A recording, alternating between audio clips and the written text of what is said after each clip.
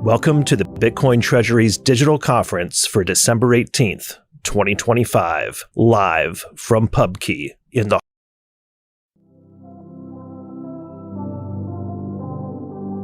Welcome to the Bitcoin Treasuries digital conference for December 18th, 2025, live from PubKey in the heart of New York City, featuring Chris Kuiper of Fidelity Digital Assets, Andrew Kang of Strategy, and Matt Cole of Strive. Stay with us. I finally orange-pilled my mom.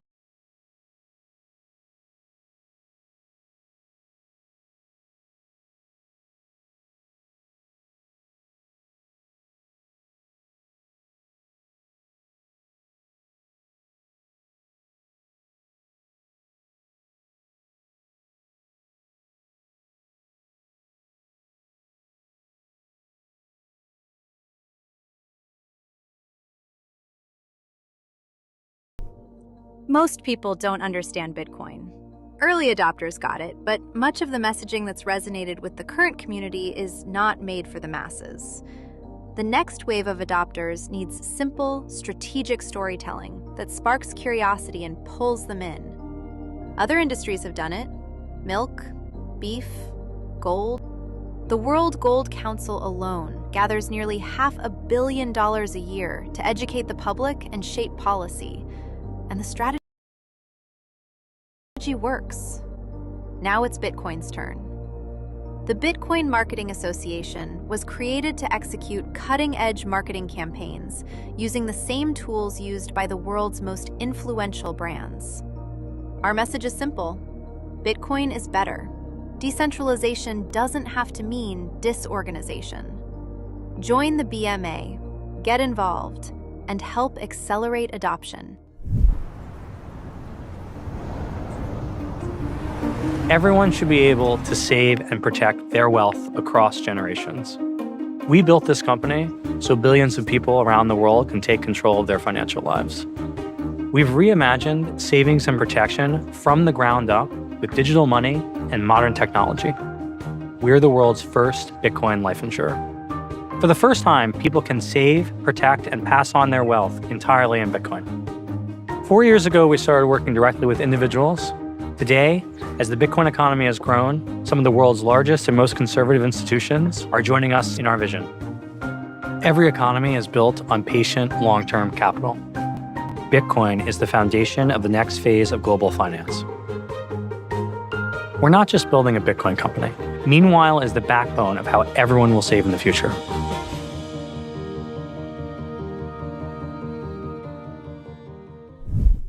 Bitcoin custody is evolving, and OnRamp leads this change with multi-institution custody, eliminating single points of failure. Instead of one institution or complex private keys, OnRamp secures your Bitcoin in a segregated, cold storage, multi-sig vault backed by 3 independent, institutional-grade custodians. No single custodian can move funds by themselves, providing an unprecedented level of security that traditional custody solutions simply can't match. Protected by a $100 million Lloyd's of London insurance policy, all transactions are fully auditable on-chain, never rehypothecated, and executed only at your explicit direction. This means complete transparency and control over your assets at all times. Beyond custody, OnRamp delivers comprehensive Bitcoin financial services, including lending, trading, inheritance planning, IRAs, and more. OnRamp functions as your private banking partner, coordinating key holder activity, removing technical burdens, and providing a Bitcoin Treasuries digital conference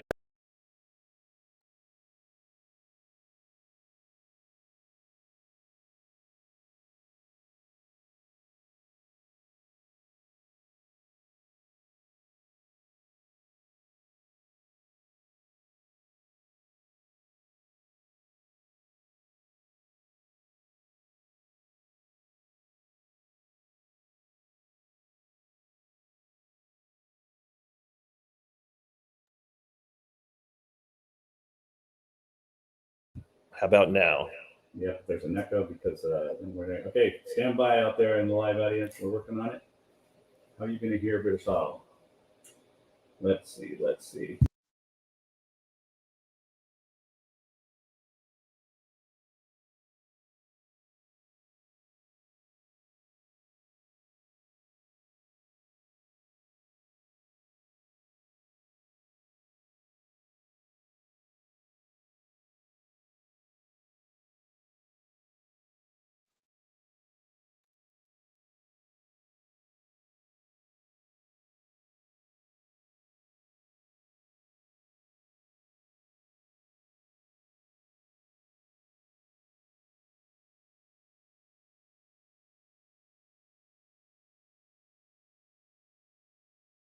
I am now unmuted, Yeah. but a little echo. Check 2-3. Umbrella. Umbrella. If you're out there in the real world, can you hear our audio? I just heard Tim say, I am unmuted. Can you hear me though? Can you hear me? Yes. Okay. So we've got audio. We've just got a little bit of echo here, and a guest saying that you can't hear us. We're working on it. 1 second. Let's see. Oh, I don't think that's the right way.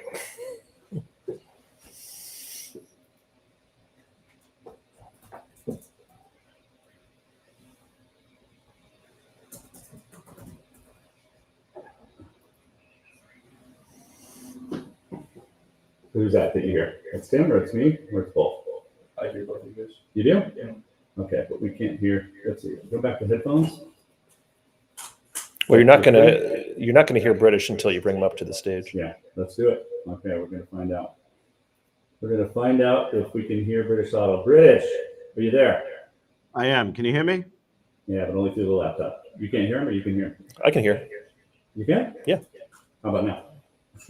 We're all here. Okay. Can you center yourself on the camera, Tim? No. Yeah, move a little bit to your right. Yep. Okay. And no echo on the live stream. We're working on it, guys. Sounds good.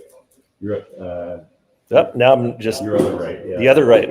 Okay. To my left. Welcome to the December 25 Bitcoin Treasuries Digital Conference, live from PubKey, where we're working on all this gear that we have. It's a new experience for us. Thank you for being patient there for a second. I'm Ed Julien. Oh, I'm Tim Kotzman. We'll be here for the next 6 hours. I'm turning it up for a second, British. We're going to do the intro. And we have a great show lined up for you today. We've got, starting off with British HODL, get a little spice here with Grant Cardone. We're going to bring on Matt Cole, Eric Semler to talk about the Strive-Semler merger. Then we've got two fantastic ex-influencers out there, Zinks and Marilyn HODL. We'll bring on Randy Newman from the Bitcoin Marketing Institute and Color Media. Then Tim and I will be doing a 25 recap, which hilarity will ensue. Kevin Lee from Saturn Labs will be joining us live, which I didn't think about that. That's going to be a challenge. Jonathan's on it. Chris Geiper from Fidelity, Andrew Kang from Strategy at 2:49. Got to be here for that. Colin McIntosh from Siebert. Michael Sullivan, the author of Blood of the Bourgeoisie, which I don't know if that's how you say that word. And then at the end, we're going to do an hour of just pure fun with Jeff Walton, Ben Workman, Joe Burnett, me, and Tim, and wrap it up. And then if you're in New York City, if you're near New York City, if you're In New Jersey. if you can make it here by train or plane in the next 6 hours, we'll be giving a free smash burger and beers to anyone who comes to PubKey in an orange tie. Fantastic. Okay, with that being said, let's pretend that this is professional. Back is British HODL and Tim. Over to you. British. Happy holidays. How are you? Merry Christmas. I'm good. How are you? I'm doing well. What do you make of 2025? What's the official British HODL analysis? I think 2025 is a little bit delayed. I think there's been liquidity issues in the markets. I think it's been quite telling from all different fronts, especially the Bitcoin Treasury front as well. And overall, I think it's been a really good year in terms of politics. It's been a really good year in terms of structure. It's been a really good year in terms of understanding how the market is going to work and kind of who the players are. I think that's what's been really very, very important in 2025, and it's going to line up for a really good 2026. Specifically, sovereign wealth funds. How do you see this whole ecosystem kind of evolving? We could touch on all of it, but specifically sovereign wealth funds. Any thoughts there as we see more and more announcements? But if you're not really watching closely, you might be missing that. There is a theme here, I think. Yeah, I think the overall theme is that they have started accumulating. I don't think we're anywhere near to any sovereign wealth fund being at maximum accumulation of what their target is. I mean, they got maybe a couple $1 billion here or there in Bitcoin purchases. This is a brand new thing. They've been testing, the rails, so to say, the rails of accumulation, and they're coming across quite nicely. I mean, how could you not be excited for Bitcoin after seeing what's happened in 2025? The only way that you could do that is if you're just focused strictly on price action. And price action has been lackluster. I thought there would be a rotation of owners at 100,000. I didn't expect it to be this big or this long, but I think a lot of things have kind of caused that and made it worse. In terms of rotation, as that clears out, I think we're going to see a pretty strong base here for a rise to the upside that's quite powerful and surprising for a lot of people. When it comes to leverage and derivatives, with how big the market right now is, are those things enhancing or damaging Bitcoin and like the long-term adoption thesis? They are absolutely helping the adoption of Bitcoin because you can do different things, right? You can issue digital credit, for example. You can offer a market to speculators to trade the volatility of Bitcoin, which brings more interest to Bitcoin. Anything that brings more interest to Bitcoin is good for Bitcoin. What it's not good for is short-term mental health of people that wanted, a God candle last week, and from that perspective, it's going to add volatility to the upside as well as some slippage to the downside as well. Is there anything that sticks out to you over maybe the last 30, 60 days as like the most bullish thing, or anything that you're seeing or watching as a signal that no one else or very few people seem to be kind of watching or cluing in on? I think that the Federal Reserve and the liquidity arm of the US dollar is basically ramping up. And we saw that with these reserve management purchases that the Fed announced. And of course, the Fed has been sort of fighting with the president and all this drama that's going on. But in reality, under the covers, what's going on is very, very precise, and it's happening at the right time. We've seen them start to cut rates very, very slowly. Inflation has started to come down. Today, we had another low print on inflation. They've got the SLR ratios changing in January, which they've said you can opt into in January. But by April, you better have adjusted to these ratios so we can shove the treasuries on your balance sheet without having to lower interest rates as fast and aggressively as possible. So I think 2026 is lining up for a very positive year. And Secretary Bessent said this, it's time for Main Street and Wall Street to partner up. And I think the first half of the year is going to be very beneficial for Wall Street. And the second half of the year, as the interest rates cuts start really, affecting Main Street, it's going to be really great for Main Street. So overall, liquidity is heading up. It doesn't look like it right now because, unfortunately, the way most people are tuned to see things is based on pure price action. But of course, if price action is the only thing you're watching, then you're missing 90% of the story that's going on. So we're broadcasting live from the New York location of PubKey right now. when PubKey had their party a few weeks ago in DC, the opening night, Besant was there. Do you think he was just in the neighborhood, or do you think that's the most bullish signal of the past quarter potentially? It's definitely a bullish signal. The fact that they want to engage, the fact that they want to show presence, the fact that they want to, be involved with the Bitcoin community is extremely important. And obviously, coming to PubKey is a major signal for Bitcoin overall, and also for what's going on in government. It's, I find it hilarious because it seems like every Fed chair candidate has to be positive on Bitcoin. I don't know if you've noticed that, but every time they speak, everyone is positive on Bitcoin. All of a sudden, this is by no accident, right? Something is going on here in the background. Something is happening, and it all started with BlackRock's filing of that ETF application, which is what I said June 15th, 2023. So the game has changed. You're about to see people that were so negative on Bitcoin suddenly become positive as the long arm of PR for BlackRock gets to work. And within 2 weeks of that ETF application, KPMG released a report saying that Bitcoin is now good for the environment. That wasn't an accident, right? Mm-hmm. So this is we've seen a rapid change. It's progressing faster than I thought would happen. And it's all positive for Bitcoin, but you got to sit there and be a little bit patient. Unfortunately, things are not going up in a straight vertical line.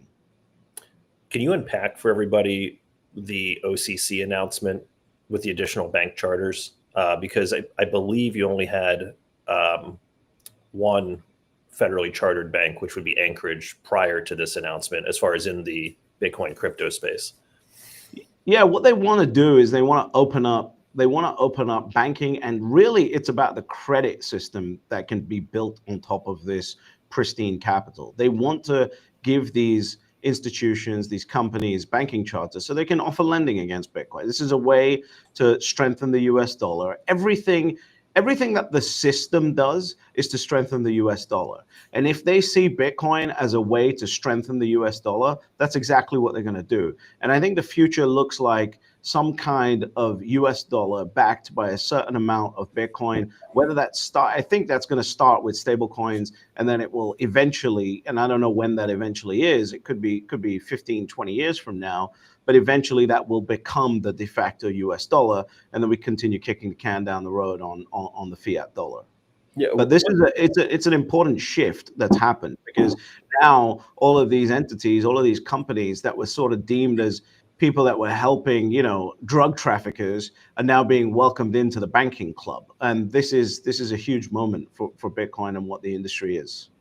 What is going on with stable coins? Do you agree with the Kathy Woods of the world that are saying, and even Pomp on, CNBC saying that stable coins, now that we can see the direction they're going in and how systemic, in a positive way, export of the US dollar, that's actually brought down some of these Bitcoin price targets over the next decade? Yeah, look, I think Michael Saylor said this to me, and it took me a while to understand what he actually meant by that. And he said, look, the future looks like you have one account with your US dollar stablecoin in it, and your other account with your savings in it, which is going to be Bitcoin. And you can interact between those two accounts, and now you can send that to anyone with a smartphone anywhere in the world. He said that to me in 2021, and it took me a while to understand the magnitude of what was being said there. But that was huge. It's massive. So stable coins are going to be the way to send US dollars around the world. It's going to be a way to bring any central bank that's not behaving under heel. And overall, this is really good for US dollar dominance.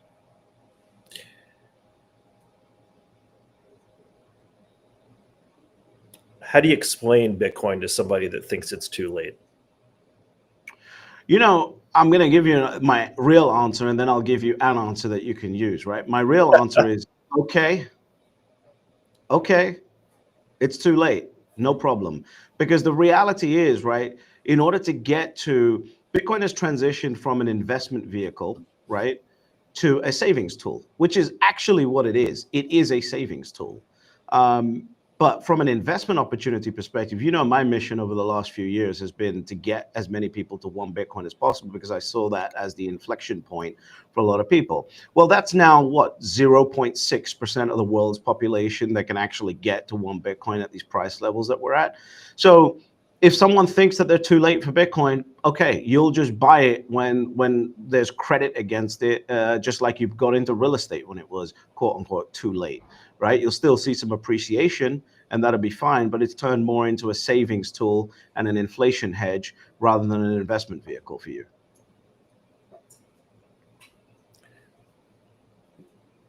Was that also the answer that we can use, or no? That's the answer that you should use. What was your real answer? Okay, that's my real answer. Okay, you think it's too late? Okay. Like, if someone is now trying to tell you, when you've got the C-suite of Wall Street, you've got the C-suite of the US government, you've got the C-suites of governments around the world now looking at chasing and acquiring Bitcoin, and now you're going to tell me that you're too late and that it's not interesting anymore, and that you want to trade meme coins, and you want to trade shit coins, and you want to do something else, you want to get into NVIDIA, you got an AI play you want to do, okay. It's at that point now. Are we in like more of a Bitcoin cultural phase, or are altcoins still a factor? Like, yeah, are we just like, am I narrowing in on Bitcoin Treasuries, but there is like the next Trump coin coming out, or what's the reality, I guess, in conversations that you're having? Yeah, look, speculate. This is one of the things, actually, when I was in New York and I visited PubKey NYC, like I was there for like 12 days, and all the conversations I had while I was there, some I've spoken to you about in private, I've come to the conclusion that it's not going to just be one asset. Wall Street does not make money with folding everything into one asset. Wall Street makes money by overcomplicating everything and then offering you a portfolio that they can charge a fee to manage. That's how they make money. So, what do I think? Bitcoin is becoming an institutional, and an ultra high net worth acquisition tool, right? That it's an asset for that. I think that meme coins are going to be a thing. I think we are heading into a world where volatility, is going to be absolutely essential. And while people should not focus on those things, because as we know, with every study that's ever been done on traders, 90 to 95% of them lose everything. I think average retail is going to go head first into speculation, and that's what they're going to focus on. It's a sad fact, but that's the reality that I think we're all being faced with here. I can't hear you now if you're, I can't hear anything. Can't hear anything? Okay, how about now? Hear you now perfectly. Thank you. We're trying out a few things, so thank you. What's going to trigger the next major corporate allocation wave? I think BitcoinTreasuries.net just came out with a metric to the effect of like 60% of these companies are under 1x MNAV. Do we just need to wait for Bitcoin to take the next leg up, or is there something else? So my opinion on Bitcoin treasuries and how I look at analyzing them has developed, has evolved, right? As you know, this is a brand new industry. Before 2020, there was not a single Bitcoin treasury company, and then there was one, right? And now, I don't know how many there are in the world, but the key thing that's going to impact Bitcoin treasuries and companies to acquire more Bitcoin, especially if they're going down the first path that MSTR went down, is going to be volume on the stock. So it's going to depend on whether they can get volume up on the stock or not. If they cannot get trading volume up on the stock, it will disappear over time, because the only way that you can do ATMs is by having volume on the stock, which will drive a premium, and then you can actually sell into that premium and buy the Bitcoin. If they cannot do that, they will collapse. So does that just naturally lend itself to M&A, and you have somebody come in and scoop a bunch of them up? Well, if I was acquiring, let's say I was MSTR, or I was a bigger treasury company, and I wanted to acquire, absorb one of these companies, I would kind of want a discount. I would want to, if you're trading at a 0.9 MNAV, I kind of want, a 0.6 MNAV to suck up all your Bitcoin and give you some stock. That's what I would want, but I don't know how that's going to work out. Again, this is all a developing thing. We'll see how it works out. I think Semler was being acquired at a slight premium, right? So, I don't know how that's going to work out. I certainly would want a discount, but there are people much smarter than me, like Cantor Fitzgerald, et cetera, that understand financing in a much better way than I do. So they'll figure out, and we'll see what it shakes out to be. We have about 2 minutes left. If you had to pick one Bitcoin company that impressed you the most this year, which firm would you pick? Company. You know exactly what I'm going to say. That's MSTR. I have no idea. MSTR. It has to be. It has to be strategy. Michael Saylor. I bought MSTR on the very first trading day after their announcement to become a Bitcoin Treasury company. That was in 2020. That was my first purchase of strategy, MicroStrategy, as it was known then. They are the most impressive company. That is the one company that I have, overwhelming, quite a large portion of my portfolio in. I think Michael Saylor is one of the smartest people that I've certainly ever met.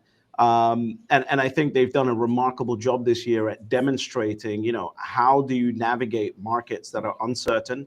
How do you acquire as much Bitcoin as humanly possible with all these different methods? And not a single other company in the space has managed to do anything first. Strategy they've got the biggest stack, 670,000 Bitcoin, and they're still pioneering the way, and they'll continue to do that. There's going to be other companies that are pretty impressive, but I think, if you're looking at one of these other smaller companies, from my perspective, how I would do it is if I had trapped capital. So if I was in a market where I had retirement funds that were trapped, and I couldn't invest in strategy, or I couldn't invest in Bitcoin because there just was no tax efficient way to do it, then I would, look at some of these other treasury companies. But outside of that, my money is in strategy, all in strategy. And, I truly believe the team over there, what they're doing, and their relentless focus at acquiring more Bitcoin for shareholders like me. You nailed it as usual. You know that, right? I don't know. You can be the judge of that. Thanks for the time. Happy holidays. And I love the new set that you have there. It looks super professional and crisp. So whatever you're doing over there, keep doing it. Thank you, sir. You too. Merry Christmas. Happy holidays to you guys. Happy New Year. And we'll speak soon. Thanks. Take care. All right. We're going straight to Grant Cardone. How are you, sir?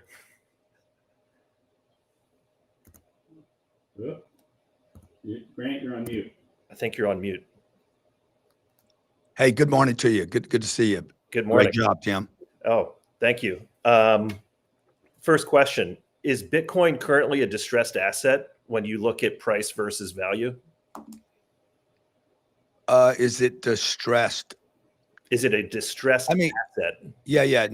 No, I'm playing it through my head. Yeah. I don't see it as a distressed asset. I any more than I see my real estate that can't be sold today because I wouldn't get a premium for it.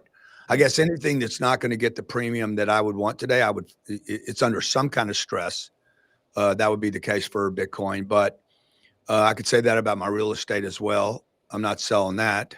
Mm-hmm. Anything that you want to own, I think that you want to own and you believe is worth more money tomorrow than it is today is under some kind of stress. That would be true about Bitcoin, but it'd be true about my real estate. It'd be true about the companies that I own that maybe one day I'll take public. I wouldn't take them public today because the environment's not conducive to that. That makes sense. Yeah. What's your biggest takeaway from all your conversations with Saylor? Look, Mike's got so much conviction. It's terrifying, dude. I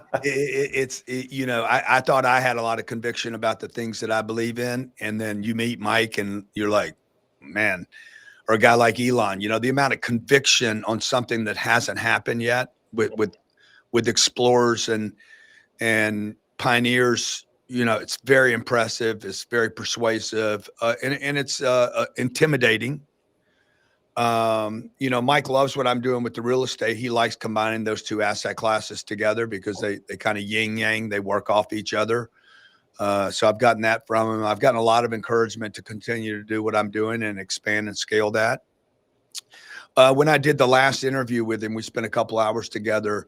The one thing that I walked away in that interview with was that Mike's not, I mean, the MSTR thing's going to be cute, but what I think he's going to do with treasuries and exploiting or optimizing the treasury market, I guess $300 trillion treasury market or thereabouts. I think that that's what his real discovery in his commitment to saving MSTR using Bitcoin and the treasuries and the other things that he's come out with this year. I think the discovery out of all that is going to be, is he's going to create new products out of the treasury that I think at one point is going to kind of blend into what we're doing with the market, with mortgages and real estate. That's going to be very, very important to not just Americans, but around the world to making our monetary system savable. Do you think that's part of what he's talking to JP Morgan about? And how important is that to get all of this into more of TradFi, where people can not just say, well, you got BlackRock, now you got Vanguard, but when you got JP in the building, then that's a whole other level, right? Yeah, I don't think JP Morgan. If JP Morgan said they're interested because they want to get them fees. You know, they want there's a fee business, like, and to the Bitcoin community, you know, look, the rest of the marketplace has to come in for this to work, for this to become everybody's thing. It's got to come into the system, into the distribution system. You know, like Tim, you provide great content. Without distribution, you're nothing, no matter how good the content is. Okay, so you could have, you know, Jesus had to leave where he lived in order to get his word out. You have to distribute the dissemination, the content. Without distribution, Bitcoin not distributed will not. You know, it has to get into the mainstream marketplace, at which point means some Bitcoin will be paper. This idea that everybody's going to have their keys, their own keys and their own seed, and they got to remember it. It's a very small think. And I understand the concept, but you need scale. And I think they're probably talking to JP Morgan, not about scaling Bitcoin, but about how JP Morgan can possibly get involved in an offering. Banks are banks, dude. Banks want fees. Banks want fees this quarter or the first quarter of next year. And so I would expect they're over there talking about how to roll something out next year. Can you share a little bit about your Bitcoin journey? I believe you received for a speaking fee or for some sort of fee, some Bitcoin years and years ago. Can you kind of take us from that moment to present day or whatever makes sense? Yeah, we had a group. They're not in business anymore. They called me and said, "Hey, we're doing a convention in Las Vegas. We'd love Grant to come speak to our sales and marketing team." It was a big audience, about 800 people. And we can't pay him in money, but we can pay him in Bitcoin. I think it was some kind of multi-leveled or tiered business built around Bitcoin, something. Again, I don't remember the name of the company. And my executives here said, "No, we don't take Bitcoin." I mean, that's just that's a hard no. And I heard about it and I'm like, hey, just because we don't understand something, we shouldn't say no to it. Which I think is a very important lesson for everybody. Just because you don't understand something, why immediately say no? And I said, when is it? How long do you want me to speak? Who's the audience? Let's worry about the pay later. And they told me what it was about and what I was going to be doing and how I could help people and that I had some value to offer that audience. And then I'm like, okay, well, let's talk about the pay now. And the only way they could pay me, I said, guys, just take the 115 Bitcoin is what they offered me. I said, just take the 115. If we decide we want to sell it for money, then sell it later. That's our job and our problem, not their problem. We took it. And then I decided, you know, I'm in town anyway, just throw it in the bank or keep it somewhere. We had no clue, dude. I didn't know the difference between BTC and STDs. Okay. Like literally I was clueless. And we still own 115 Bitcoin from that speaking gig. It was as of today, it was I guess Sorry, we have a call coming in. I'm kidding. We're at PubKey. It's a live bar. It's probably a delivery. It might be a sales call. I'll take that call. Yeah. Hello. Yes, we will do the deal. Yes, we will. But I think that's probably $8 or $9 million speaking gig today. Best speaking gig I've ever done, or most profitable speaking gig for me, and that got me into the Bitcoin game. And that's what green pilled me, basically, or not green pilled me, orange. It green pilled me because it got me going. I would get orange pilled later by a number of you guys, by conversations, by spaces on X, like that you're hosting right now, where I started discovering and learning how this might be something I could add to, my own wealth journey. Was it one moment for you where like something kind of clicked a little bit more, or was it just this kind of like birth by 1,000 cuts? Yeah, it was 1,000 cuts. I don't know that I believe. I don't think somebody gets orange pilled. I don't think somebody just clicks. Mm-hmm. You walk in a room, you turn on or you turn off that quickly. If you do, I can't imagine how many bad choices you've made in your life. I think this was more like the boiling water, right? Like I'm getting water on rock. Over 50 years, you're gonna start penetrating that rock. And I was in a room. I'll tell you, a turning point for me, Tim, was I was in a room with my brother, and we were debating, and another person, I forget who it was. We were debating real estate, Bitcoin, or stock. And when I got off that call, I was like, hey, why not put all of them together? What if you had all of them? And you weren't debating one against the other? So, look, I'm not looking to be right in most of these conversations. I'm looking to become more intelligent. I'm a real estate guy. I'm primarily a real estate guy. And if you're a real estate person or a gold or silver guy, you don't trust currency. You don't want cash. So all three of those groups should be open to Bitcoin, the Bitcoin conversation. Yeah. Just simply because you don't believe in cash. What would be your message to younger people that are still kind of finding their confidence, their conviction in themselves, that might want to start a podcast, might want to do long form, write something on the internet? They look at someone like you who's everywhere all the time, very experienced and polished with how you come across. I mean, I had someone thank you at the Bitcoin conference in Vegas when you were on the enterprise stage and you finished. I was standing with a few people at the back of the room, and a guy turned to me. He said, Grant is the most entertaining and captivating speaker at this conference. So that didn't happen overnight. Maybe you were born this way, but do you have a message for people that are, of encouragement or just like life experience? Yeah. Well, I would just say that communication is a very, very important skill. AI will not replace this.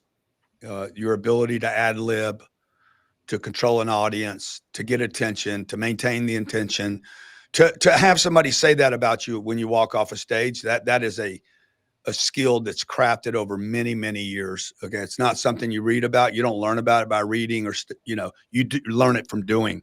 I've been on, I don't even know how many stages I've been on in my career, dude. I've been doing this since I was 28 years old, doing stand-up to audiences that weren't friendly in the first 20 years. They didn't know who I was, so I think that stand-up, improv, communication to a live audience. Today, you don't have to go stand in front of a room or on a street corner. Today, you can do this. Mm-hmm. And it to me, it's the most valuable skill that you can possibly cultivate in your life is the ability to communicate, to entertain an audience and educate at the same time, to debate and not get lost in the argument.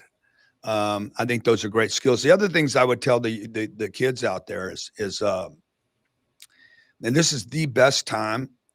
I'm 67 years old. I have never seen a time in my life where life is more interesting, and where the kids have the best shot at creating tremendous amounts of freedom and wealth in your lifetime.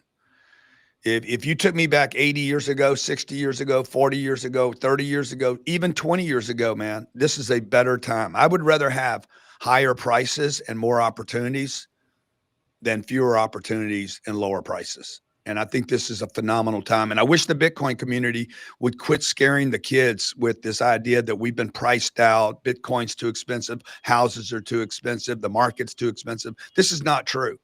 Opportunities are senior to prices. And when a kid's got more opportunity, they male, female, and there's all these examples too, Tim, of people, the Logans. I ran into Jake Paul the other day, and Logan Paul. You know, like these guys have made hundreds of millions of dollars. They're not highly educated. Mm-hmm. So because we have the distribution, you're on a multi-billion-dollar platform right now that you didn't have to pay anything for. Right.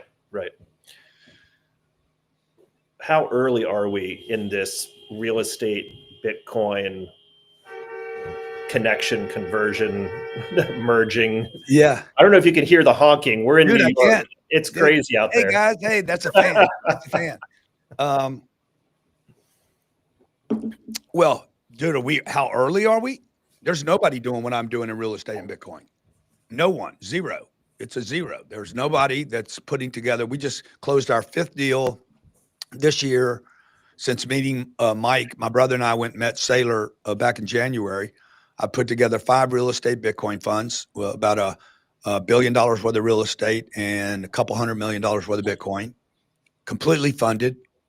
We paid for the real estate and the Bitcoin with cash, and we're going to build a real estate Bitcoin fund. Now, I thought a bunch of people were going to jump in here in October. I said, "Oh, a bunch of guys are going to follow me in," and then Bitcoin went to 126, fell apart to 82, and they all fled. They just like wham. No, I don't want to play this game. So that was actually beneficial to us. Because look, the real estate community is already having trouble raising money for real estate. People are having trouble making distributions. You have a phenomenal REIT industry that's 65 years old, the real estate investment trust industry. It's 190 treasury companies, real estate treasury companies that have to distribute all their cash by law. They're mandated by law, by their structure, Tim, as you know, to distribute 90% of their cash. They can never hold Bitcoin on their balance sheet. So I'm exploiting the strength of a $4 trillion industry that's 65 years old. They've been doing that since I was 2 years old. And nothing's changed in 65 years of my existence. Nothing in real estate has really changed. So when I met with Mike, we looked at how I could exploit a $4 trillion industry by combining real estate and Bitcoin, putting them together and having this very liquid asset with this very illiquid, one that cash flows, one that doesn't, one that can already from the legacy system borrow against very, very cheap debt, 5% money, 4.5% money on the mortgage of the property, and get the depreciation that Bitcoin doesn't get. If you could put these two together, because Bitcoin and real estate people, they have a lot of commonalities. You know, they tend to have a lot of agreements. So I think dude, if it's innings in a game, it's the first pitch of the first inning, or maybe even warm-ups. We haven't even the players haven't even got on the field yet. What I'm hearing is it's obviously easier to just start something new rather than try to convince somebody to change the rules, change the charter, change the 100% exploit. I wrote about this in a book called "If You're Not First, You're Last." And it basically says, make a list of the people you compete with, make a list then of the giants, and then make a list of the liabilities the giants have. Starwood cannot hold Bitcoin on their treasury. They cannot hold cash on their treasury. Okay. They're massive companies. They move slow. Their legacy, talking to them about Bitcoin is like talking to a wall. They'll have the conversation, but you're trying to orange pill somebody that will never be orange pilled. Yeah. They cannot be orange pilled by law. So this is the other thing. We probably orange pilled 2,000 new investors to Bitcoin that had zero exposure to Bitcoin. But by showing them the real estate and saying, hey, the real estate has some Bitcoin with it and it's going to cash flow at 3.5% a year. It's institutional, perfect, best in quality, best location real estate. And we own some Bitcoin with the purchase. And rather than it paying 5%, it's going to pay 3.5 or 4. They're like, yeah, that's cool, dude. Tell me how the Bitcoin works. Like we're not selling the Bitcoin. We're not having to educate people about the Bitcoin. We're saying, here's a vehicle that you already agree with, real estate, 99% of population Earth. You don't have to educate people about real estate. They want to invest in it. And then, by the way, it has some Bitcoin exposure. Okay. I guess I'll still ask, how did that process work? Was it like jump on this webinar where we explained Bitcoin to you, or was it more so of like they have a relationship with Grant Cardone and they're like, all right, we're good with this? Well, what I do is I go buy the real estate off my balance sheet. Well, like we just bought this deal out of bankruptcy for $235 million. I paid for it off my balance sheet. And then I started raising money for this. And rather than just buying the real estate for 235, we added another 100 of Bitcoin, put the two together and just raised 335. So I was going to do it off my balance sheet. I commit to it. Yep. I commit to the asset. I commit to the Bitcoin. I purchase it. I put it together. And then I go to my audience and say, hey, would you like to invest in this project?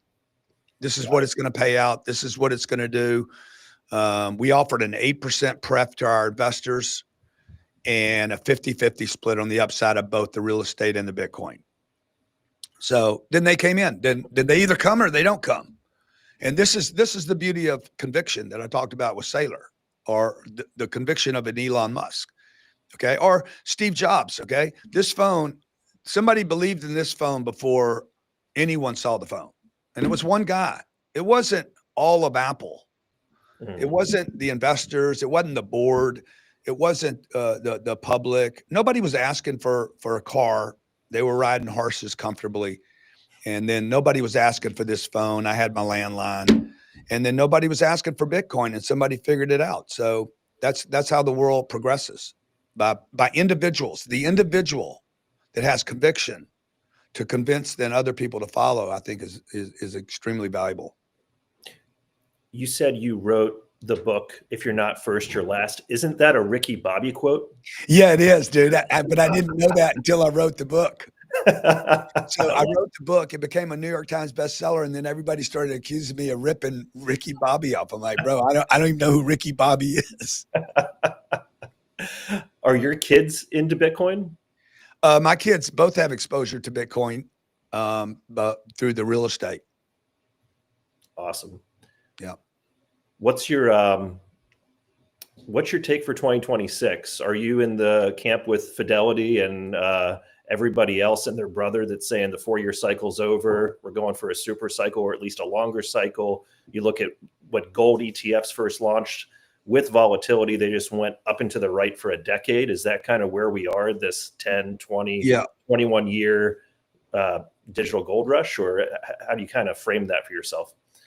Yeah, Tim, I look, I'm not, I don't even know what the 4-year cycle is, dude. Like, okay, like to me, the whole thing is like anybody can come up with any cycle to suggest whatever they like. If you look for something, you will see it, and so I don't invest like that. I buy real estate for long periods of time in great locations, and I know they're going to be there 10 years from now, 20 years from now, and 30 years. When I look at Bitcoin, I'm like, Bitcoin will be here 10 years from now, and it will be more expensive than it is today, period.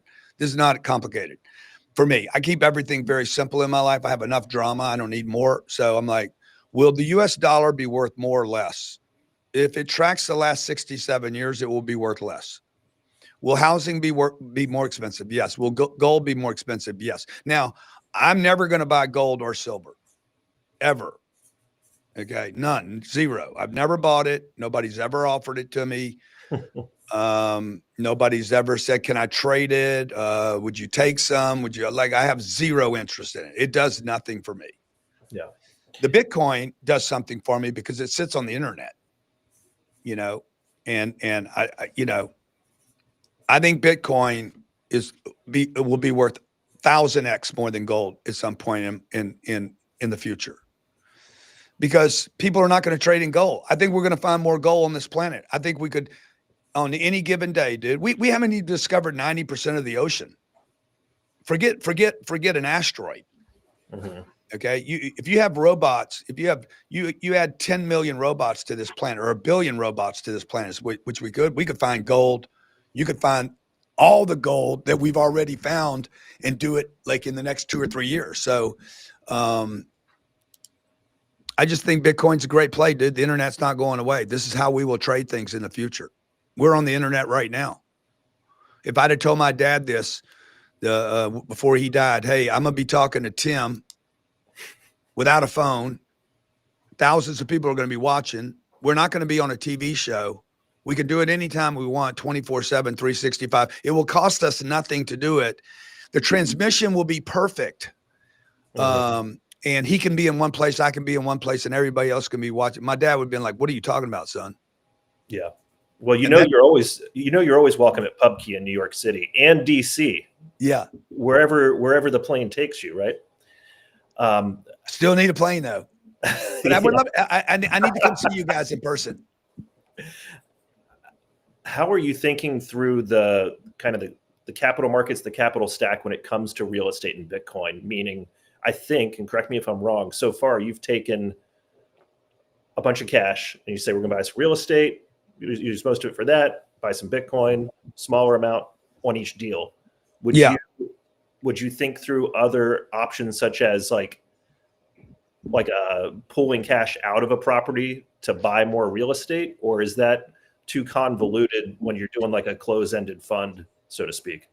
No, what we would do, it's a good question. So on our first deal, because we were testing the waters, we did, it was a $72 million real estate purchase that cash flowed about $3.5 million a year. And we went and added $15 million of Bitcoin. So it was 72 and 15. I think that was about what it was. And it still cash flowed $3.5 million a year, about $3.5 million a year. So every month, the 250 or 300 grand a month of free cash flow, we buy more Bitcoin. We paid cash for the real estate, we paid cash for the Bitcoin, and now we have a cash free, no debt. In March of next year, March, April, May, when interest rates breach 4, I'm going to go put a loan on that real estate and probably pull 40 million out. I'll either return the money to the investors or I'll go buy $40 million worth of Bitcoin. Now, I know the smart thing to do is not to return the cash. It's to buy $40 million of Bitcoin. And I know that money's coming. So at any point between now and then, when Bitcoin hits a number that I want to be at, I could, because I know Fannie Mae and Freddie Mac will give me the money against the real estate because of the cash flow. Mm-hmm. So I'm not putting my Bitcoin on margin. I'm hacking the system where I'll never lose the Bitcoin and I will never lose the real estate. Now, on our most recent deal, we got more aggressive. This was our 5th deal this year. We put 1/3 debt on the deal, 140 million.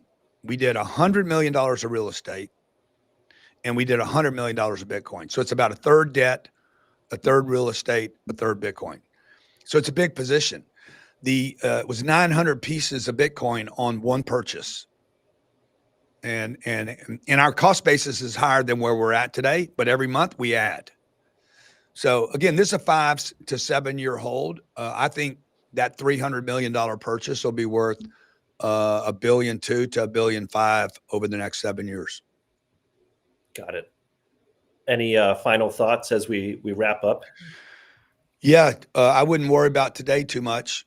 I wouldn't worry about all this stuff. I mean, the Bitcoin community, you guys, you're the most positive and negative people in any 24-hour period of time of any group of people I've ever seen. Man, you're wild. Yeah. Okay, like it's wild. Like all of a sudden the whole world's going there, man. We're going there. And then 2 weeks later, it's like, it's over. Yeah. We're so back and it's over. And then we're so back and then it's lunchtime. Dude, like exactly. So sometimes I got to just bounce out and not listen to it because it's and I'd like to also, last final words in 26, I'd love to see the Bitcoin community quit arguing with one another and like understand that Michael Saylor needs to win. Saylor needs to win for us all to win. Nobody should pull against that dude. I don't know why. Bitcoin will not solve all problems because haters still exist, even in our community. Well put. Grant Cardone, thanks for joining us today on the digital conference. Super appreciate your time. Thank you. All right, we're going to welcome to the stage Scott Elam. Scott, how are you, sir? I'm very good, Tim. How are you? I'm good. Happy holidays. Congrats on the IPO. Tell us about that experience.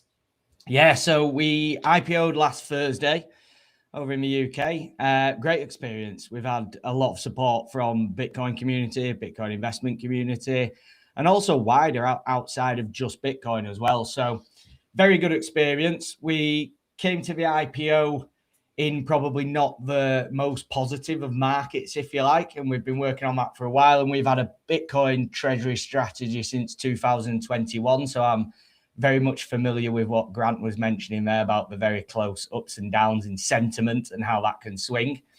But we had a significantly oversubscribed institutional raise, and we had a several times oversubscribed retail raise. So we scaled back and we raised 3.3 million. And I suppose thank you to everybody who's participated and joined us on this journey as we go into next year. Awesome. Where can people reach out to you, find more information about what you're doing? I see you all over social media, but I'm asking anyways. Really? Yeah. XE official on X and BTC only Scott. I've kept my handle from when I used to be an anonymous business owner talking about Bitcoin and not mention it in my real life. So Bitcoin only Scott Elam on there. And then LinkedIn, you can find both XE official and myself on LinkedIn as well, of course. Awesome. Well, Scott, thanks for the quick update. Congratulations again on the IPO and happy holidays. Thanks for joining us today. Appreciate it. Yeah, great to see you, Tim. Speak soon. Okay. Happy holidays. Bye. Welcome to the Bitcoin Treasuries digital conference for December 18th, 2025, live from PubKey in the heart of New York City, featuring Chris Kuiper of Fidelity Digital Assets, Andrew Kang of Strategy, and Matt Cole of Strive. Stay with us. I finally orange pilled my mom.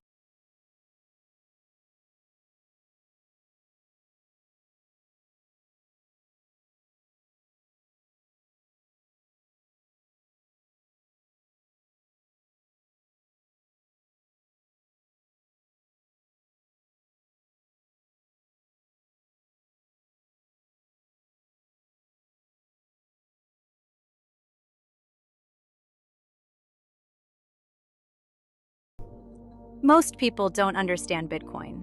Early adopters got it, but much of the messaging that's resonated with the current community is not made for the masses. The next wave of adopters needs simple, strategic storytelling that sparks curiosity and pulls them in. Other industries have done it: milk, beef, gold. The World Gold Council alone gathers nearly $500 million a year to educate the public and shape policy. And the strategy works. Now it's Bitcoin's turn. The Bitcoin Marketing Association was created to execute cutting-edge marketing campaigns using the same tools used by the world's most influential brands. Our message is simple: Bitcoin is better. Decentralization doesn't have to mean disorganization. Join the BMA, get involved, and help accelerate adoption. Everyone should be able to save and protect their wealth across generations. We built this company so billions of people around the world can take control of their financial lives. We've reimagined savings and protection from the ground up with digital money and modern technology. We're the world's first Bitcoin life insurer. For the first time, people can save, protect, and pass on their wealth entirely in Bitcoin. 4 years ago, we started working directly with individuals, Today, as the Bitcoin economy has grown, some of the world's largest and most conservative institutions are joining us in our vision. Every economy is built on patient, long-term capital. Bitcoin is the foundation of the next phase of global finance. We're not just building a Bitcoin company. Meanwhile is the backbone of how everyone will save in the future.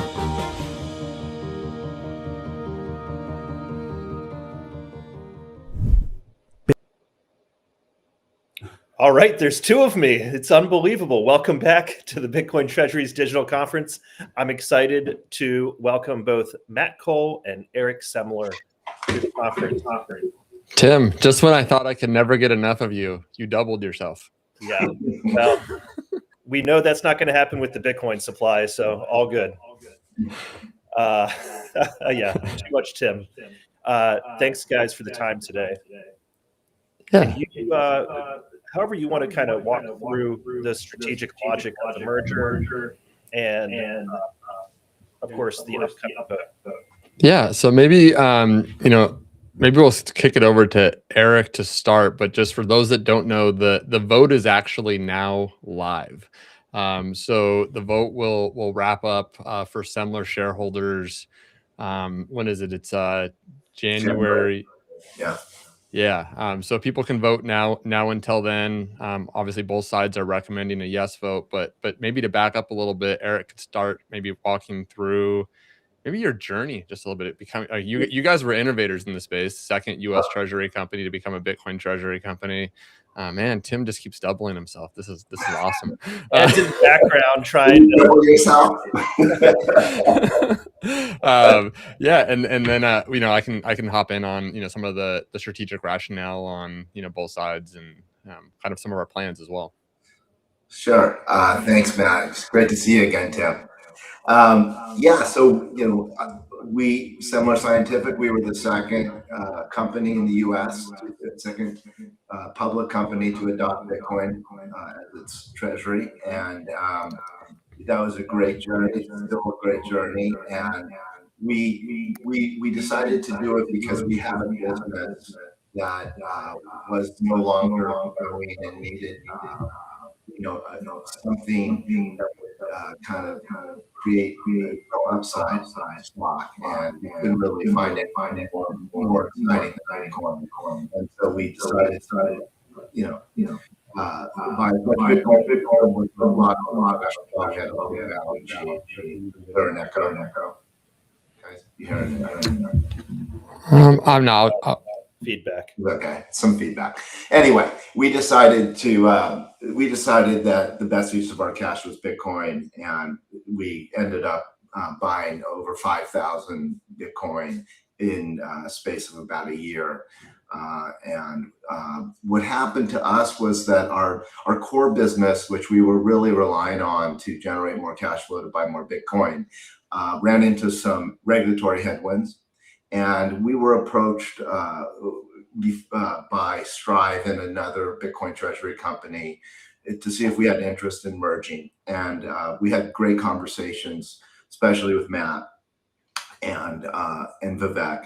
And it was amazing to me. Their roadmap was just so impressive. And for us, it was really critical to get to scale in our Bitcoin holdings. We thought that was really our destiny. And teaming up with Matt and Vivek and the rest of the really dynamic group over at Strive, we decided that this would be the best way for Semler shareholders to kind of get to the next plateau.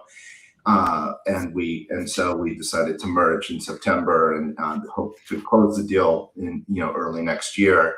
The vote is right now, and it will go until we have a special meeting on January 13th. And what it provides for Semler shareholders is an opportunity to ride the upside of what Strive is doing and what we're doing together. By putting our two companies together, we'll have a much larger pile of Bitcoin to benefit from, and that will really separate us from a lot of the other Bitcoin Treasury companies. But in addition, we saw that Vivek, especially with his experience investing in healthcare and biotech, we saw real synergies on our medical business and are hopeful that the Strive team can create value on that side as well. So there's kind of this double synergy aspect to the combination that we're, as Semler shareholders, just very excited about. Yeah, and you know, it was I think Eric and I first met in person in February this year at Pomp's Investor Week, which is another shout out to these in-person events and kind of some of the value that they could bring. Pomp's event, the Unconference, some of the Bitcoin conferences. A lot happens at these things when you just get a bunch of people that are innovating in the space together. But I think I met Eric right after I got off stage with Pomp, and Pomp and I were going deep on the concept of Bitcoin as the hurdle rate. Which I know, Tim, we were debating who came up with it first, and I'll still contend that I think it was me, but it doesn't really matter because ultimately the question is like, are you setting Bitcoin as the hurdle rate? And Strive clearly is. Semler was as well. And then the question becomes, what is the most effective way to set and implement Bitcoin as the hurdle rate as an operating business? And you know, to quote Michael Saylor, you know, Stretch was their iPhone moment for that digital credit. I think digital credit is the best opportunity for an operating business right now to structurally underwrite Bitcoin risk and outperform Bitcoin over the long run if that thesis is correct that we all believe in, right? That Bitcoin's going to go up, let's say 30% over the next 10, 15 years. I think Saylor says it's going to go up 21% over the next 21 years, whatever. Like we all think it's going substantially higher, right? And there's different scenarios on how high it could go. And I think that the best way to do that is digital credit. And so that was our laser focus as a company. We turned down a bunch of the other forms of debt. And I think that you're seeing across the industry right now some of the risks of what bad debt can do, where you end up being a forced seller or potentially a forced seller at inopportune times versus perpetual preferred equity and the ability to ride out the downturns, especially when you have a cash buffer like Strive and Strategy's done. So this has been very simple on one hand and how we've designed our structure, but also very intentional. And when you design that structure, one of the ways to take it to the next level, one of the key ways is actually scale.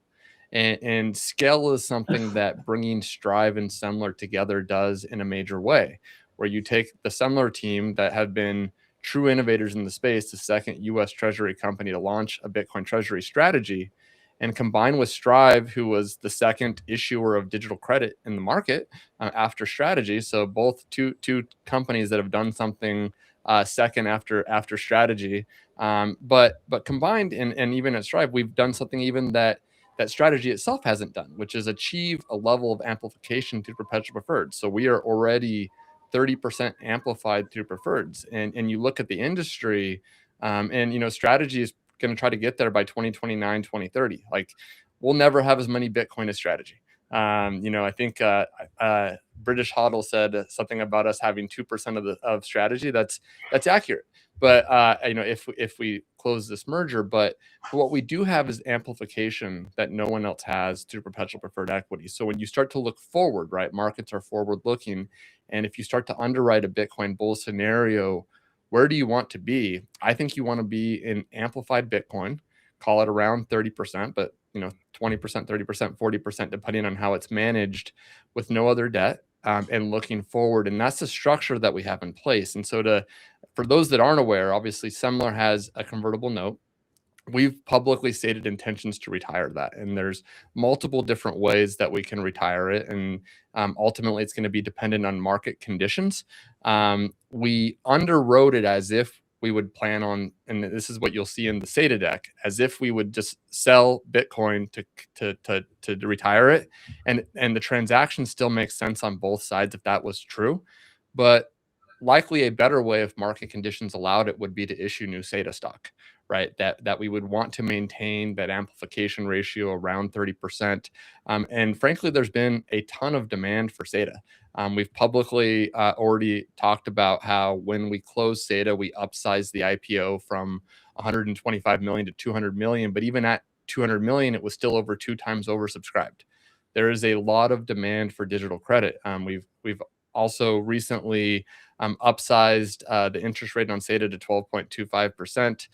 You saw the great commercial that the Strive team had fun putting together on SATA Claus, delivering some great dividends. But I think that we're going to be able to scale this in a major way and ultimately bring digital credit to the masses.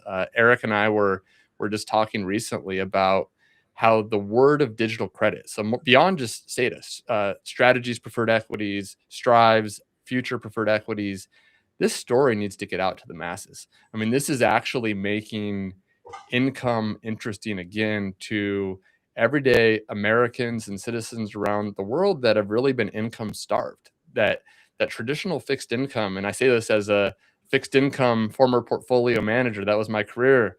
Fixed income is dead. It underperforms just the depreciation, the debasement of fiat currencies. So every day you're in a fixed income instrument that's paying 4%, you're actually losing. And digital credit and the ability to leverage Bitcoin and reduce the volatility actually allows for income that actually grows faster than the rate of fiat currency debasement, not slower. And so that flip is extremely powerful. It's not just that SATA pays 12.25%, effective yield is over 13%. It's that it's above the rate of fiat currency debasement, and that is a unlock for people in retirement, for people that want income, or as Sailor says, people that like money.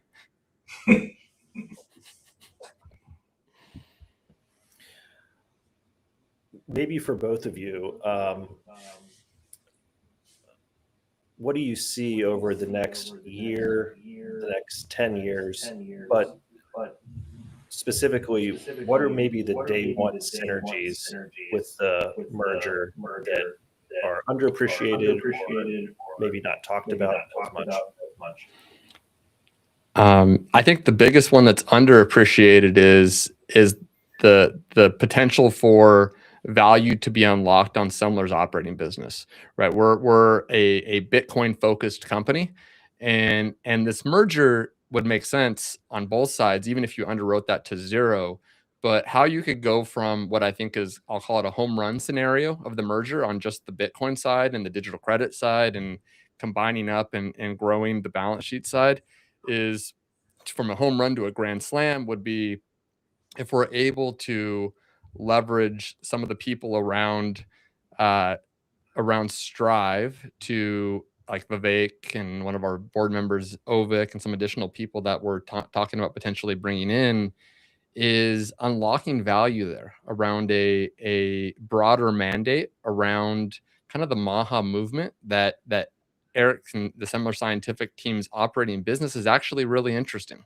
It's a preventative healthcare business. The product is great. It's faced some regulatory challenges through a shared opponent of Bitcoin, Elizabeth Warren and team, that potentially we can unlock some value there. And if you can unlock value there, that's how you go from what I would call a home run scenario to a grand slam scenario.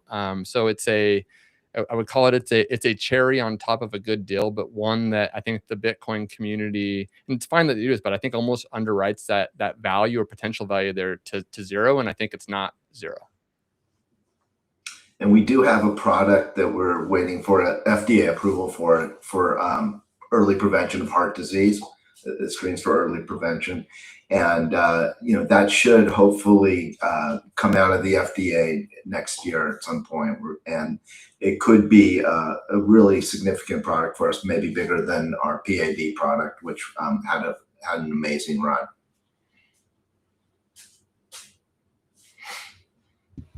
Awesome.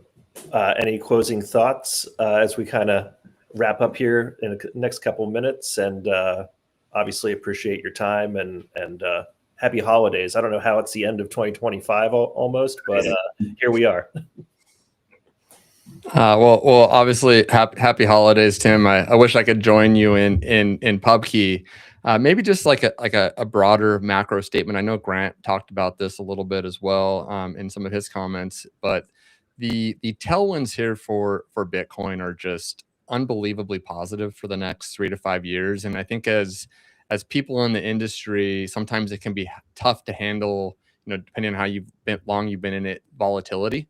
But volatility really is your friend, right? Like we are underwriting somewhere between 3 to 8, 10-year investments here with Bitcoin and Bitcoin Treasury companies. And so you really do have to zoom out and question if the macro thesis holds. And Tim, I think we had a great, rip on the hurdle rate this week about how everything from a fundamental perspective for Bitcoin has literally never been stronger. And so you take that extreme strong fundamentals with, probably some OG Bitcoin taking money off the table, some people that believe in the 4-year cycle taking money off the table, like, macro theorists. And, I'm not a believer in the 4-year cycle. I think it's possible that, it could be memed into a reality again, but it doesn't need to be. The fundamentals here are extremely strong. And so, whether, Bitcoin goes down, to 60K, or whether, in March we're at, 150K and moonshotting from here, from the perspective of, I think a longer term vision of a well-run Bitcoin treasury company, it really doesn't matter because they're never going to stop printing money. The debt's going to keep going up. Bitcoin ETFs are literally just beginning. Like they're on their journey to get a 3-year track record. Like every month, $1 trillion pools are getting access to these for the first time. And just the supply or the demand into those ETFs is greater than the Bitcoin being mined each day, and that's only going to continue to grow from there. So I think the backdrop from which we build has never been stronger. So I think it's important to have that conviction when you make these investments, and that will allow you to ride these things out and ultimately, hopefully have some great returns for the next decades to come. I would just say, as a value-oriented investor, I think the upside, one of the primary reasons we, as a company, decided to buy Bitcoin, our thesis was that Bitcoin should trade closer to the value of gold, and that spread has obviously widened recently. So there's just, I think, more upside to that thesis than there, has been in a while. So I still believe very strongly that Bitcoin is a fantastic store of value and is the store of value of the future. So I just think that you have to be even more convicted in the upside if you believe it is digital gold. Just for something to pump into the blood of bulls to close this out. Do the math on the ratio of market caps between Bitcoin versus gold today. Underwrite Bitcoin or gold going up from here, because I think gold likely does go higher, and then compute that back into a Bitcoin price, and you're going to find something in the millions of dollars. Yes, exactly. Got a long way to go. Awesome. Eric Semler, Matt Cole, thank you, gentlemen. Appreciate the time. Thank you. Good to see you guys. Happy holidays. Stay with us. We'll be right back. Welcome to the Bitcoin Treasuries Digital Conference for December 18th, 2025, live from PubKey in the heart of New York City, featuring Chris Kuiper of Fidelity Digital Assets, Andrew Kang of Strategy, and Matt Cole of Strive. Stay with us. I finally orange pilled my mom.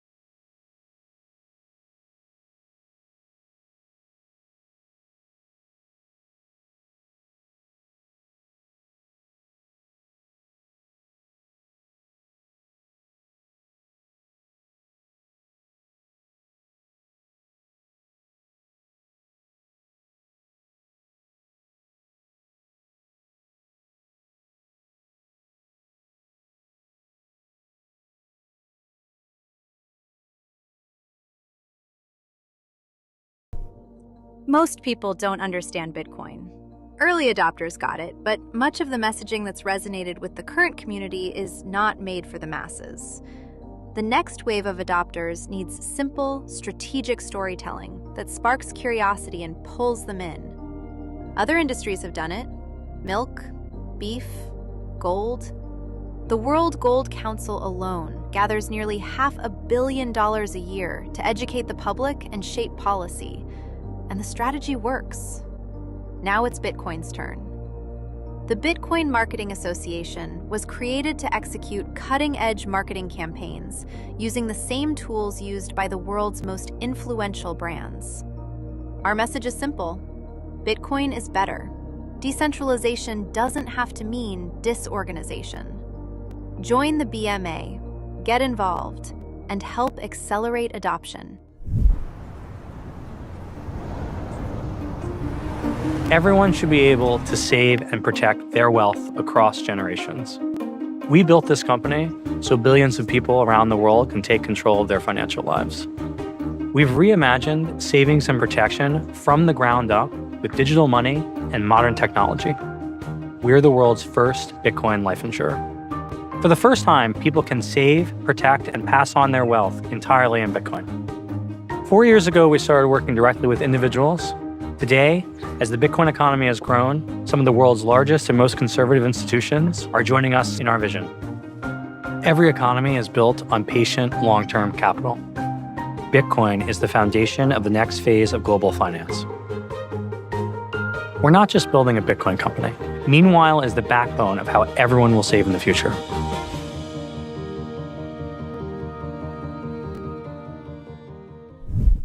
Bitcoin custody is evolving, and OnRamp leads this change with multi-institution custody, eliminating single points of failure. Instead of one institution or complex private keys, OnRamp secures your Bitcoin in a segregated, cold storage, multi-sig vault backed by 3 independent, institutional-grade custodians. No single custodian can move funds by themselves, providing an unprecedented level of security that traditional custody solutions simply can't match. Protected by a $100 million Lloyd's of London insurance policy, all transactions are fully auditable on-chain, never rehypothecated, and executed only at your explicit direction. This means complete transparency and control over your assets at all times. Beyond custody, OnRamp delivers comprehensive Bitcoin financial services, including lending, trading, inheritance planning, IRAs, and more.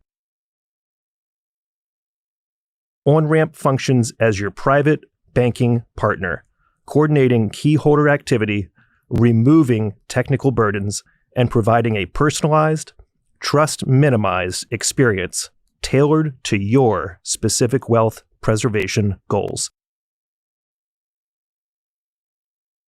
Whether you're new to Bitcoin or an experienced holder, OnRamp's approach helps secure generational wealth with unmatched security and peace of mind.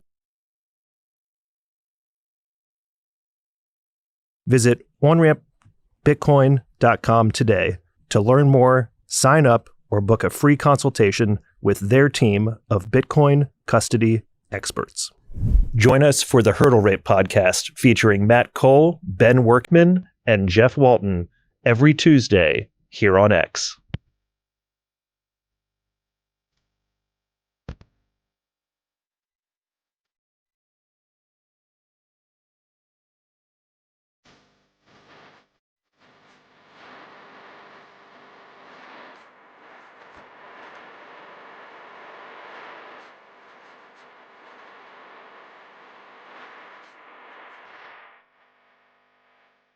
Football Tech, where soccer and technology meet the power of Bitcoin to transform the future of vulnerable communities. This is what Bitcoin philanthropy looks like. Soccer, technology, and Bitcoin. Join the mission. Help change the game at footballtech.org/Bitcoin. Catch the Real Estate Standard podcast featuring Chris, Kenny, and myself every Wednesday here on X. We're Giga, a Bitcoin Treasury company turning digital assets into real-world innovation.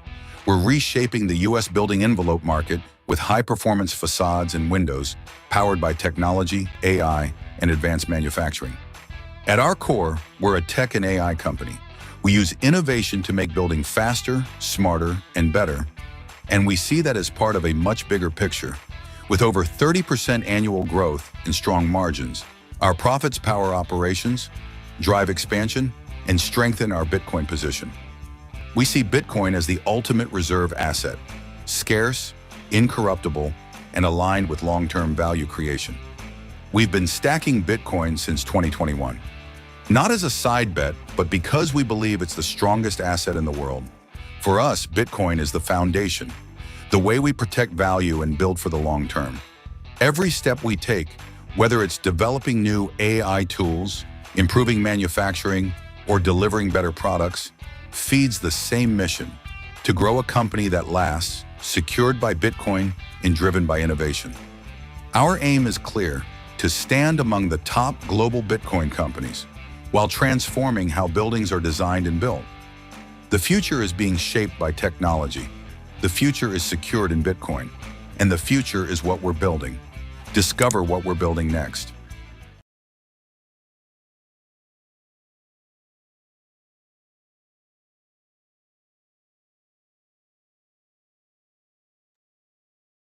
All right, all that was on mute, so that's great. Welcome back. We're live at PubKey, and Ed Julien is with us. Ed, how you doing today? Good. We're trying to figure out the audio system here. I think they can only hear me on your mic over there, so I think we're screwed. We try this. Check 2, 3. Now, why don't you try audio, Tim? I'm hearing an echo. Yep, this is. It was a pleasure joining you. Awesome. And we're excited to bring to the stage Marilyn Hoddle. Can you hear me, Tim? Yes, sir. How are you? Good. How are you? Good, good. Good to see you. Good to see you too. Thanks for joining us today. Which PubKey are you at? NYC. Okay. Have you been to the DC one yet? Yes, it is awesome. It is huge. Have you been? I have not. At some point, I'll make it there. I'm not far away. I'm only about 40 miles north. So of DC, in a town called Frederick, Maryland. Okay, yeah, I'm familiar with Frederick.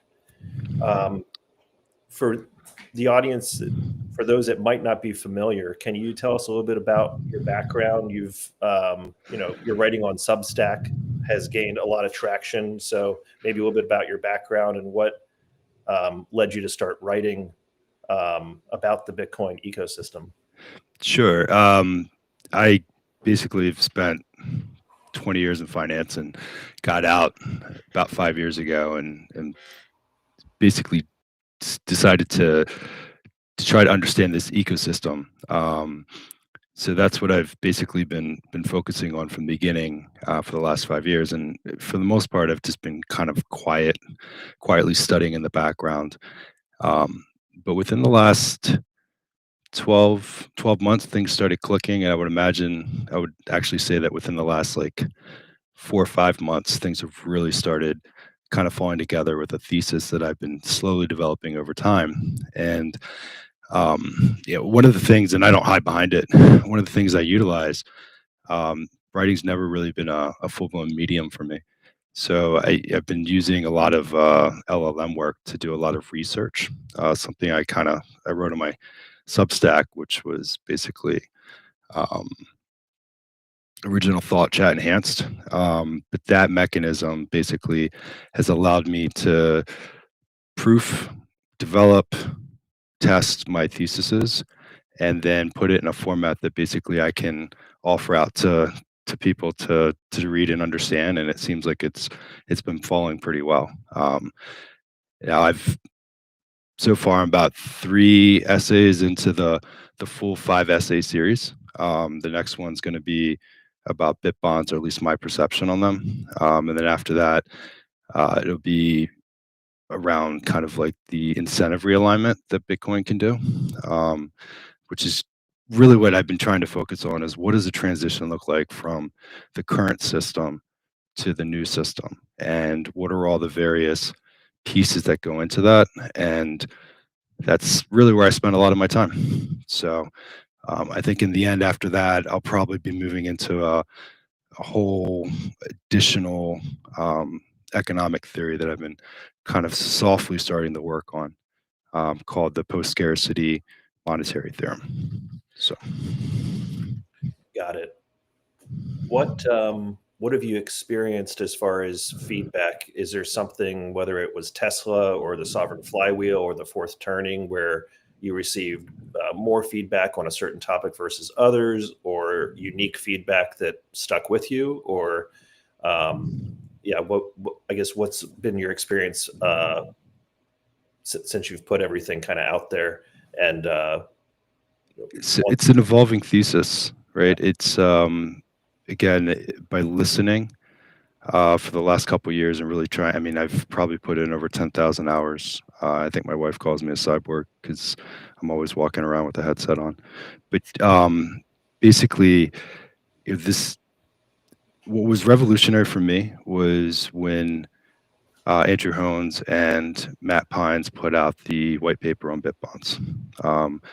Again, coming from a traditional TradFi finance background, understanding, various instruments, to see that you could embed volatility harvesting mechanisms into fiat debt structures was fascinating to me.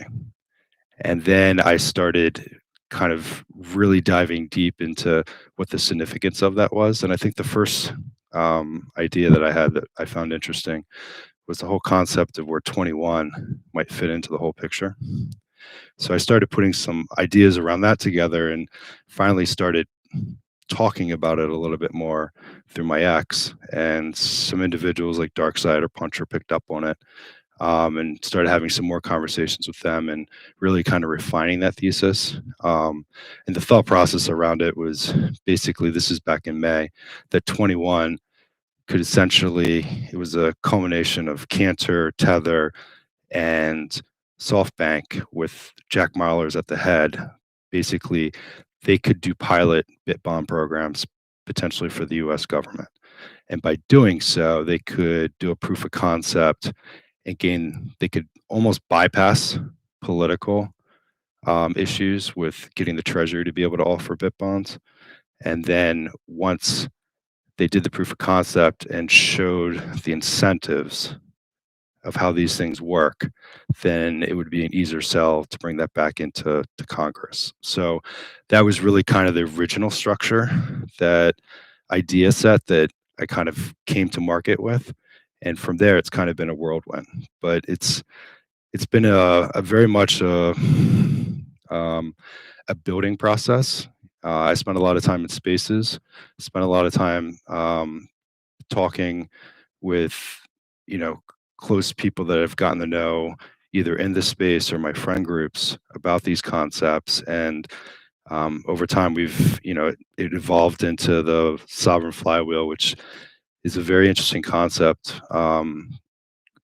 Basically, as news has come out between stablecoins, Bitcoin reserves, strategic Bitcoin reserves, and then Bitbonds, you can start kind of piecing together an economic engine that the US government, if they so choose, could utilize to rebase fiat liabilities against absolute scarcity using Bitcoin volatility harvesting mechanisms. But to do that, there's a whole, stablecoins ultimately provide the liquidity mechanism to buy the paper. Bitcoin basically sits in the strategic, on the asset side of the sovereign balance sheet, which historically has always been basically stagnant.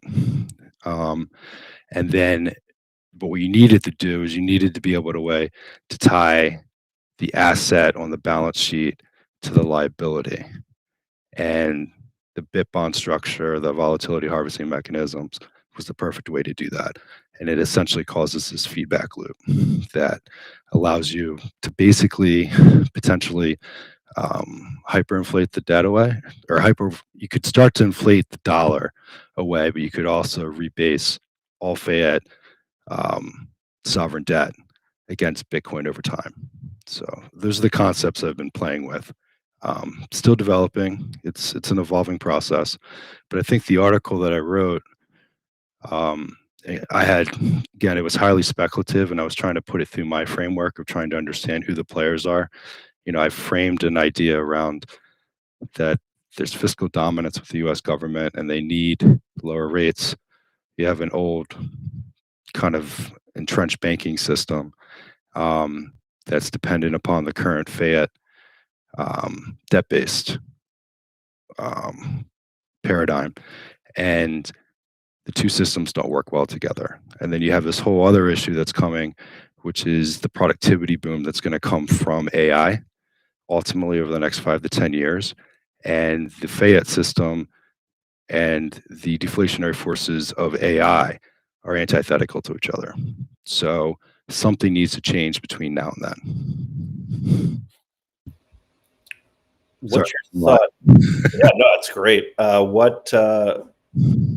What are your thoughts on how any government, but take the U.S. government as an example, would have to respond or likely respond if another G7, major world power just comes out and says we're buying 1 million Bitcoin?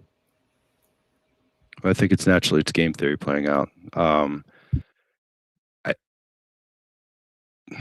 To be honest with you, I think a lot of sovereigns, I don't have proof of this, but if you look at hash rate, at least the way I'm viewing it, the increase in hash rate, you have a lot of public miners that are pivoting to AI.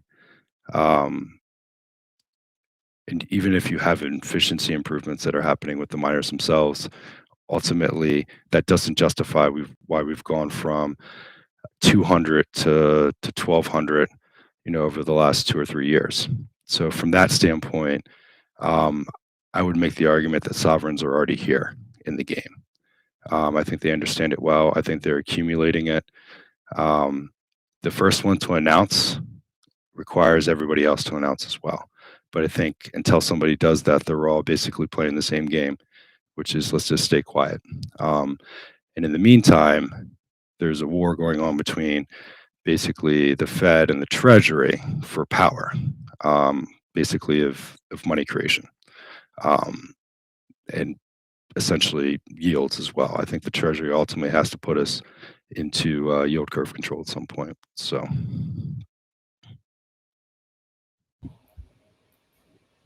What's your take on strategy and the, arguably the tail of, the rest of the Bitcoin treasury companies? Is it something where strategy and maybe Metaplanet and Strive or whoever all can get perpetual preferred products in the market are going to be able to have the biggest impact, or do you view it differently? Yeah, so I have an interesting thought process around the treasury companies. And, in the essay that sort of went viral, it had to, I was kind of painting the picture of the enforcement arms, right? Like you have Bitcoin, which could be part of the picture that the US government's looking to kind of recapitalize on. Essentially almost being kind of suppressed, whether that's Wall Street trying to take a position or that's them trying to suppress the price signal. But the other one that made a lot of sense was potentially strategy, because strategy and sale are very important to the ecosystem, and are an amplified signal as well. So I looked, and it's a top treasury company. So I looked, when I wrote that, I was like, all right, I started hearing rumblings. I didn't even know about the MSCI saga by that point. I just had heard early stuff about not being able to transfer shares out of JP Morgan. That's really the crux of why I started kind of putting all that together. Of course, it seemed like more information came out afterwards. But the importance was that article didn't kind of complete the thought process, and I think it missed an important part. And this is where the treasury company come in. And that's why I wrote the kind of follow-up piece, which basically outlines strategy as a conversion mechanism, or any treasury company. They're all conversion mechanisms.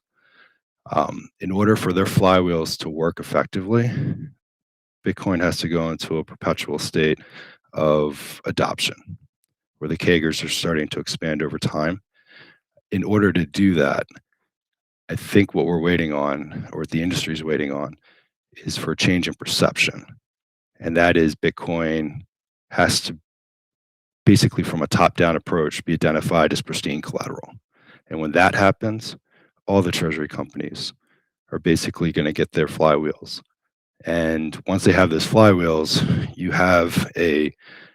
they all become conversion mechanisms that help convert the capital markets or real estate funds into basically Bitcoin and help advance adoption. So when does that happen? Your guess is as good as mine. I thought we might have had more action before the end of this year, but it seems like there's other geopolitical and economic risks that basically had to be taken care of beforehand. So, Caitlin Long put out some information in a podcast that I found really interesting. I did briefly mention it in the first article, but it had to do with the fact that I believe the presidents are being voted on in February for longer terms. And right now, Trump and Bissett don't necessarily have control of the Fed board. I think they're down one. I believe Lisa Cook's hearing isn't going to happen with the Supreme Court until January, which means rulings won't happen until February or March. And there's basically a vote for the Fed presidents. And I believe it's an extended period of time, 3, 4, 5 years. So it's effectively, it's extremely important that Trump has control of the Fed board before that February vote. So while he gets to pick the Fed chair, I believe that there's a mechanism, and I might be wrong, but I believe there's a mechanism where the presidents can also select their own chair, which would make it, from my framework, I believe that we're going into basically a wartime economy where it's not for kinetic or for actual real war. It's more around production and winning the race for AI. So, and if that's the case, we're going to have to spend $3-4 trillion as a country to update our grids and data centers, and we're going to have to print a lot of money to do that. So I believe the Treasury wants to gain control of the yield curve, and they're going to use stablecoin.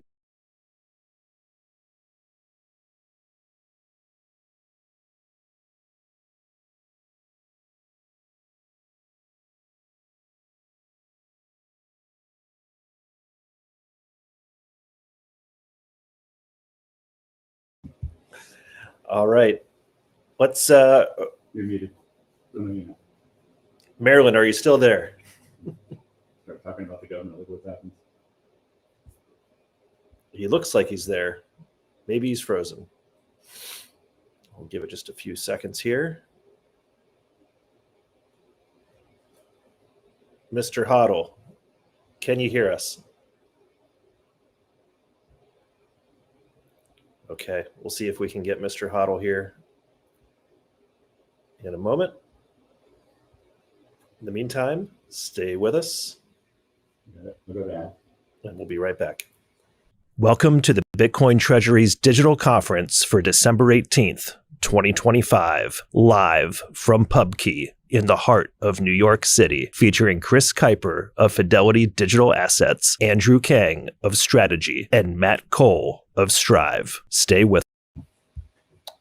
All right, I think we have Mr. Hoddle back. Mr. Hoddle. I'm here.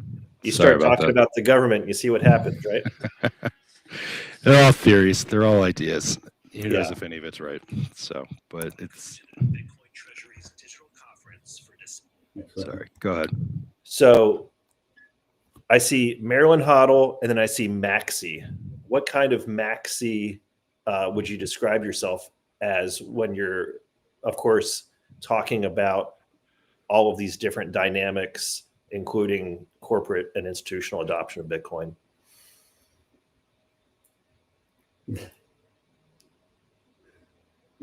I'm a triple maxi, but I think I've come up through the spaces ecosystem, and the people I've gravitated the most to have been those that really push the idea of self custody. So I think I'm kind of a blend between them all, but I believe in what Saylor's doing, and I believe in the power of the products that he's developing.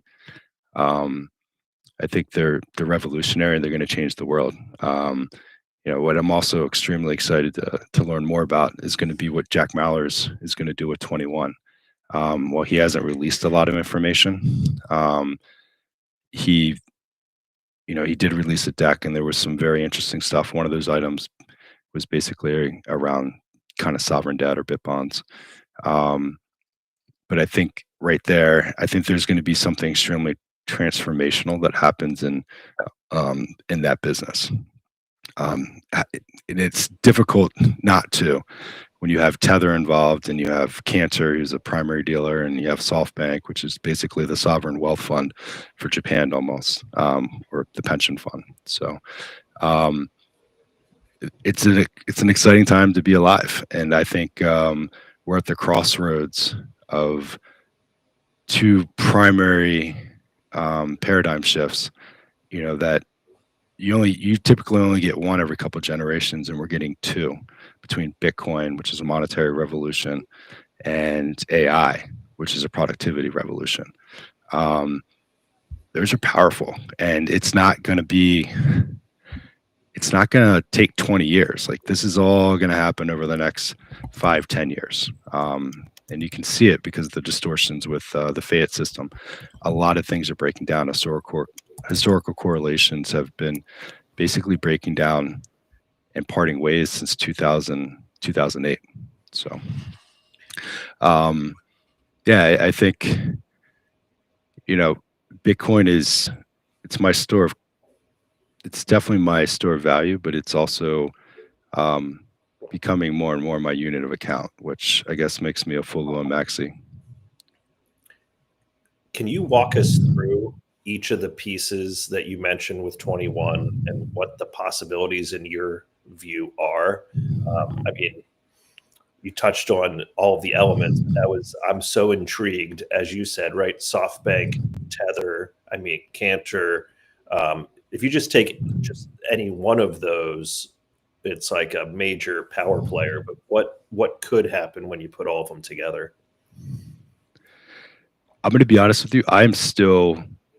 I've been focusing on some other areas, specifically around bit bonds and kind of the next idea, which is, I don't want to blow that question off. It's just the point that I haven't put a lot of time and thought into that. I haven't, outside of seeing their deck and having it mention basically bit bonds or sovereign debt, I really haven't dove too far into it outside of my original thesis. I've been spending more of my time focusing on how Bitcoin is like a double-edged sword.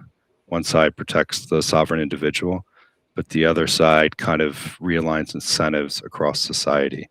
Because a lot of my writing, my Substack is basically focused on the transition, which is how do we transition from this system to the next without all the death and destruction of a fourth turning. And my thought process is Bitcoin is a tool that could help realign incentives to do that. So I've been spending a lot of my time there. But I can certainly give that some thought and get back to you on it. Yeah, no, it's very intriguing to me as a thought exercise, and Jack hasn't let too much information out. Everybody's kind of waiting to see what that business model looks like. Yeah. So he has come out and stated that he's not a treasury company, right? They're an operating company. What does it mean when you're an operating company? There's a lot of different ways to go in that direction, but this ecosystem hasn't necessarily seen an operating company operate at that scale with those players. So I think I'm excited to see when Jack does start revealing information, and I believe he said on Monday that it was going to be sooner rather than later. I think we're all going to be blown away. Any final thoughts as we close out the interview? And obviously, super appreciate your time, and maybe call out where people can find you and your work online. Yeah, no, I appreciate all the efforts that you're doing. I'm just a pleb like everybody else, so I'm just trying to kind of piece this all together. I appreciate the support, and if you like my work, you find me on X. I have a Substack. I'm still trying to figure out the whole process between the two, but at some point I'll get it down. I've been focusing on my day job a little bit more recently, which is I do a lot of consulting, but at some point I will really start kind of cranking out more material. I'm just really excited about where the next couple of years are going to go, and I'm happy to have a seat at the table and just kind of watch this thing unfold. So, and one last note: is that a strategy vest that you're it wearing? is. It is. I thought it was appropriate for today. So, yeah, no, looks great. Awesome. Well, this has been a pleasure. Super appreciate your time, and happy holidays to you and yours. Likewise. Thanks, Tim. Appreciate it. Thanks. Welcome to the Bitcoin Treasuries Digital Conference for December 18th, 2025, live from PubKey in the heart of New York City, featuring Chris Kuiper of Fidelity Digital Assets, Andrew Kang of Strategy, and Matt Cole of Strive. Stay with us. I finally orange pilled my mom.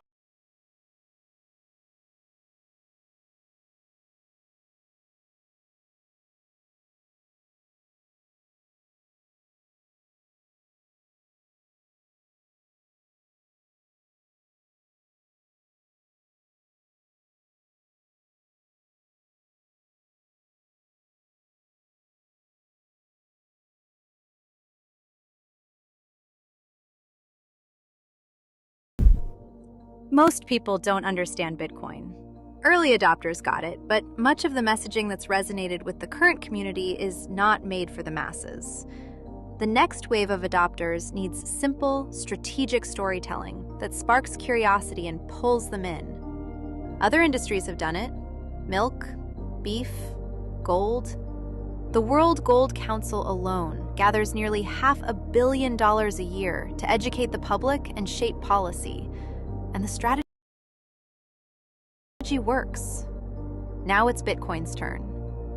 The Bitcoin Marketing Association was created to execute cutting-edge marketing campaigns using the same tools used by the world's most influential brands. Our message is simple: Bitcoin is better. Decentralization doesn't have to mean disorganization. Join the BMA, get involved, and help accelerate adoption.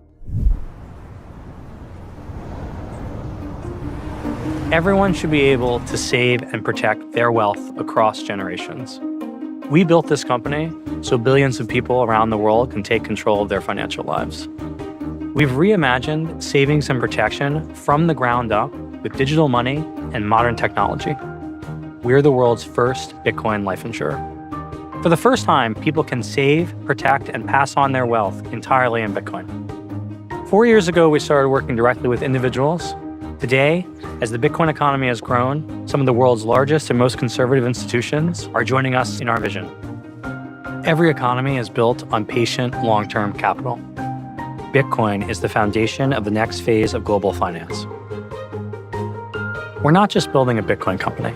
Meanwhile is the backbone of how everyone will save in the future.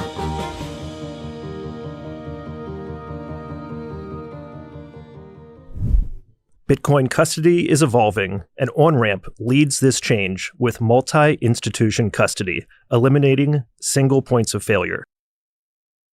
Instead of one institution or complex private keys, OnRamp secures your Bitcoin in a segregated, cold storage, multi-sig vault backed by 3 independent, institutional-grade custodians.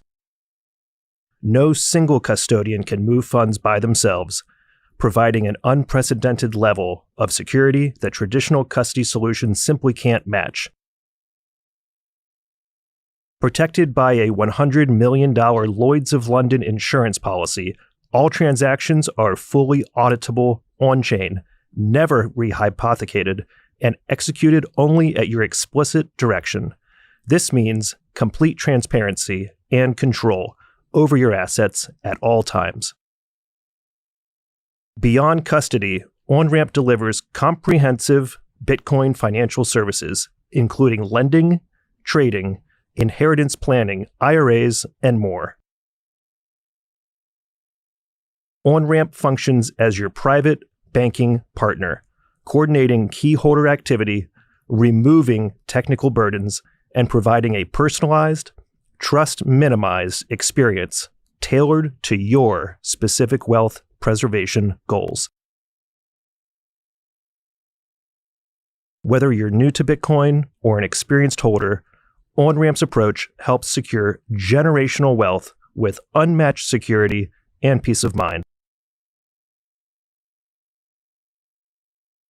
Visit onrampbitcoin.com today to learn more, sign up, or book a free consultation with their team of Bitcoin custody experts. Join us for the Hurdle Rate podcast featuring Matt Cole, Ben Workman, and Jeff Walton every Tuesday here on X.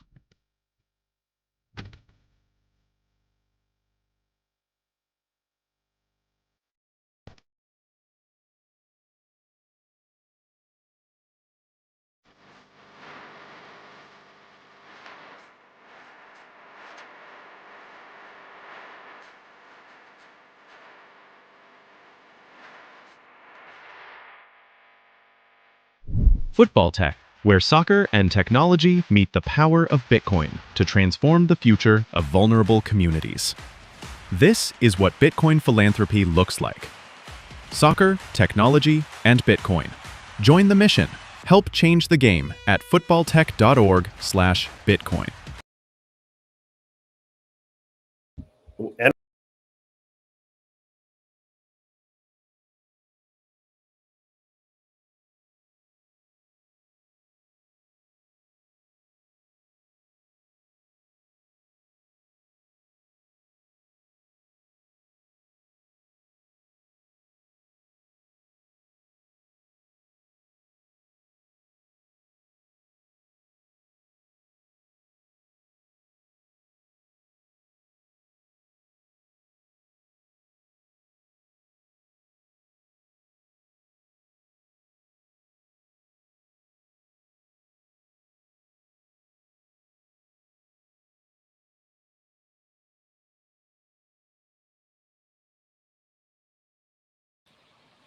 Okay, you didn't have audio that whole time.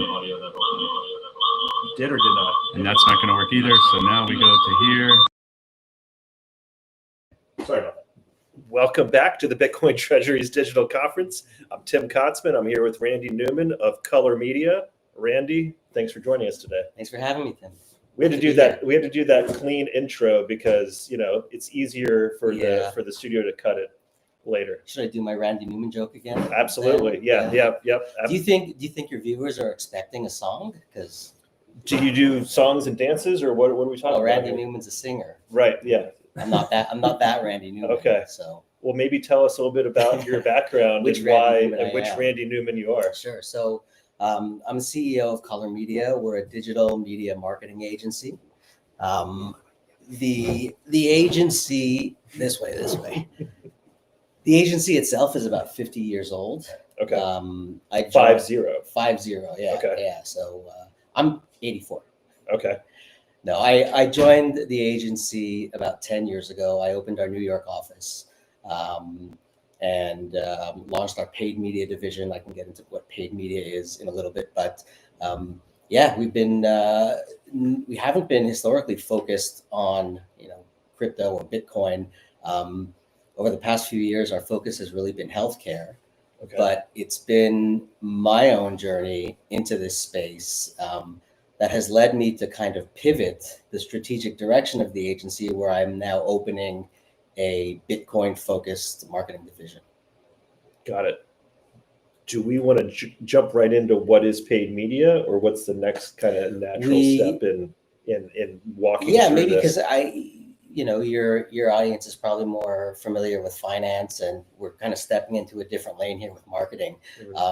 Just for anyone who's not familiar, paid media are essentially channels where you have to pay to drive traffic.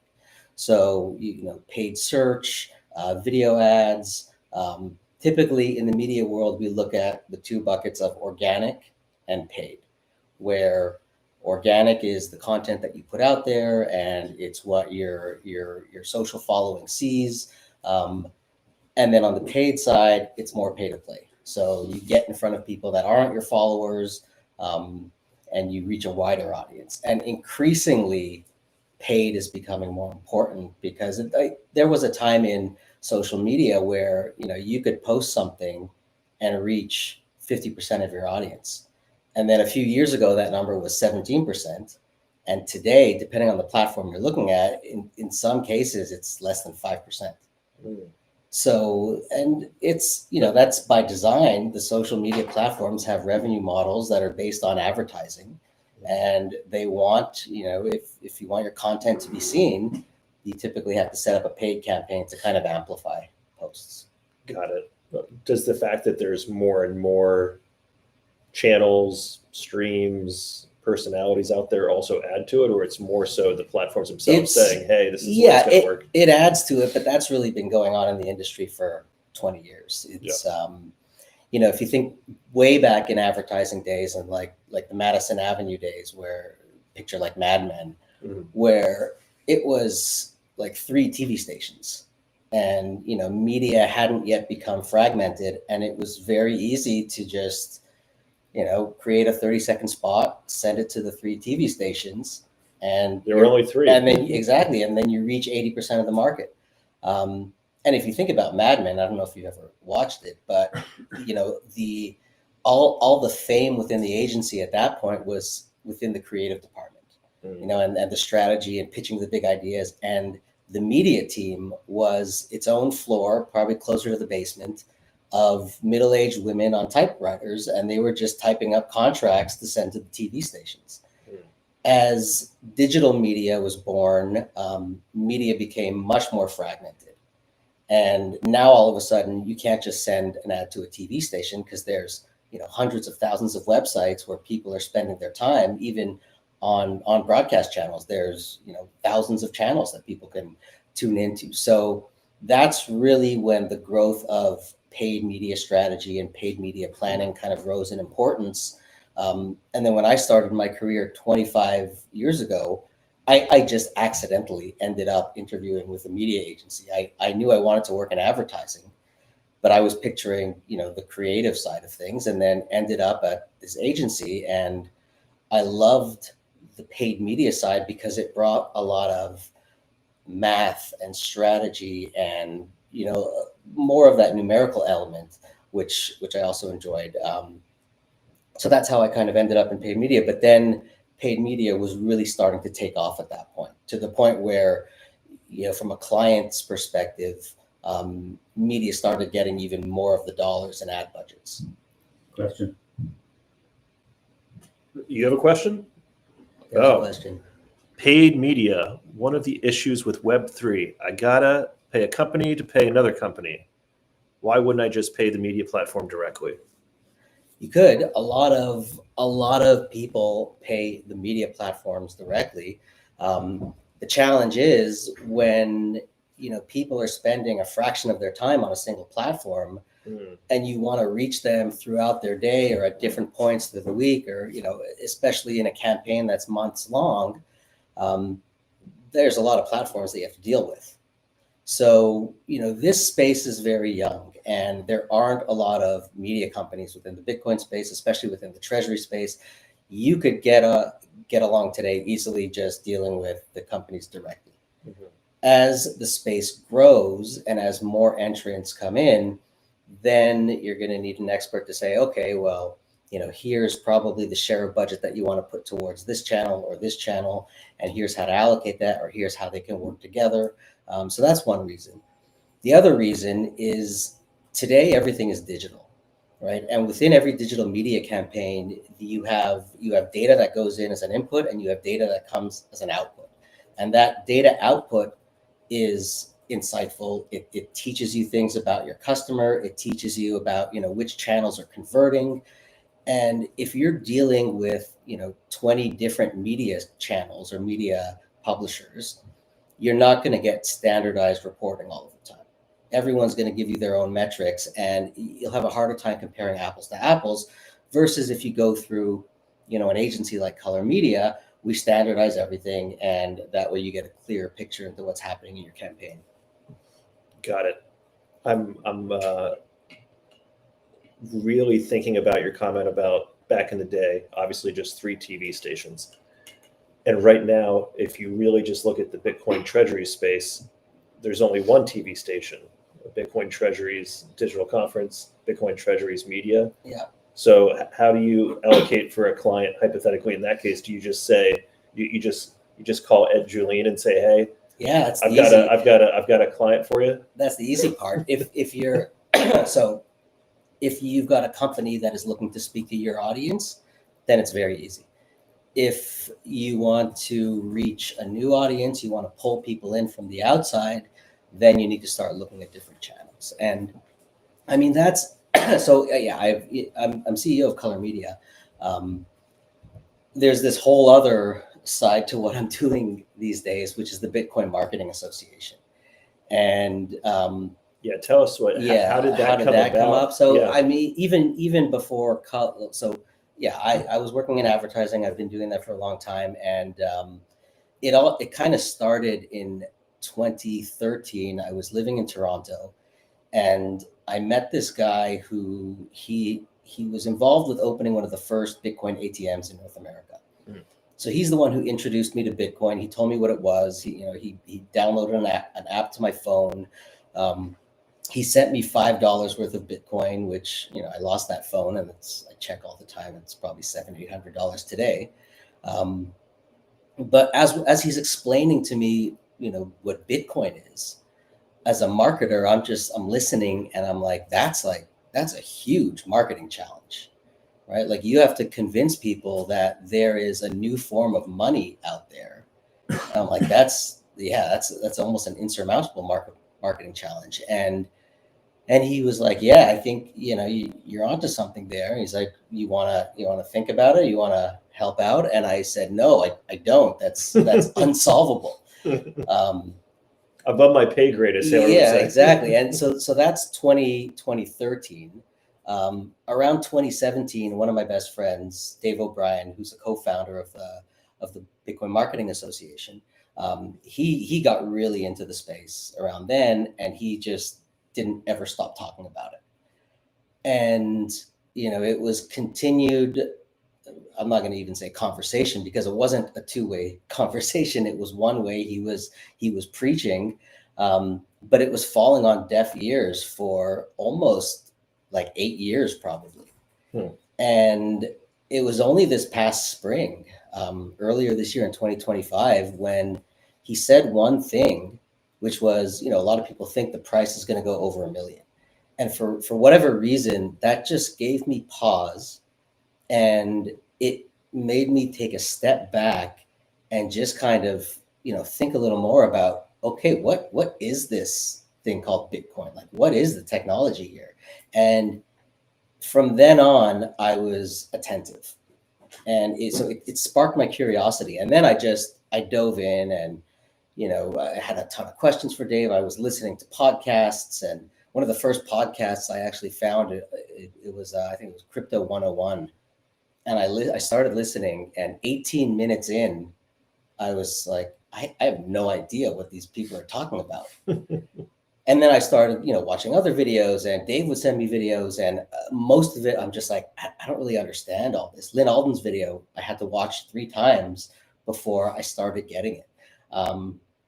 But I eventually did get it. I found the channels that I really resonated with, and I tuned in regularly, and I just really kind of fell in love with the space. And And then, thinking about that marketing problem from 2013 that I felt was unsolvable, all of a sudden now in 2025, I'm thinking this is a very solvable marketing problem. And that's when I went to Dave with this idea of, I think Bitcoin needs a nonprofit trade association that just handles marketing. Bitcoin's not a company, right? So there's no marketing department. There's no CMO. It's decentralized, and that's a part of what makes it great. But at the same time, it's hard to really, get a unified voice and push this communications agenda forward.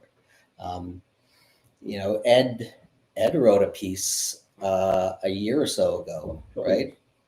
Yeah. A couple of years ago, and the title was "Bitcoin Has a Marketing Problem," and you nailed it. There is, like, I don't think anybody in the industry disagrees that there's a marketing problem. Like, even Mike from PubKey, he tweeted probably a couple months ago, like, Bitcoin needs better marketing. Mm-hmm. And then I reposted that. I was like, agreed. Exactly. And Perianne Boring was the first person to comment, and she said, "Yeah, I've been saying this for 10 years." So the community recognizes that, there is this challenge, that this communications challenge, where you've got awareness at over 90% and you've got adoption at under 15%. And yeah, there's a lot that goes into that gap, but as a marketer, I see the communications challenge that's there. So that's when we started that's when we started talking about launching the trade association. We kind of did a soft launch in about probably October, and then we're officially launching it in Q1 2026. Awesome. What changed between 2013 and 2025 that now this is like a problem that can be solved? I mean, I'm reminded of the Bitwise Times Square billboards where it's like, okay, you have TradFi involved. They're charging fees to make things easier. Then you can take some of those fees and put up a billboard in Times Square. But like, is that what changed, or what in your view has changed? The main thing I think that's changed is just maturity. The industry has gotten more mature. You have institutional adoption, you have governments buying into it, you have just a wider adoption base. And this is sometimes overlooked, but you have a lot more content being produced. Mm-hmm. And so, when I started my Bitcoin journey, probably like 8 months ago now, or 7 or 8 months ago, I found that Crypto 101 podcast, that it was a struggle to find something that I understood. Mm-hmm. And today there's far more available content that speaks to, the masses. Natalie just put her book out. I saw you that night, and like that book is phenomenal. It's a perfect entry point for a lot of people. I gave it to my in-laws. They're almost finished, and they're like, "We have a ton of questions for you, but we want to wait until we're finished the book, and then we'll organize our thoughts, and then we'll ask you the questions." But it's about getting people curious, and when the right content is there, then it just opens the door for more people to get in and start understanding. The problem is that so much of the content today is aimed at the current community. Like, Bitcoiners are so good at speaking to other Bitcoiners, mm-hmm. and not as good at speaking to everybody else. And when we do speak to everybody else, it's kind of information overload, and and I'm sure most of the people listening here are guilty of this, where, because we understand the space and we know all the problems that Bitcoin can solve, it's hard to hold back. Mm-hmm. And it's also, we just like talking about Bitcoin. Yeah, may not be the most appropriate message for more of a general audience, or effective is maybe the right word to use. I'm starting to see more references to this, and we talk about it in our meetings. But there's the diffusion of innovations model, right, where any technology, you've got your innovators, which is like 2-3%, who really pave the way. Then you've got your early adopters, who are they're tech savvy, They're very intelligent. They have the capacity for for technical information. But then you've got the early majority, and where Bitcoin is and where it has been for a while is stuck at in that chasm between early adopter and early majority. And a part of the problem is that the early majority can't be communicated to the way the first 15% has been. So that's where the language has to kind of change, and that's where paid media and marketing can come in, because if you think about your typical ad exposure, it's not a book, it's not a movie, it's like a 30-second commercial or a 15-second commercial or a 6-second video on social media, or like a banner ad that is in someone's face for a fraction of a second. So when you're dealing with channels like that and media formats like that, the message really needs to be distilled, and it needs to be relevant if it's going to gain any traction. And then the other thing paid media does, aside from distill the message, is it focuses on whoever you want to speak to, right? And so that's the beauty of digital media today, is like we can profile anybody online. We pull in data from all different sources to identify who our customer is, and then we reach them whenever they're on the internet, regardless if they're on their tablet or their laptop or their phone or they're watching TV. It's it's all a digital ecosystem where you can profile someone and reach them throughout their day. Before I forget, and speaking of marketing to everyone, shout out to Natalie Brunel and Bitcoin is for Everyone. If you're in New York, come to PubKey in New York tonight for the Bitcoin Washington. Treasuries. Yeah. Well, if you're in New York, come to PubKey in New York tonight for the Bitcoin Treasuries after party. If you're in DC, go to the PubKey in DC tonight for the Natalie Brunel book signing with a talk with some members of Strategy. So that'll be really great. How is Bitcoin marketing or marketing Bitcoin different fundamentally from traditional marketing? Is there like this big difference, and how do you see that? Yeah, there's the biggest difference, I think, is kind of at step one of marketing. And step one is really always identifying the problem.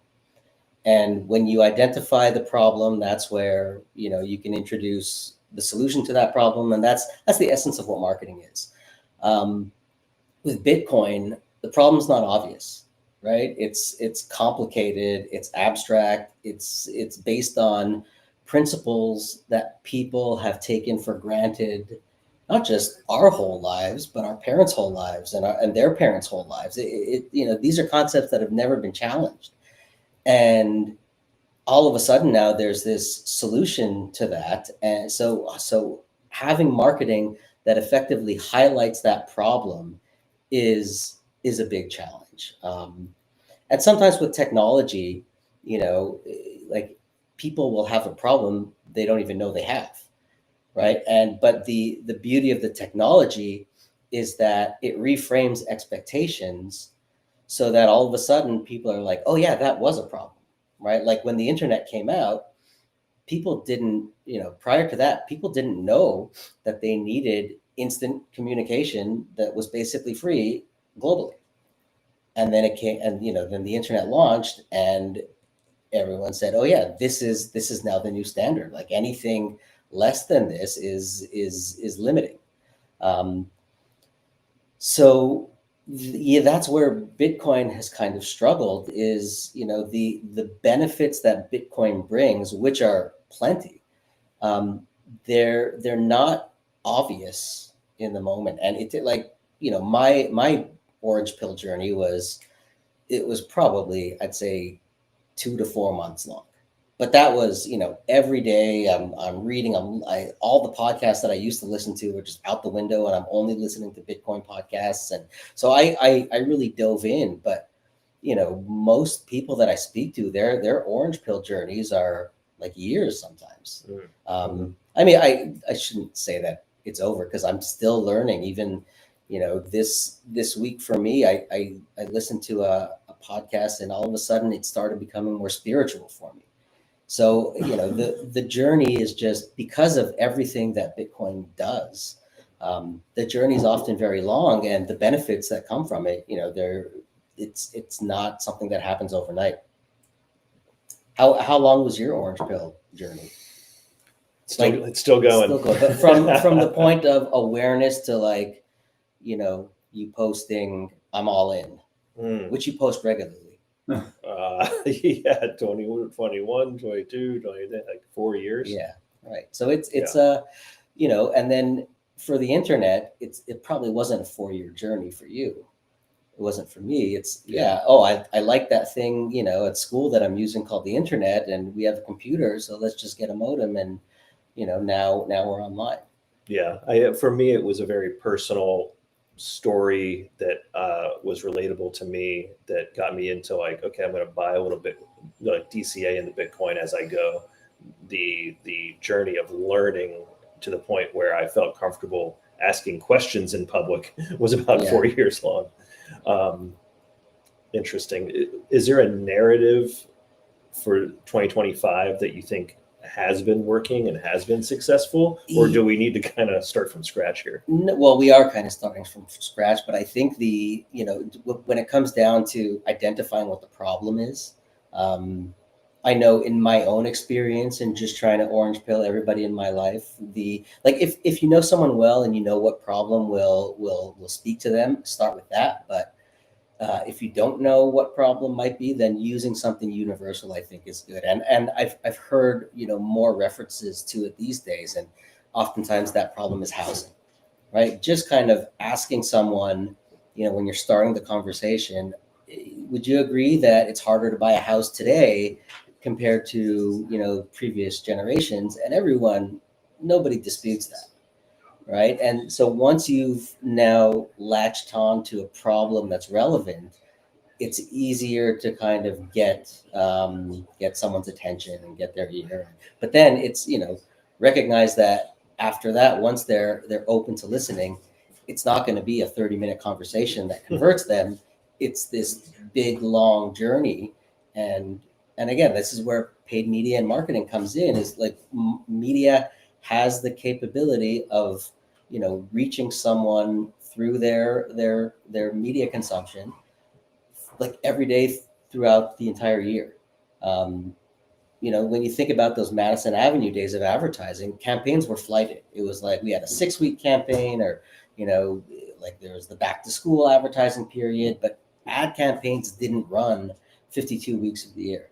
Today, a lot of campaigns just are always on. And sometimes they're dialed up with a billboard in Times Square. Sometimes it's just like some basic search or digital advertising to always, keep traffic going to the website. Is there anything that's not working anymore, like gold outperforming on a short time frame? Bitcoin is like Bitcoin's digital gold, or you're like, actually it's not? Or is there something that's not working? From a media and marketing perspective, I mean, so I'm a big advocate for digital media. I have clients that still want to be on TV. They still want to be in magazines. I don't think those work at all. TV, there's some benefit there, but for what you pay to be on TV, I don't think it's worth it. Magazines, I see very little value in those channels. I'm honestly shocked to hear that they still make magazines. Sometimes they're out there. I don't know who.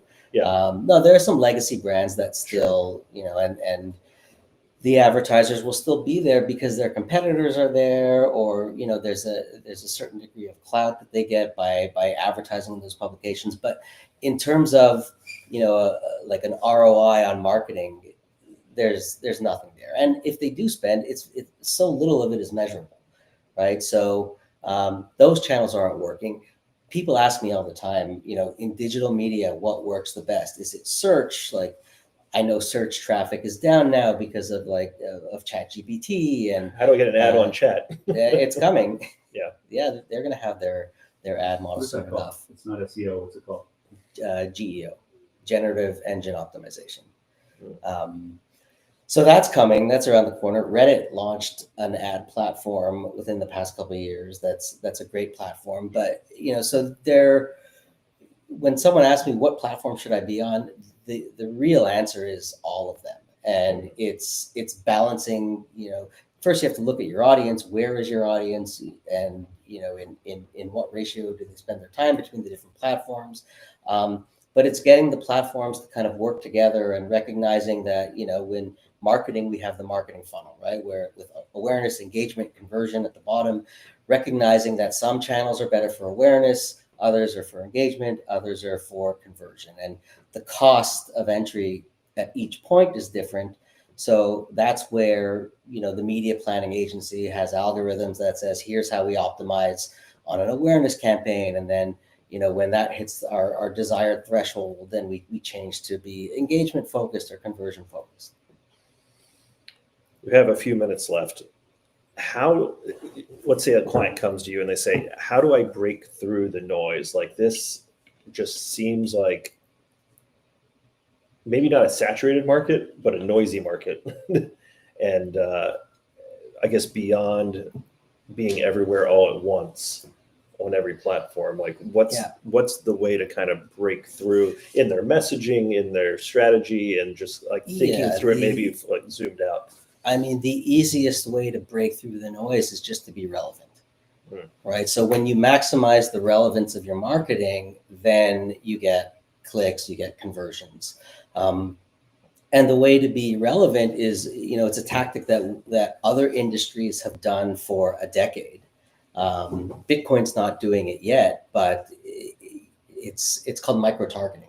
So a billboard in Times Square is the opposite of that. Right, that's kind of a mass channel. It's going to reach some people that understand the ad. It's going to reach more people where it's just over their head.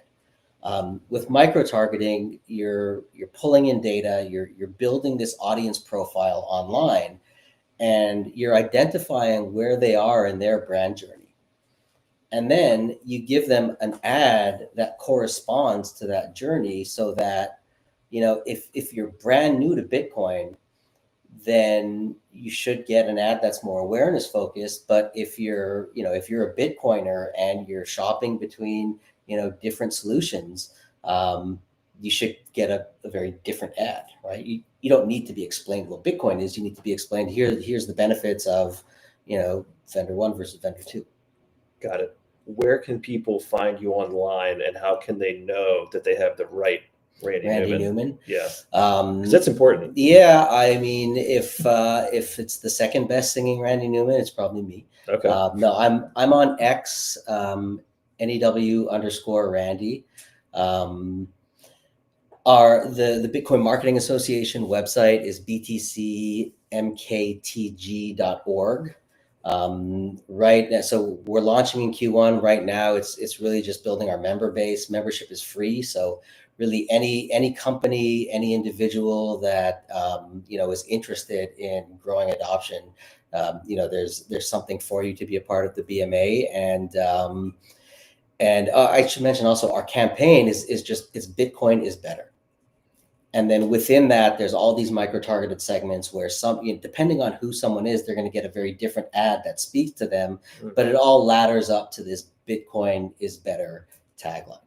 New_Randy. Also, my partner in the BMA, Dave O'Brien, he's at Dave Sob on Twitter. That's the easiest way, probably. Slide into my DMs. Awesome. Randy, thanks for joining us live at PubKey in the studio. Thanks for having me, Tim. And happy holidays. You too. We're going to do a live transition. Oh, okay. And we're back. All right. Tap out.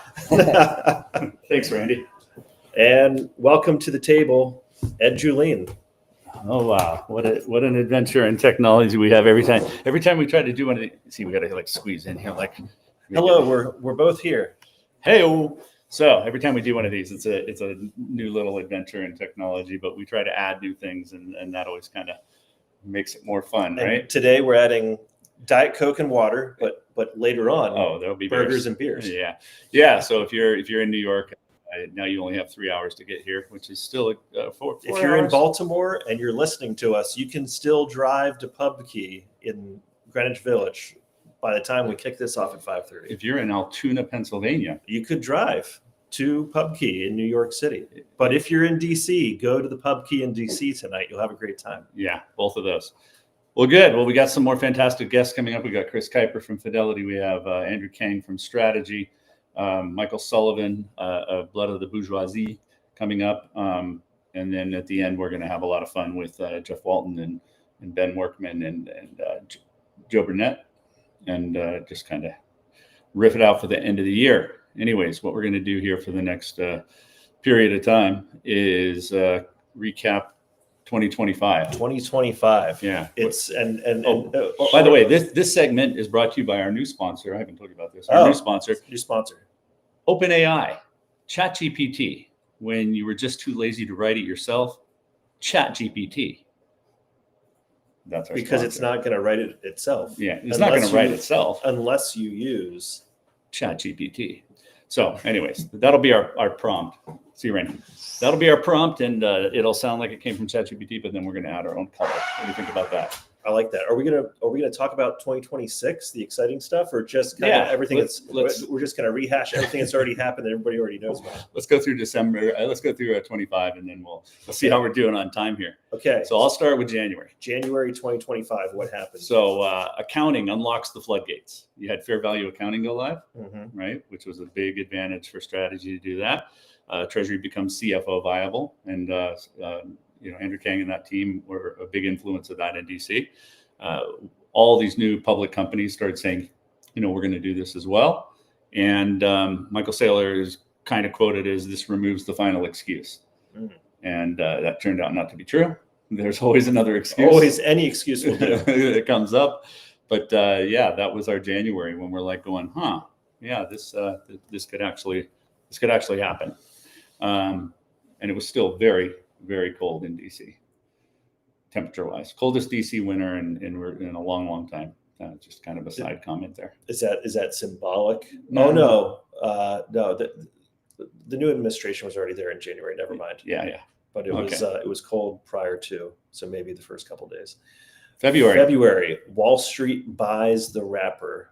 Spot Bitcoin ETFs continued to absorb the institutional capital at scale. Of course, 2024 was when they launched, early 2024. You had pensions, hedge funds, and sovereign allocators enter the ETFs. You saw a lot of announcements, a lot of posts about the 8Ks and look at all these forms and track everything because they're coming, they're here, those sorts of narratives.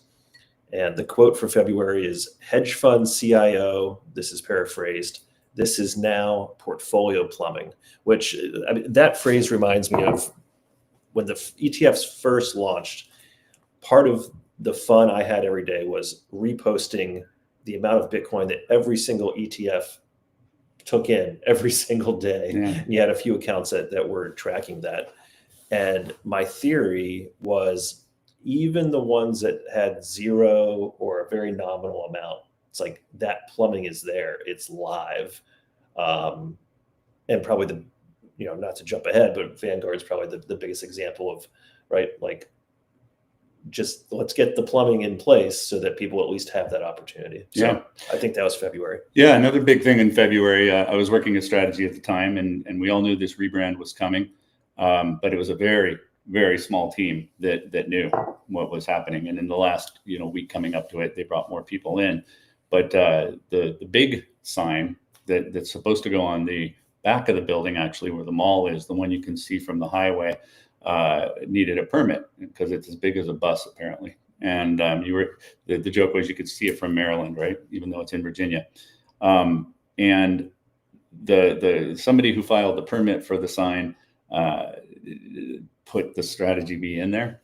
And so this reporter from the Washington whatever business journal or something was digging through records in the Fairfax County, found the new name, and said, "Hey, I'm going to publish this." And it was like a week before, And the strategy team decided, no, publish it, go ahead. And because it was behind a paywall, nobody ever saw it. It was out there for a week, and nobody found it and like blew it up. So what's the moral of that story? If you're going to use a paywall, that's on you. No, the moral of the story is don't get bullied by a reporter, right? I mean, if a reporter says they're going to do it, and then you say, hey, like, don't do that, please. You know, this is a multi-million-dollar project. I mean, what did that reporter get out of it? A permanent ban from from Strategy PR. And then also February, or was it January? I can't remember. Which one was the first one? Stretch. Oh man, The first one came out. We can yeah, say the first. Now, and I'm probably going to get berated here by CJ now. Was that in January? It was Q1. It was Q1. Yeah. Although that was at the same time that Sharish was losing his mind. So, so that was all happening. And that the thing that surprised me the most about the rebrand was that I thought there would be some nostalgia over the MicroStrategy name. And there wasn't. I mean, people went crazy over the strategy brand and all the merch and everything, and all the MicroStrategy stuff just became like, keep it. We have guests today that are wearing strategy merch on the digital conference. Yeah, exactly. Sorry, I had to reach over here to plug in so we don't go blank all the time.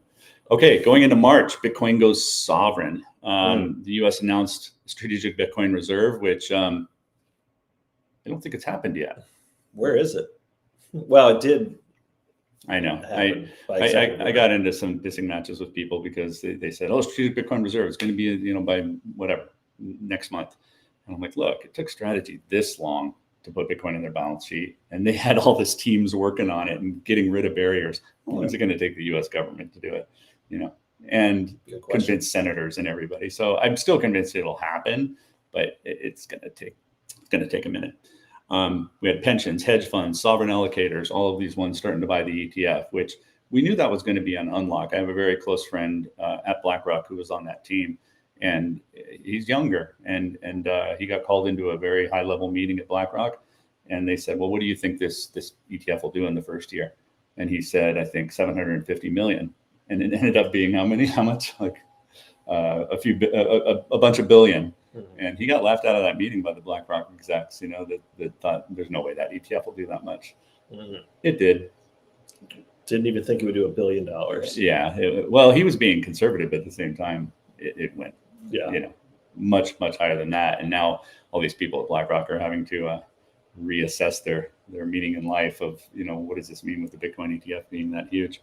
I mean, that one ETF alone, I believe, is give or take $100 billion now. Yeah. So what happens when, the next, 900 billion comes in, or the price of Bitcoin just goes up? Exactly. It's going to be, I mean, that's a future headline right there. And the quote of March was Donald Trump. All these are paraphrased. ChatGPT just made it simple for us because we're not that smart. We should lead in crypto, not ban it. And I think he's held pretty true to that. His actions have followed his words when it comes to Bitcoin and crypto. And of course, there's the Trump coin and Melania coin and other stuff that's going on. But I've been very surprised but pleased at how much the tides have changed in DC. It makes you wonder, if the other candidate would have won, would we still be, looking at barriers and what was the thing where they had all the banks shut people down? What was that called? Operation Choke Point 7.0. Yeah. Would be on more choke points. Would they still be fighting it, or was it inevitable? Yeah. And then to that same point, which probably comes up later, people go, well, what if the government bans it? What if the government takes it all back? It's too late. It's so too late, right? You can't ban Bitcoin. Well, you can't ban it. You could do what China did. You could just break all the rails. Yeah. But it seems like TradFi is pretty happy with Bitcoin. Yeah, Wall Street loves it. All these people in Congress love it. Yeah. Who's going to be the one? Wait, Elizabeth Warren's going to put a bill out there and it gets 2 votes? Yeah, so it's too late. And people use the word crypto, blockchain, and Web3, which sometimes I'm just like, the whole Bitcoin, not crypto. Yeah. But in many kind of part of the narrative this year, David Sachs, others have used the word technology. Yeah. And I think that's great, right? We should be first in technology. Yeah. Any technology, AI. Like forever, hopefully. Yeah. Quick technical break. Can you maximize that and then click on the chat? Yeah. Yeah, I guess we can see each other. Okay, we'll wait and see if anything comes up here. No problem. Just leave it like that. Okay, Tim, April. April, the Bitcoin Treasury company goes public. And of course, we're not talking about strategy. We're talking about Jack Mallers launching 21 with 42,000 Bitcoin. That's a lot of Bitcoin. That's incredible. It's not 670,000 Bitcoin. No. But what could happen with Tether, SoftBank, Cantor, Jack? What's going on there? I want to hear the book on it. Whose idea was it? Was it Jack's idea? And then he showed up and he's like, yo, yo, yo. He just says yo once, but yeah. Oh, it does? Yo. Oh, that's right. He goes, yo. So he goes, yo. Maybe he said it more than once. And then, or was it somebody at Cantor that said, yeah, let's get SoftBank, and then we need, a Bitcoin leader, and all the rest are being sucked up. And so, I mean, that's literally all of April. The quote, paraphrase from Mr. Mallers, is, "We're not here to beat the market. We're here to build a new one." Yeah, I like that. We were fortunate to have him join us last month. He was in Amsterdam with us, and he was quiet for a long time. So it's been good to hear him get back into it here, and I'm sure we're going to hear a lot from him. But yeah, May. It's going to be May. Yeah, the debt fears led to Bitcoin bid. I'm not sure what that means. You know what that means? Yeah, I think they oversimplified it. Anyways, Yeah. Oh, Moody's downgraded the U.S. sovereign outlook. Bitcoin had hit an all-time high of 112. We didn't talk about the post 100K party, but anyways, hit an all-time high of 112. And a macro strategist, we don't know who, paraphrased, Bitcoin is trading like insurance. I wonder who that was. Maybe it was Jeff Walton. It could have been Jeff Walton. The other thing that happened in May in Orlando, the Bitcoin for Corporations conference. There was a Strategy World. There was a conference there. Yeah, we had over 400 and some people in the room, and True North had their inside event. Standing ovations for Fong Lee and Michael Saylor, and when you guys came on stage to that video that Adrian Pruitt put together, it's just goosebumps, absolute goosebumps. So that was definitely a peak moment in this Treasury journey, was that last panel at Bitcoin for Corporations when all you guys came on stage.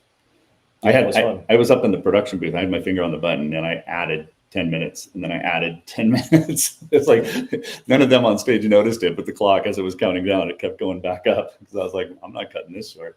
Yeah, we're gonna let this roll. Yeah, that was a good panel. That was real exciting. So June, Tim. June is when at least it's a small step forward for regulation kind of growing up. So the U.S. passed the Genius Act, which was, of course, the stable coin framework. The EU had the MiCA rules activate.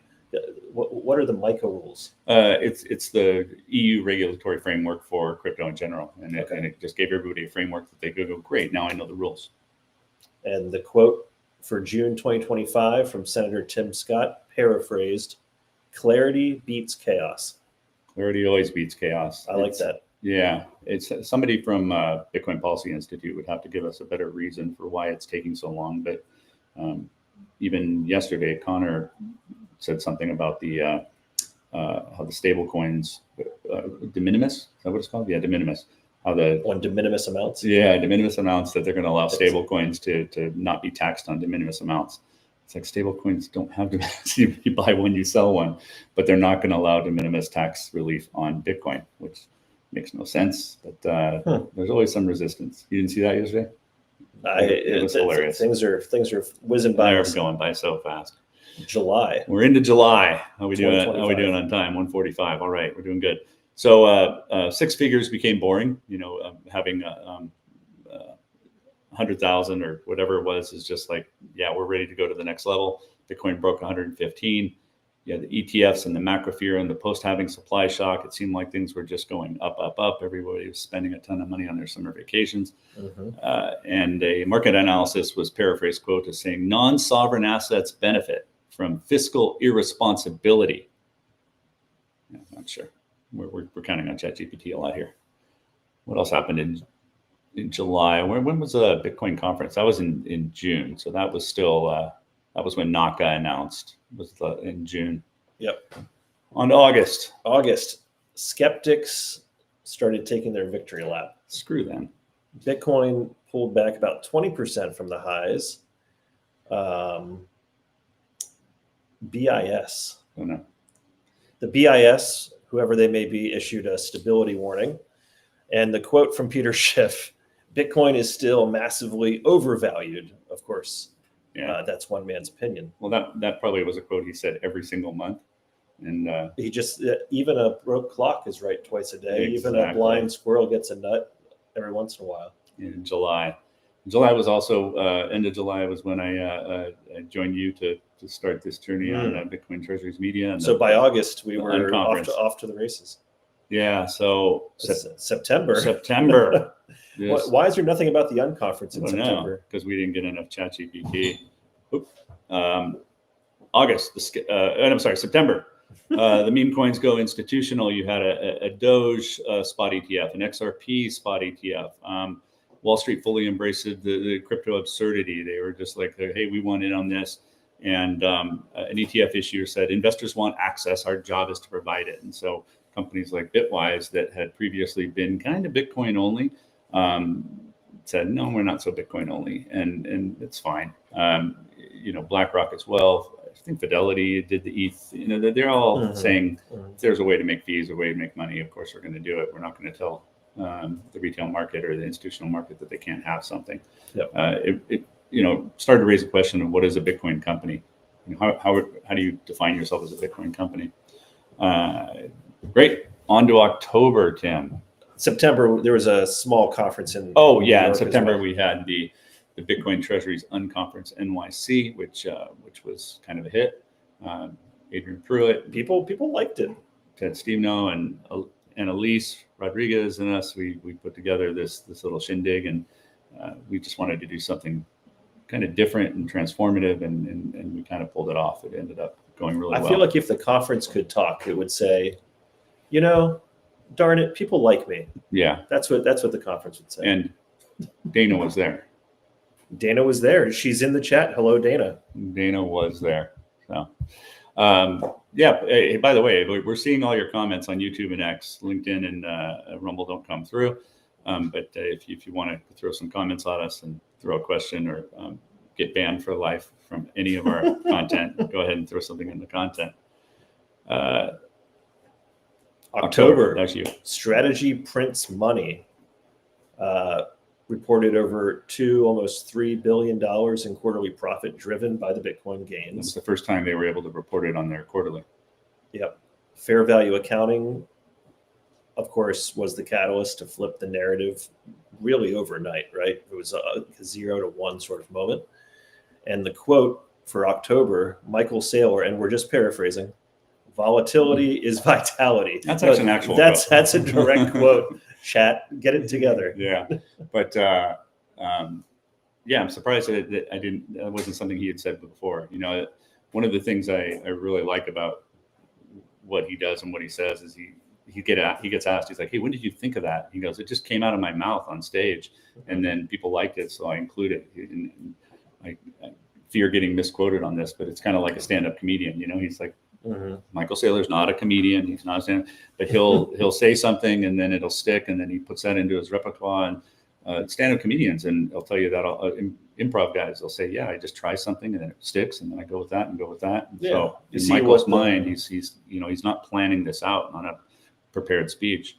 Going back a month to our conference, when we knew he was going to do that keynote at the beginning of the day, we asked for the slides 2 weeks ahead. We asked for the slides 2 days ahead. We asked for the slides the morning of, and then we were told, no, he's not going to do slides, which was like, yeah, he'll pull it off. And geez, did he pull it off? What's your favorite line from that? That fix the banks, fix everything. Yeah. Fix the attitudes. Yeah. There's a lot of stuff to fix. So, which is actually pretty inspirational. Yep. And I think he kind of came up with that on the fly as well. So and coming up next is Kevin Lee of Saturn Labs. He's going to talk about building stable coins on Stretch. So stick with us.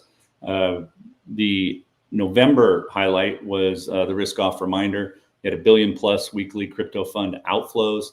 Bitcoin briefly dipped below 100,000 and now has stuck there. It was just an ugly month. Thanksgiving was not as fun as it has been in years past.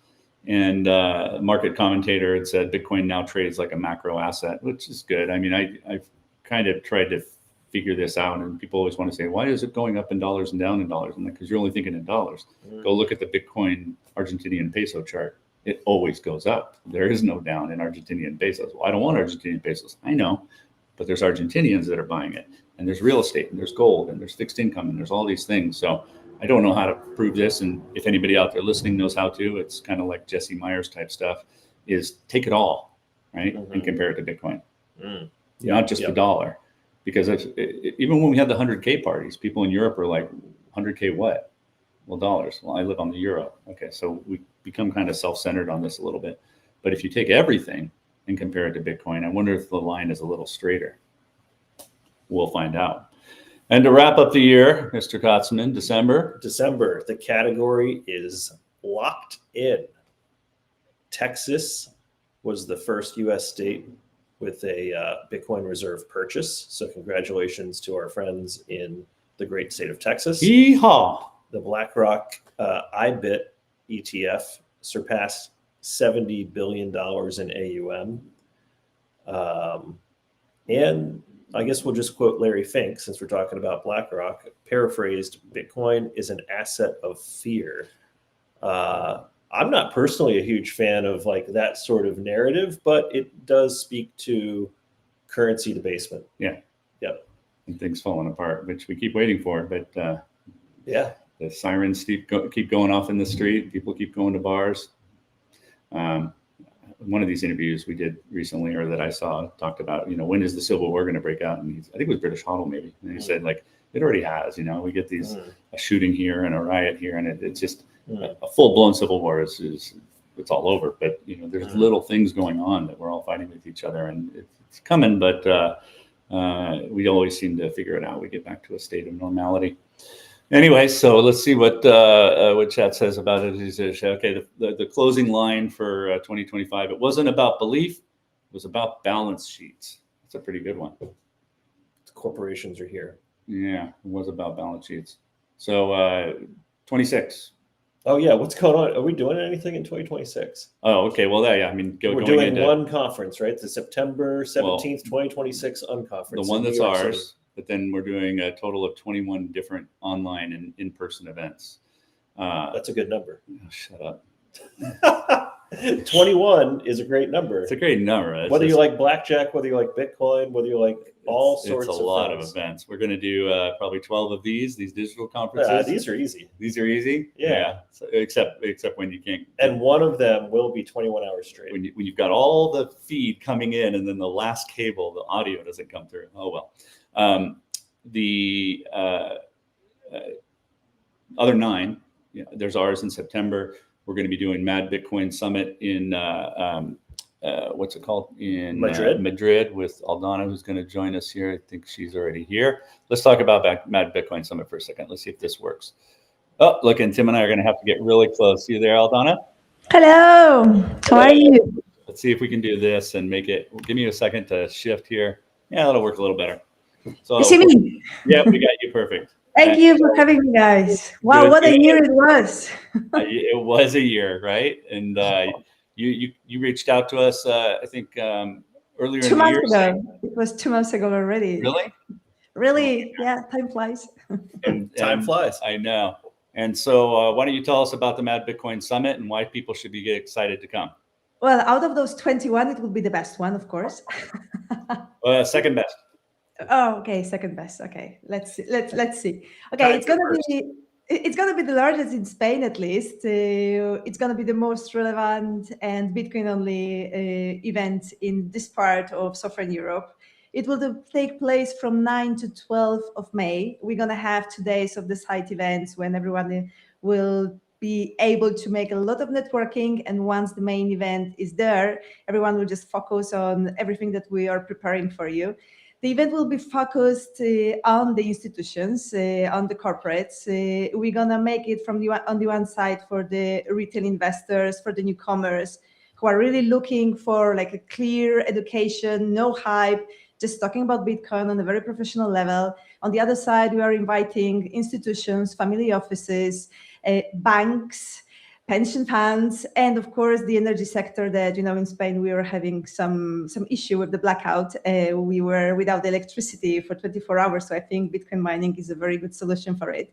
And why are we focusing it on the Bitcoin corporate world? I'm coming from, for the ones who don't know me still, I'm coming from the banking sector. I've been working there for 20 years. And when I started to talk about Bitcoin like 5 years ago, nobody wanted to listen. And this is very hard for the people like us, like me, from these traditional worlds to understand what Bitcoin really is. So what we really want to do in this event to approach those potential institutions, those potential banks that are interested in getting to know what Bitcoin really is, how they can use it as the collateral, how they can use it as the custody, not only for the private clients, but also for the institutions. There are already institutions also in Spain, as you know, that are having their treasury in Bitcoin, and they are looking for the very reliable custody. So sooner or later, banks will have to be there. So we want to prepare the space for them too. We want to open the doors. We want to teach them how Bitcoin can help them in their daily operations. As I have some background, as I said, and I understand, their pains and their fears, we're going to make it very approachable, very user-friendly, and I hope to see you all there. We are having great guests already confirmed. We are having some names that you already for sure know. Dylan Leclerc from Metaplanet, Alexandre Lesset from Capital V. We are talking about many other people that I'm not going to reveal the names because, it's bringing bad luck, but I hope to bring even bigger names. Of course, with help of the greatest coordinators that are there in the world of the Bitcoin Treasuries, who is Ed and Tim. I really hope to see you all there. I think it's really worth to come to Spain in this part of the year. It's the best weather, it's the best food, the best culture.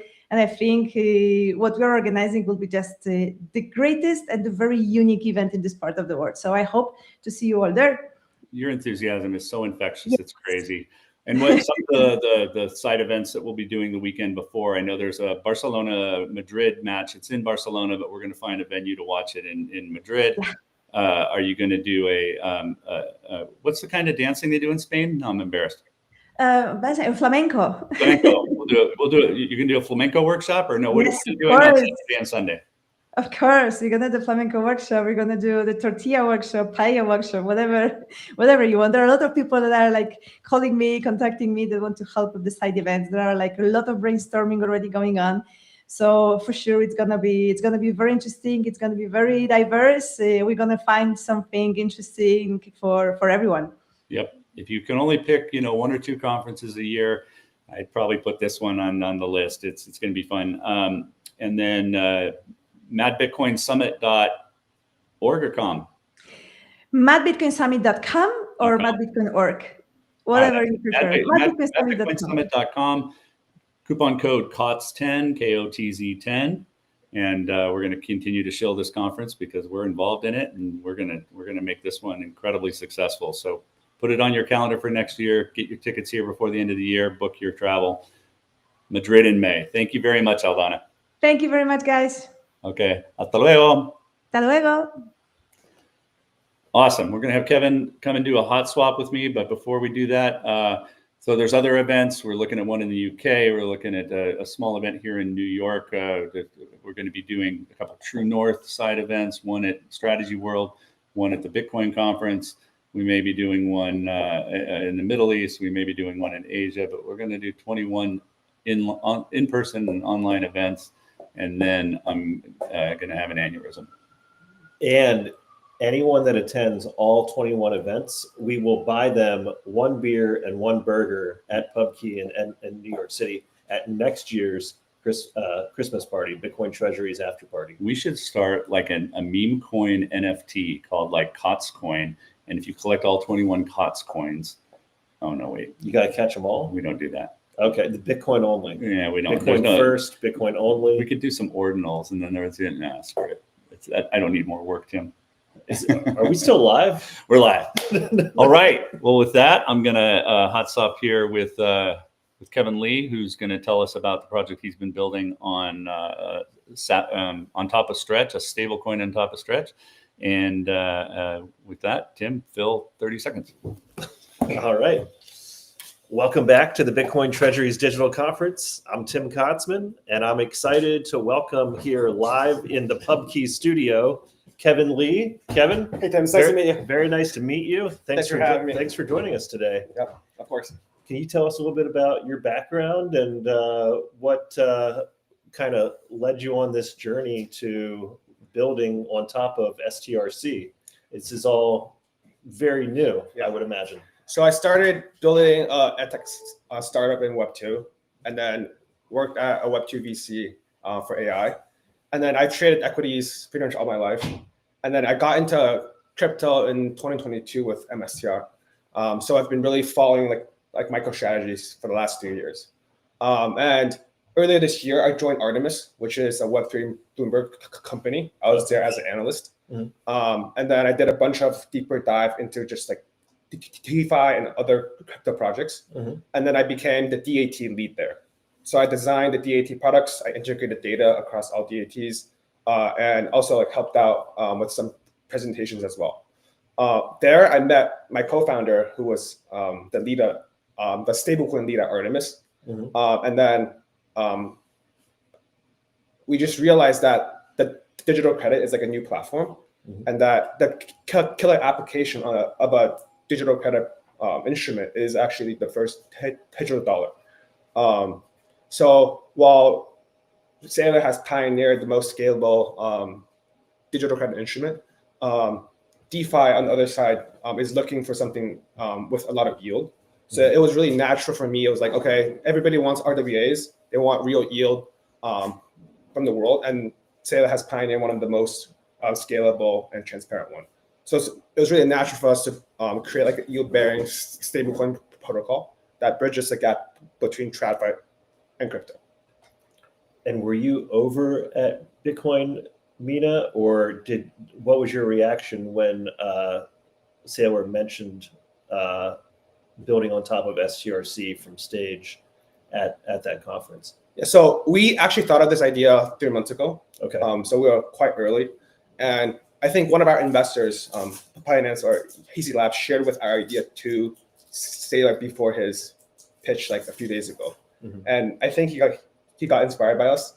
But I think the digital dollar on the digital credit is like the natural evolution, right? And I think with Saylor making a push here, I think the space will only get faster. And I think for us, like we want to be the glue, like we want to glue TradFi and crypto. We want to deliver digital credit with digital rails like to the world. Can you walk us through the technicals a little bit of like, can this be done on Bitcoin or Bitcoin layer 2, or from like a technology standpoint, kind of where are we right now, and how does that affect how you're building these out? Yeah, so we wanted to build on Bitcoin, but unfortunately Bitcoin does not have smart contracts. So our home will be ETH, and then our second home will be BNB, because obviously our investors, like we're incubated by them. And I think the entire DeFi ecosystem on ETH and BNB is much more mature. And that's kind of how we see how DeFi can unlock Stretch, right? I think number one, when we bring Stretch on chain, we unlock this global access to Stretch. And number two, like as a user, I love Stretch. I wanted to increase my leverage on Stretch on Robinhood, right? Because the cost of capital is 5%.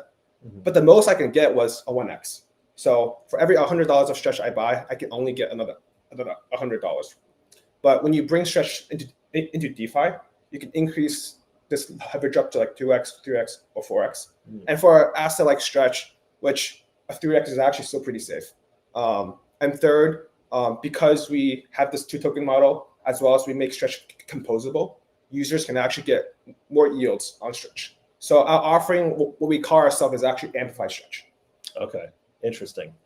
And what was the thought process behind building on Stretch as opposed to one of the other strategy preferreds, or Metaplanet and Strive now have preferred products as well? Yeah, I think one of the most interesting thing about the digital credit market is this new concept of duration, right?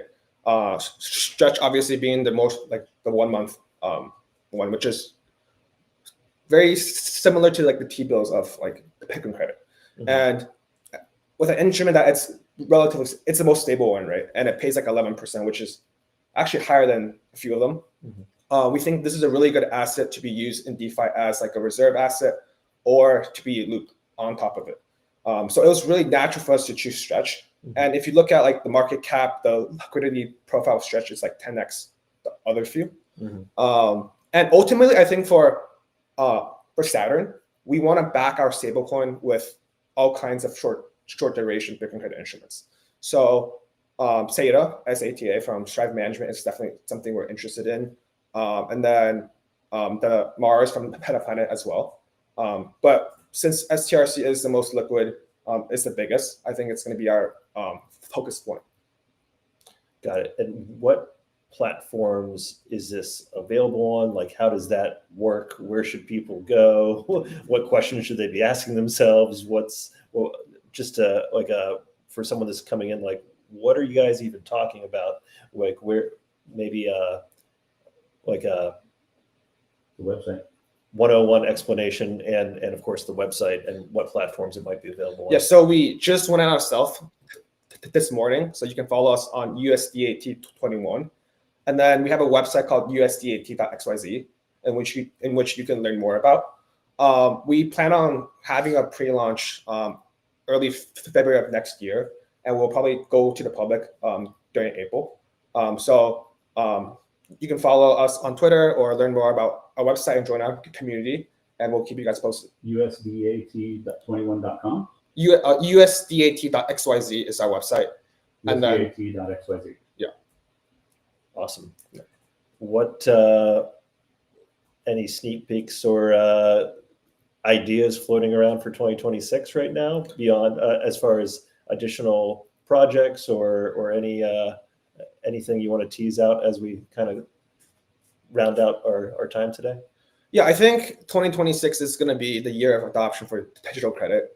I think that is like the mission of our company as well. We want to get everybody in this world access to this instrument. That's number one. And number two, we want to be one of the biggest buyers of Stretch, similar to how USDT is one of the biggest buyers of treasuries. And one of the reasons why Stretch is only $3 billion right now is because it hasn't repegged up to 99. And with us, like, we want to grow a Stretch, so we want to really grow this market. And I think we are probably the first company, at least publicly, that's building on Stretch and digital credit. I think as we go public and as Saylor has been going, at least pushing this space forward as well, I think more and more companies will come out. And I think in the long run, for us, is really to do what Saylor has said, right? Is to build that 6 to 8% savings account. So our initial offering is like a yield-bearing stablecoin, and we, for the first year, can offer 14.5%, and users can get access. In the long run, we want to like integrate with like neobanks and deliver STRC and yields with like the blockchain rails. And I think the alpha of digital credit and just USDAT is that yields on digital credit is 11%, and then the cost of capital around the world is just much lower. On chain, the cost of capital is 46%, and then the cost of capital in China is like 3%, in Japan is 0.5%, right? So if we can bring this instrument around the world, we truly believe it'll be like an unlock there. Awesome. Kevin Lee with Saturn Labs, thanks for joining us at PubKey today. Thank you for having me. Super appreciate your time. Yeah. Thank you. All right, stay with us. We're going to be back in just a moment with Chris Kuiper from Fidelity Digital Assets. Welcome to the Bitcoin Treasuries Digital Conference for December 18th, 2025, live from PubKey in the heart of New York City, featuring Chris Kuiper of Fidelity Digital Assets, Andrew Kang of Strategy, and Matt Cole of Strive. Stay with us. I finally orange pilled my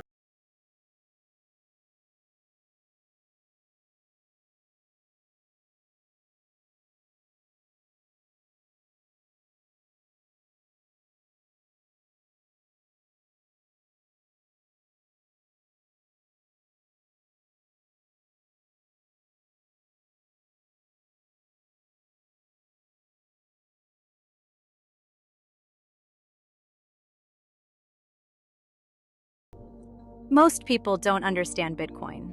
Early adopters got it, but much of the messaging that's resonated with the current community is not made for the masses. The next wave of adopters needs simple, strategic storytelling that sparks curiosity and pulls them in. Other industries have done it: milk, beef, gold. The World Gold Council alone gathers nearly $500 million a year to educate the public and shape policy. And the strategy works. Now it's Bitcoin's turn. The Bitcoin Marketing Association was created to execute cutting-edge marketing campaigns using the same tools used by the world's most influential brands. Our message is simple: Bitcoin is better. Decentralization doesn't have to mean disorganization. Join the BMA, get involved, and help accelerate adoption. Everyone should be able to save and protect their wealth across generations. We built this company so billions of people around the world can take control of their financial lives. We've reimagined savings and protection from the ground up with digital money and modern technology. We're the world's first Bitcoin life insurer. For the first time, people can save, protect, and pass on their wealth entirely in Bitcoin. 4 years ago, we started working directly with individuals. Today, as the Bitcoin economy has grown, some of the world's largest and most conservative institutions are joining us in our vision. Every economy is built on patient, long-term capital. Bitcoin is the foundation of the next phase of global finance. We're not just building a Bitcoin company. Meanwhile is the backbone of how everyone will save in the future.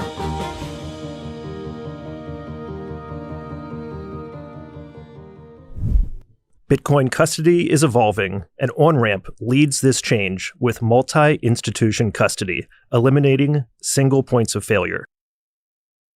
Instead of one institution or complex private keys, OnRamp secures your Bitcoin in a segregated, cold storage, multi-sig vault backed by 3 independent, institutional-grade custodians.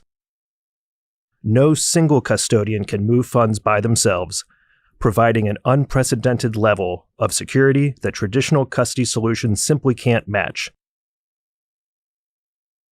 Protected by a $100 million Lloyd's of London insurance policy, all transactions are fully auditable on-chain, never rehypothecated, and executed only at your explicit direction.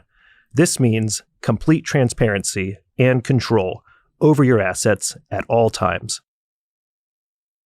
Beyond custody, OnRamp delivers comprehensive Bitcoin financial services, including lending, trading, inheritance planning, IRAs, and more. OnRamp functions as your private banking partner, coordinating key holder activity, removing technical burdens, and providing a personalized, trust-minimized experience tailored to your specific wealth preservation goals. Whether you're new to Bitcoin or an experienced holder, OnRamp's approach helps secure generational wealth with unmatched security and peace of mind. Visit onrampbitcoin.com today to learn more, sign up, or book a free consultation with their team of Bitcoin custody experts. Join us for the Hurdle Rate podcast featuring Matt Cole, Ben Workman, and Jeff Walton every Tuesday here on X.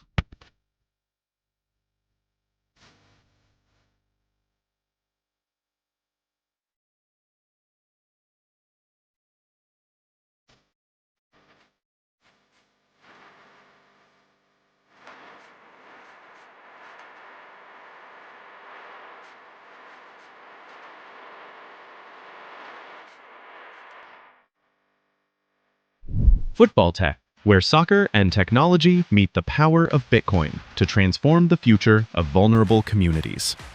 This is what Bitcoin philanthropy looks like. Soccer, technology, and Bitcoin. Join the mission. Help change the game at footballtech.org/Bitcoin. Catch the Real Estate Standard podcast featuring Chris, Kenny, and myself every Wednesday here on X. We're Giga, a Bitcoin Treasury company turning digital assets into real-world innovation. We're reshaping the U.S. building envelope market with high-performance facades and windows powered by technology, AI, and advanced manufacturing. At our core, we're a tech and AI company. We use innovation to make building faster, smarter, and better. And we see that as part of a much bigger picture. With over 30% annual growth and strong margins, our profits power operations, drive expansion, and strengthen our Bitcoin position. We see Bitcoin as the ultimate reserve asset, scarce, incorruptible, and aligned with long-term value creation. We've been stacking Bitcoin since 2021.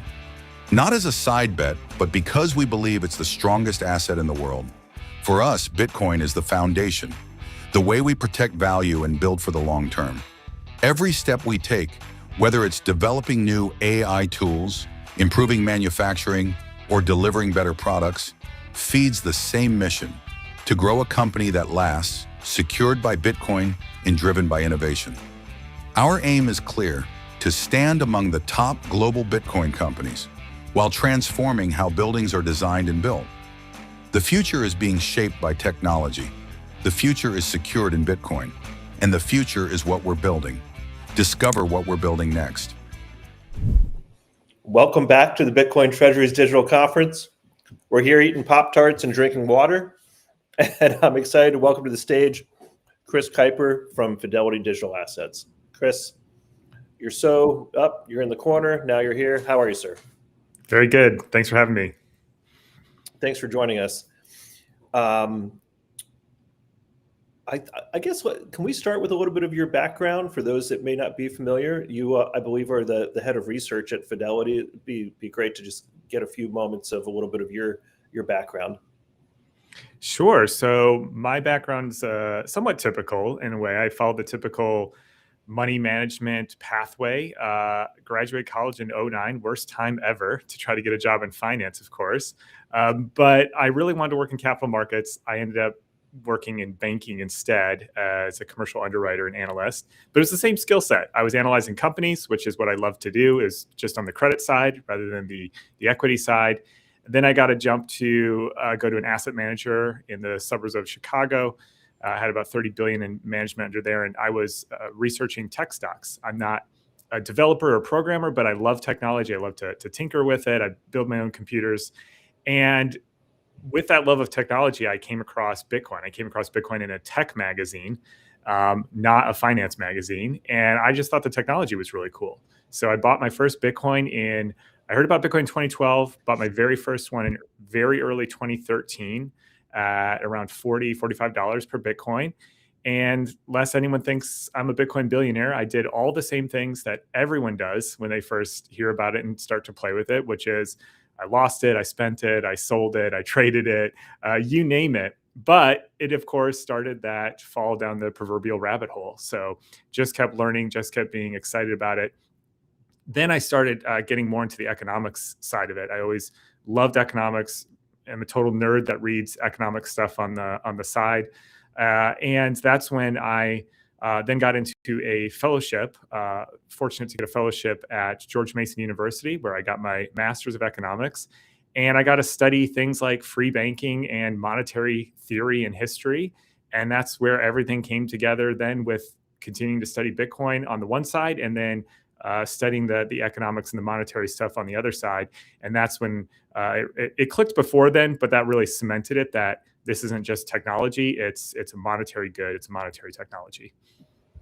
Got it. What are you guys on the research team hearing these days from institutional investors specifically? And maybe how has that changed over time? Yeah, so I started at Fidelity Digital Assets a little over 4 years ago now, and still very early. Everyone was brushing us aside, putting us off at conferences. That has definitely changed. If we take a long-term view here and really look back, people are asking questions, not at the level they used to of, isn't it fake? What secures it? How is this even real? Now they're asking questions like, how do I get exposure? How do I do custody? How do I handle the operations, the compliance? Like questions that show they're seriously thinking about it if they haven't already allocated. What are the actual steps they need to do? Now, it's still a wide range, though, and it totally depends on what market segment you're talking about here. For example, still this past year, I was at a pensions conference. It was not a crypto conference. It was for allocators of some of the biggest pensions out there. And we had one panel. I was hosting it, and I took a straw poll at the beginning, a few hundred people in the room.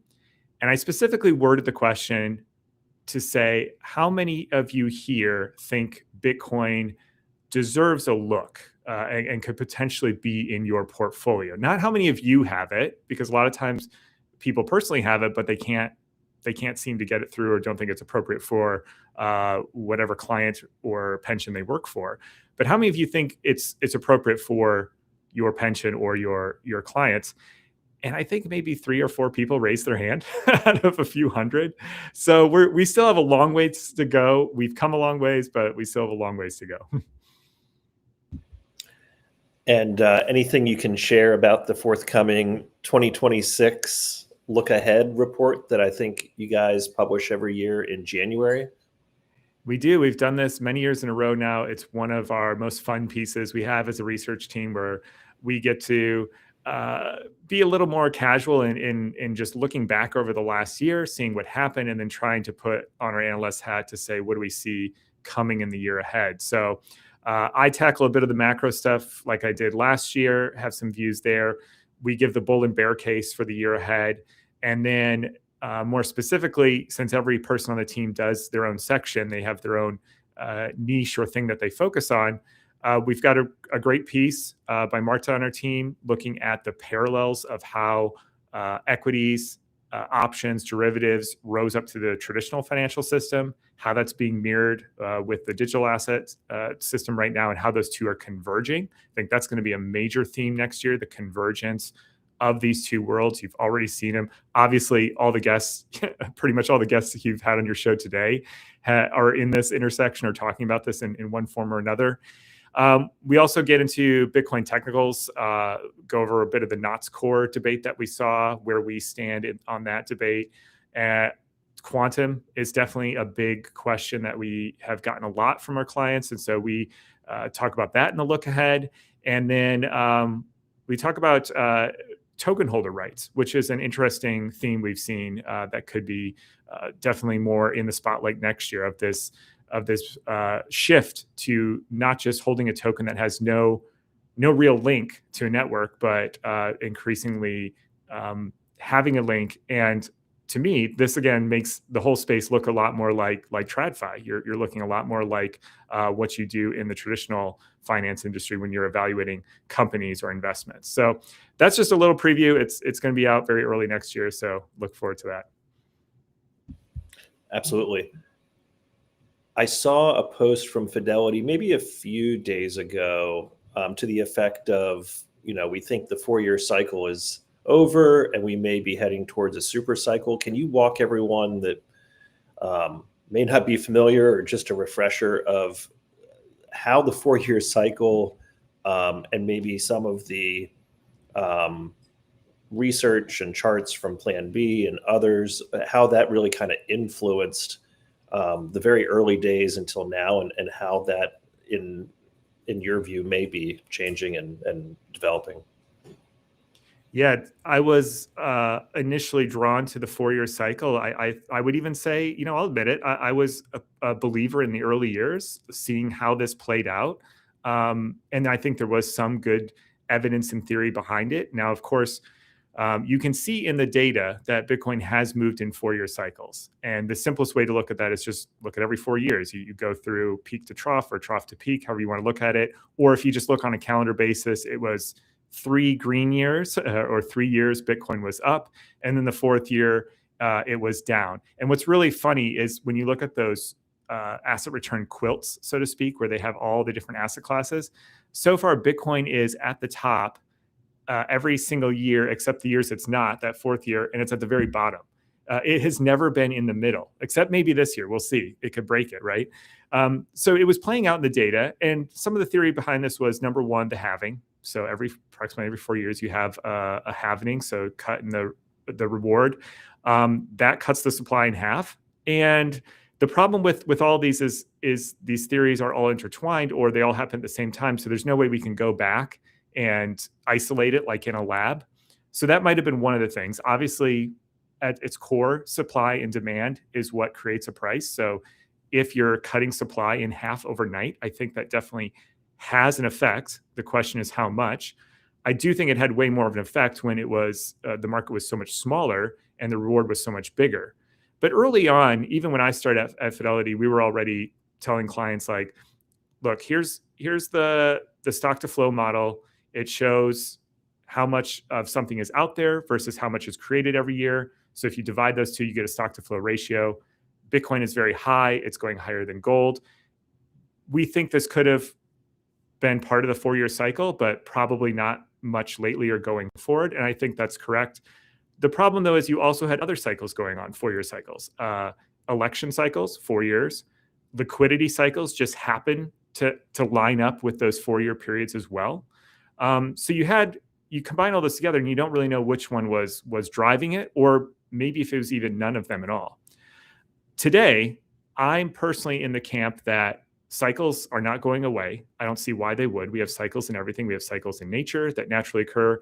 We have cycles in business cycles, liquidity cycles, economic cycles. I think the 4-year cycle personally is dead. I don't see why it has to happen every 4 years. Maybe it never was a thing. Maybe it was. But whenever you have something that's just like clockwork, it works until it doesn't, right? The 4 up, 1 down, 4 up, 1 down. The question you, though, posed about super cycle, I'm not sure about that. And just because when we say super cycle, to me, just to get our terms straight, that means something like Bitcoin goes through a massive wave of adoption, price goes up, and it just stays there. And then that's it. Like it's fully adopted. Like there's just such a massive wave. I think we're still too early for that. But I do think the cycle is different this time in that the market is structurally different. Exchange traded products are a huge part of that. We can talk more about that as a source of demand.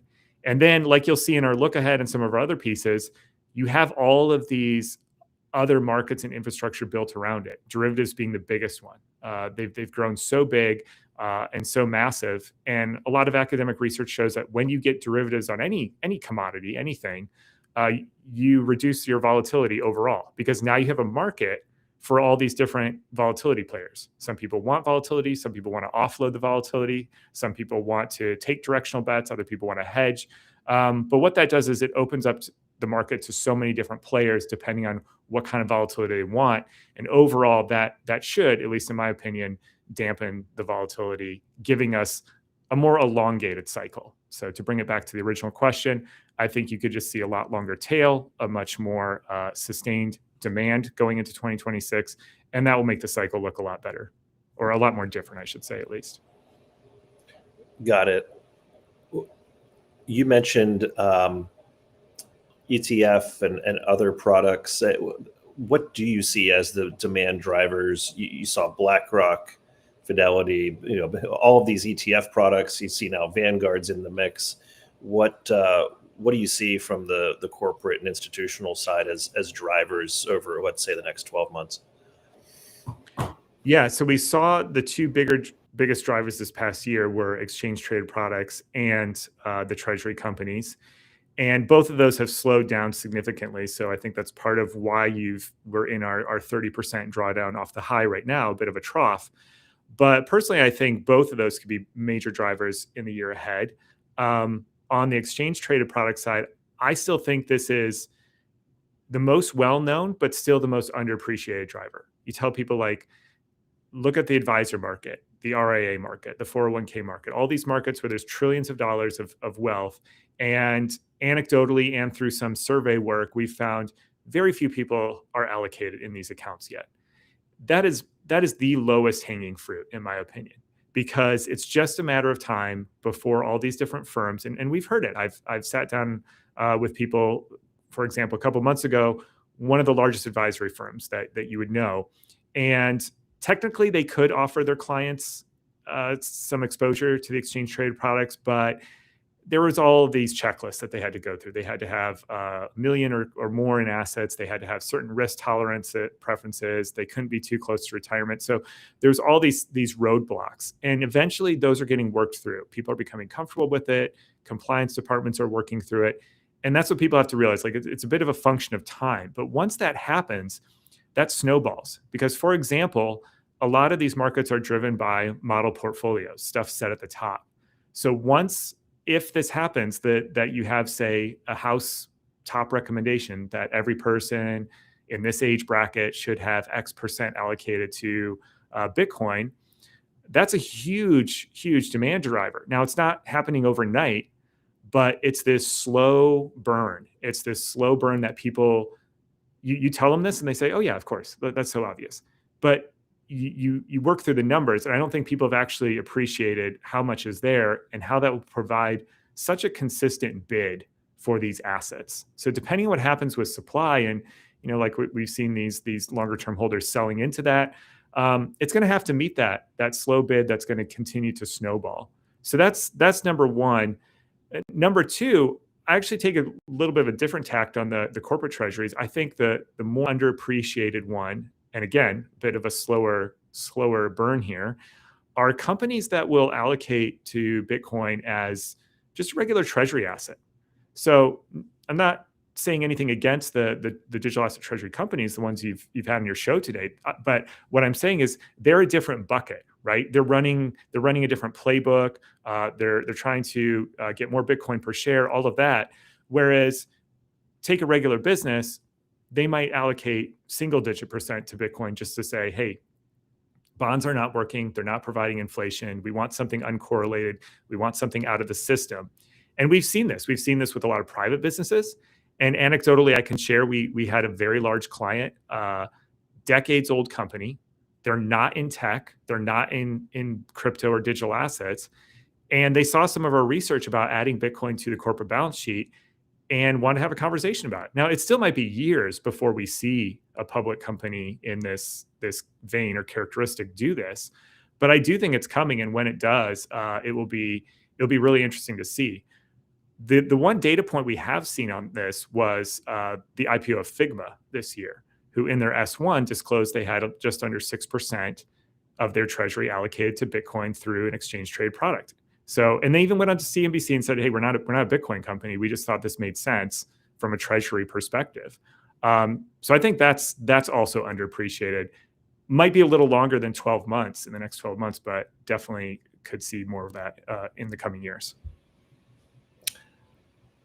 Super appreciate your time today. Where can people reach out to you? I would feel silly asking for you to say fidelity.com, but is there any website or more direct path maybe to the research and to reach you directly? Yes, so it's fidelitydigitalassets.com for us. So we are technically a subsidiary of Fidelity, so a separate entity in a way. And that's where you can find our specific research. So fidelitydigitalassets.com, click on the research tab. We put almost all of it up there for free. And then for me personally, it's on X at Chris J. Kuiper. Great. Any final thoughts as we wrap up as far as 2025 and rolling into 2026? Price prediction. Ed's in the background. I hear Ed. Yeah. No, I won't give a price prediction other than, I'll give a tease of my macro views coming out in the look ahead. I'll take the egg on the face. In last year's, I proposed the idea or asked the question, I should say, why isn't anybody talking about stagflation? And it wasn't my base case, but I just found it odd that nobody was talking about it. Now, thankfully, for the sake of the economy, we did not get slowing growth and real high inflation. However, you wouldn't know that looking at the price of gold, up 60% this year. So gold, this is in the top 10 for sure, maybe in the top 5 price moves for gold on an annual basis. History shows gold continues to do well. A lot of those were in the 70s and 80s, of course, whereas this time it's a little bit different. But I also posted on X a chart of the rolling 90-day return of gold less the rolling 90-day return of Bitcoin. And you see it just goes back and forth. So gold and Bitcoin driven by the same macro factors, but they like to take turns. And so I think next year could be a great year for gold again as the momentum continues. And then I would expect that to flip back to Bitcoin at some point as well. Awesome. Chris Kuiper with Fidelity Digital Assets. Really appreciate you joining us today. Appreciate the time. My pleasure. Thank you.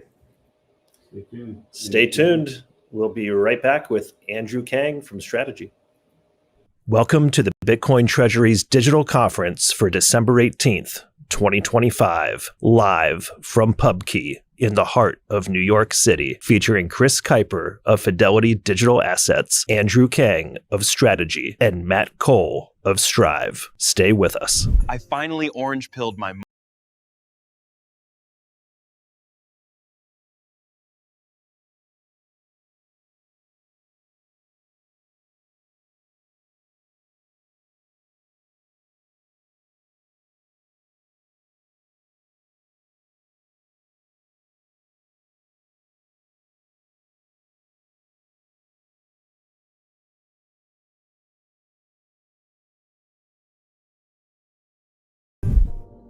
Most people don't understand Bitcoin.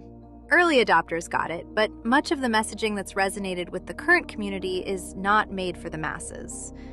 The next wave of adopters needs simple, strategic storytelling that sparks curiosity and pulls them in. Other industries have done it: milk, beef, gold.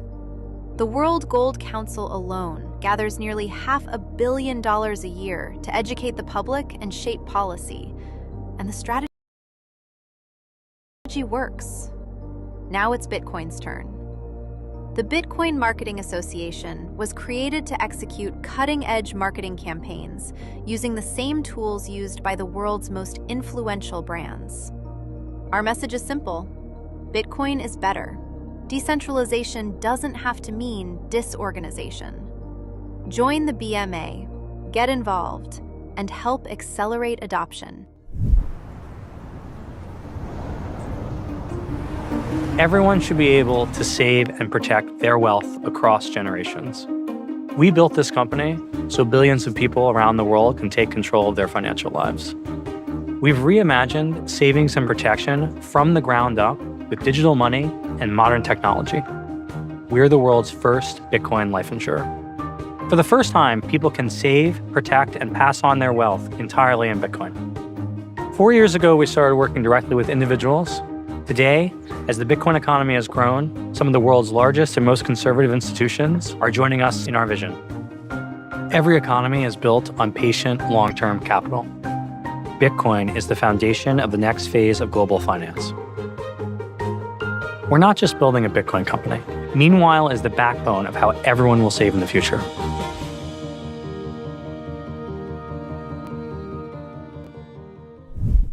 Bitcoin custody is evolving, and OnRamp leads this change with multi-institution custody, eliminating single points of failure. Instead of one institution or complex private keys, OnRamp secures your Bitcoin in a segregated, cold storage, multi-sig vault backed by 3 independent, institutional-grade custodians. No single custodian can move funds by themselves, providing an unprecedented level of security that traditional custody solutions simply can't match. Protected by a $100 million Lloyd's of London insurance policy, all transactions are fully auditable on-chain, never rehypothecated, and executed only at your explicit direction. This means complete transparency and control over your assets at all times. Beyond custody, OnRamp delivers comprehensive Bitcoin financial services, including lending, trading, inheritance planning, IRAs, and more. OnRamp functions as your private banking partner, coordinating key holder activity, removing technical burdens, and providing a personalized, trust-minimized experience tailored to your specific wealth preservation goals. Whether you're new to Bitcoin or an experienced holder, OnRamp's approach helps secure generational wealth with unmatched security and peace of mind. Visit onrampbitcoin.com today to learn more, sign up, or book a free consultation with their team of Bitcoin custody experts. Join us for the hurdle rate. Yes, join us for the hurdle rate. All right, welcome back to the Bitcoin Treasuries Digital Conference. I'm Tim Kotzman. I'm thrilled to welcome to the conference the CFO of Strategy, Andrew Kang. Good afternoon, Andrew. How are you? Hi, Tim. Can you hear me all right? Yes, sir. Loud and clear. How are you? I'm doing well. Good to see you again. And thank you for having me. Yes, thanks for joining us. If you think back to when you first joined Strategy, then MicroStrategy, did you ever imagine that it would turn into this? It's a great question. I would say no. I don't think anyone could have really imagined where we would be today. But what's really interesting about that is when I was first talking with Michael and Fong, they did lay out a vision, and this was back in early 2022 on how the Bitcoin strategy would evolve over time, and not just within the company but also within the industry and the ecosystem, and in the financial markets. And I would say that much of the vision that really compelled me to join the company has come to fruition, and probably at a magnitude greater than I would have expected. But I think that's what makes a strategy, a remarkable place to be. There's a tremendous amount of vision, and we're always looking ahead. So I'm really excited, for the next 4 years. What can people maybe expect with the forthcoming Bitcoin for Corporations conference that's happening in Vegas early next year? Yeah, so we're super excited about it. This will be, it'll be, bigger and better. Every year seems to be bigger and better. We'll be in Las Vegas at the Wynn, so the venue is going to be, top notch, highest quality. I think we're going to continue focusing on the areas that matter most to us. We'll be talking a lot about digital credit and how that's transforming the financial markets. We'll have pretty much any Bitcoin treasury company that is doing meaningful things in today's market at the conference, speaking at the conference, networking at the conference. We're going to have a lot of service providers that we work with and that the community works with, and so we're really very excited. And I expect there to be some pretty high-powered individuals.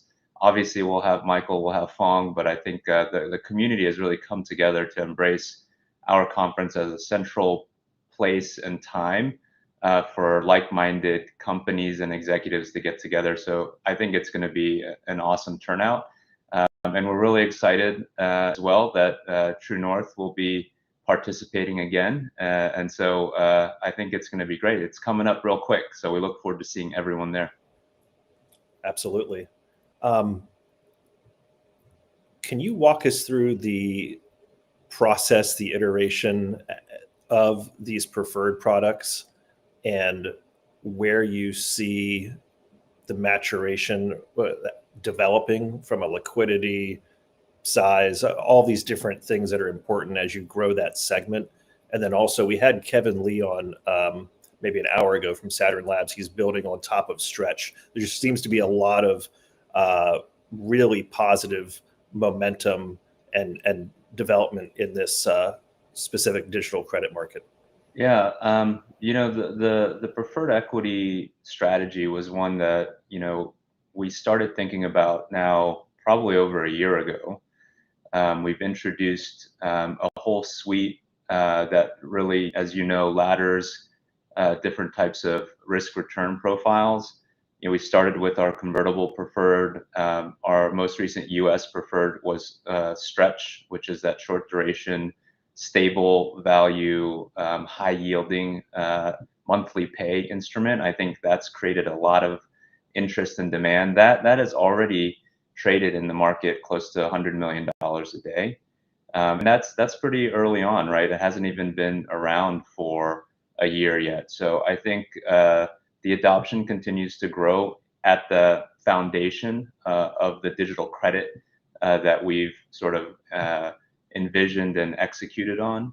I would say also that, we are seeing more and more people interested in, sort of the digital credit. So Bitcoin as the foundation, as the digital asset, the high yielding asset as the core asset base. We have digital credit now that is layered on top of it. And Tim, as you mentioned, I think going forward, we're going to start seeing other products that will take the digital credit concept. You'll see other issuers, I think, introduce digital credit at that layer. But as that sort of layer of the pyramid starts to continue to grow, gain more momentum, increase in liquidity in the market, I think we're going to see another layer forming on top of that, like you suggested, where people are taking that baseline and then developing products around it as well. Several executives at Strategy have mentioned in interviews about being in meetings with large institutions, large banks. What can you share about what those conversations have been like from whenever they started and to present day, and what the possibilities might be there? Yeah, this sort of lends itself to what I mentioned at the beginning of our conversation. I think there was always a vision of more big bank adoption. I always think back to Michael alluding to that probably 2 or 3 years ago now, even ahead of the ETF complexes getting introduced to the market. If I think back, when I first started, we had really one primary bank relationship, and think back to 2022, it was still very early on. We predicted that more banks would get involved. We saw a lot of regulatory clarity. We saw a lot of the gates starting to open up in the last year or two. And so you're starting to see more big global financial, systemically important institutions coming into the space. I think more and more that happens, on the spectrum.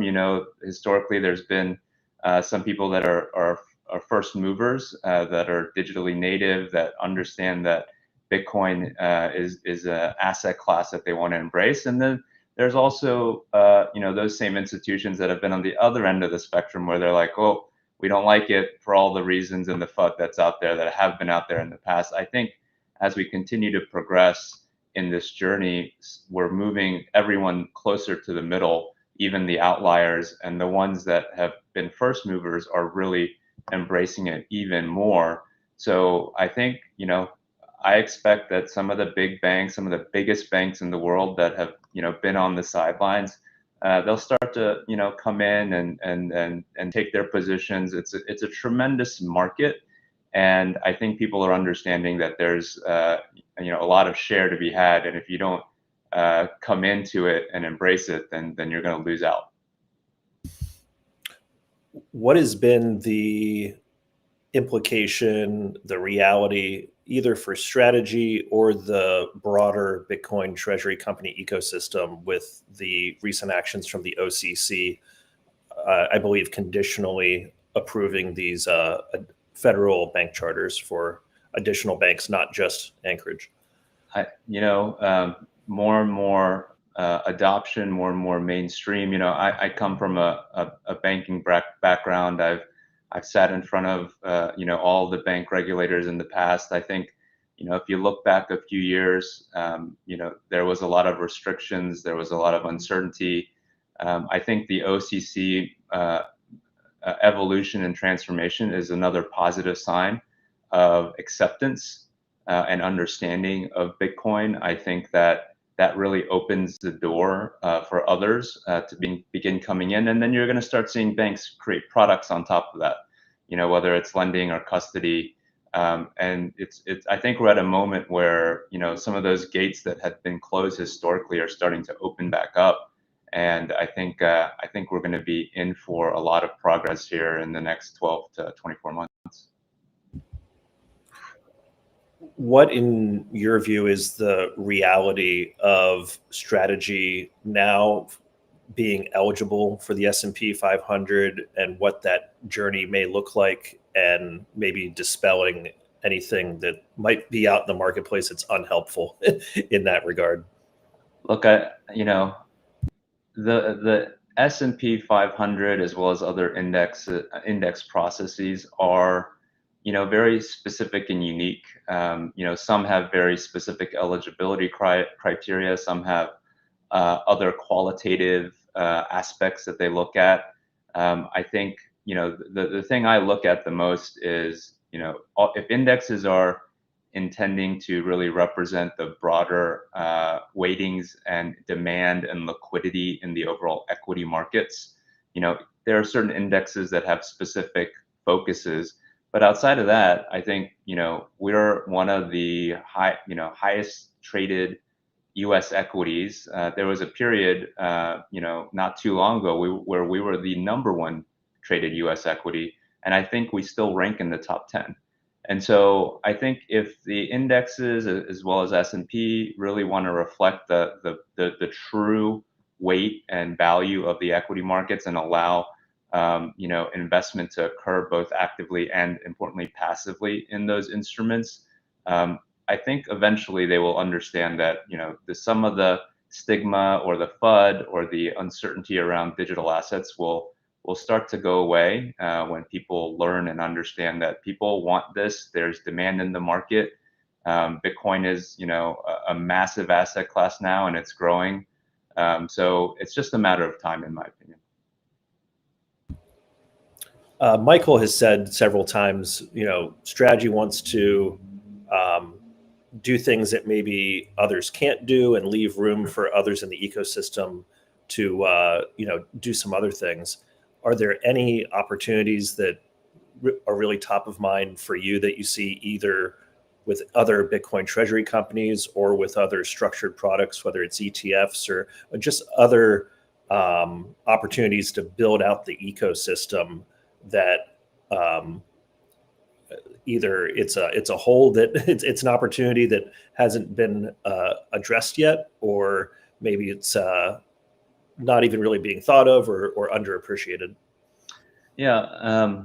Look, I think I go back to what I said a moment ago, right? I think we're laying the layers of the foundation of financial markets based on digital assets and based on Bitcoin.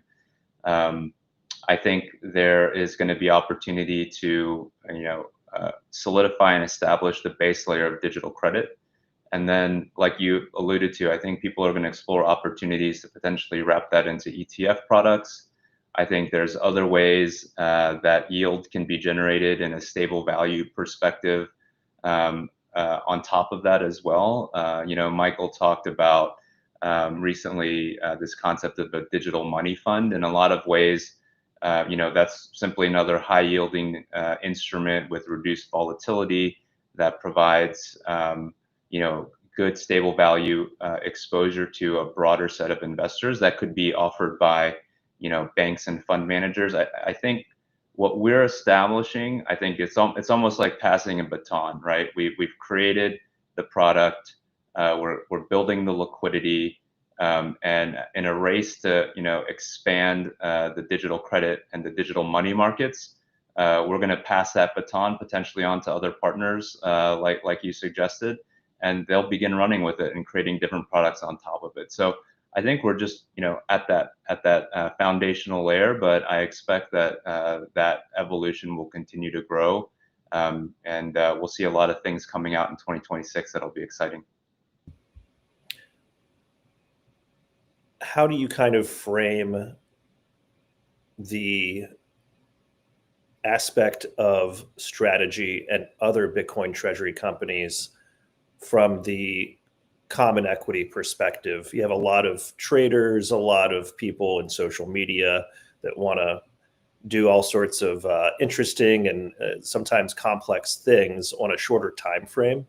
How would you kind of frame a reasonable time frame for someone educating themselves on this space, kind of maybe even from square one, I've even noticed the narrative in a productive way kind of progressing from what someone might think of as a shorter time frame or even a 1-year time frame to maybe a 5-year time frame. So just curious to get your thoughts and framing on that. I think in all of these concepts, we're still really at the beginning. In baseball terms, maybe we're still somewhere in the first or second inning of the game. But one thing I reflect on is strategy's been doing this for over 5 years now. And so, if I think about the market as a whole and what we're establishing around building a financial system on top of Bitcoin, the process has been going on for a while. And it was slow going at first. We were, dabbling in different types of instruments. We were, looking in the convertible debt market. We were, now we're in the pref market. The regulatory environment is more favorable in embracing digital assets as a whole. So I think the journey has been long for us. But the overall game is still, a lot more to come. But I do think the pace will start to accelerate. And little things like more market participants, bigger banks coming into the space, new OCC charters coming into play. I think all those things are sort of coming together where we still have a long ways to go. I think there's going to be a tremendous amount of innovation still yet to be had. But I do think it's going to accelerate. I don't think we'll have to wait another 5 years like the journey we've been on to see, innovation and new products come to market. Any final thoughts as we wrap up today? We're here at the end of the year. It's been a tremendous year in terms of what strategy's been able to accomplish with, establishing that base foundation of digital credit. I'd love to see a little bit of a normalization around Bitcoin in the coming year. I think there's a lot of factors coming into play where we're seeing Bitcoin sort of jostle up and down in terms of volatility at the moment. But for all the reasons I described, I think there's a lot of tailwinds that's going to help support a really exciting 2026. So I'm looking forward to it. Excellent. No, we're all definitely looking forward to it. Well, thank you for your time today. Super appreciate you joining the digital conference. Happy holidays, and here's to 2026. Absolutely. Always enjoy catching up, Tim. Thank you very much. I'll talk to you soon. Thank you, Andrew. And stay with us. All right, no, hold on, we're staying here. And we're back. Okay. Whoop, no, there's an echo there.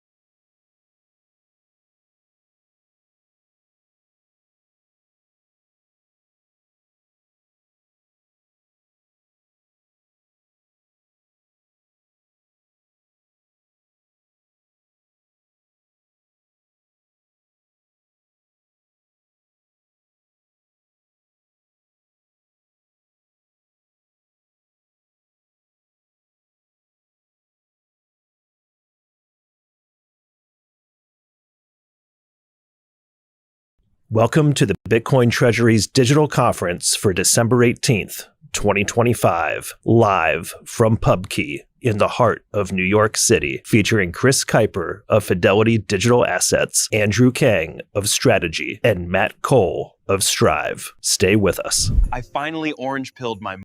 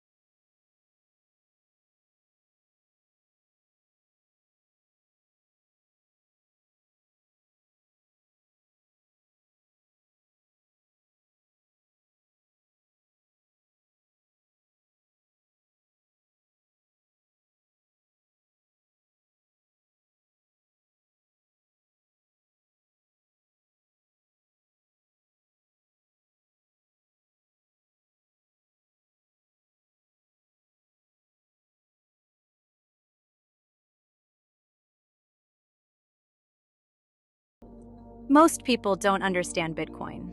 Early adopters got it, but much of the messaging that's resonated with the current community is not made for the masses. The next wave of adopters needs simple, strategic storytelling that sparks curiosity and pulls them in. Other industries have done it: milk, beef, gold. The World Gold Council alone gathers nearly $500 million a year to educate the public and shape policy. And the strategy works. Now it's Bitcoin's turn. The Bitcoin Marketing Association was created to execute cutting-edge marketing campaigns using the same tools used by the world's most influential brands. Our message is simple: Bitcoin is better. Decentralization doesn't have to mean disorganization. Join the BMA, get involved, and help accelerate adoption. Everyone. Welcome back to the Bitcoin Treasuries Digital Conference. I'm Tim Kotzman. I'm excited to welcome to the conference Colin McIntosh with Siebert. Colin, how are you? Hey Tim, thanks for the patience there. I'm on my phone. My laptop wasn't working. Yeah, well, it has a great camera and great audio, so glad to have you. And thanks for your patience as well. Yeah, nice to meet you. We've never met before, but I've talked to Ed a few times. So how's everything? Very good, very good. Maybe we can start with a little bit of your background. I believe you're the first person we've really are having a conversation with on the convertibles end. And so maybe a little bit about your background and your journey to where you are now at Siebert would be helpful for everyone. Yeah, so I'm a TradFi guy. I ran convertible sales, hedge fund sales for UBS, Commerce Bank, and Royal Bank of Scotland, and in London and in New York. And basically, fast forward about 6 months ago, I got a call from Joe Reese, who's at Silverbox, and he was buying a hedge fund, a crypto hedge fund called Parataxis. And they were going to run a digital asset treasury strategy in South Korea. I'm not sure if it's come out yet, but I think it's pretty close. And he was looking at it, we were talking about it, and I didn't know much about it. And he's like, take a look at MicroStrategy. And so I looked up MicroStrategy and was blown away by all the converts they had done and all the preferreds. And so Joe was like, hey, can you go look at the converts, come back with some structures that might be good. And I was like, you know what, these prefs are a lot better. So so I started messing around with those and looking at the preferreds a little bit more. And I think those guys have figured it all out as far as that's concerned. Digital credit looks like the way forward. So anyway, after doing a little bit of digging and looking at it, I started talking to a few different investment banks. Because I was like, there's plenty to do here. There's plenty more structure to do that they're missing. So I started talking to a few different investment banks, and then got a call from Siebert. They're building their digital asset business in Miami. They hired an analyst from Needham, Brian Viatin. And basically they had a bunch of bankers from B. Riley Barton, and they have historically, they've had a bunch of high net worth retail brokers that want to buy preferreds. So I was thinking, yeah, the preferreds are the way to go in this space. Even though I'm a convert guy and I love the converts, I think converts is kind of a dying beast in the space. Even though you see a lot of the miners do it, they'll eventually matriculate to preferreds, I think. So that's where I am right now. I'm in the middle of a move. I just had movers at my house in LA last night, and I'm moving to Miami on the 27th. So I'm in between a whole bunch of things right now, but that's basically the story right now. Got it. And so can you maybe walk us through what you're going to be focused on at Siebert? Yeah. Meaning, like, are you going to be the converts guy? Are you going to be the digital credit preferreds guy? What's maybe the thought, the framing, and the menu of services that you guys are either actively doing every day or thinking about? Yeah. So the thing I've kind of come to the conclusion of is that it is going to be out of converts and into prefs. And I kind of like dawned on me during MicroStrategy's Q2 call. And it was around like the 45-minute mark. And they had the cap structure up. They had the 6 converts up. And I think they only had 3 pressed at that point. And they were talking about, it was like 9 million notional in converts. And the next slide was like, Saylor wiped out all the convertibles and put up like 2 billion prefs and showed that the credit was getting better by doing that. So all of a sudden I was like, wait a second, this is all going to prefs. So I started looking at it and I was like, you know what, they should do prefs. They should buy back converts and do prefs that convert into Bitcoin and convert into the stock at a higher premium. And I know everyone's probably shrieking in the Bitcoin community, but you wouldn't have to give away your Bitcoin. You can do in settlement, you can decide to do cash shares or Bitcoin, and that's the issuer's option. And if you did a pref, and if it was a perpetual pref, no one would ever convert it because they'd be getting like a 4 or 5% yield on it. So that structure actually works well for MicroStrategy. It would work even better for the miners. So the miners have issued like billions and billions of converts in the last couple of years, and they should be doing they should be buying back their converts in this latest drawdown.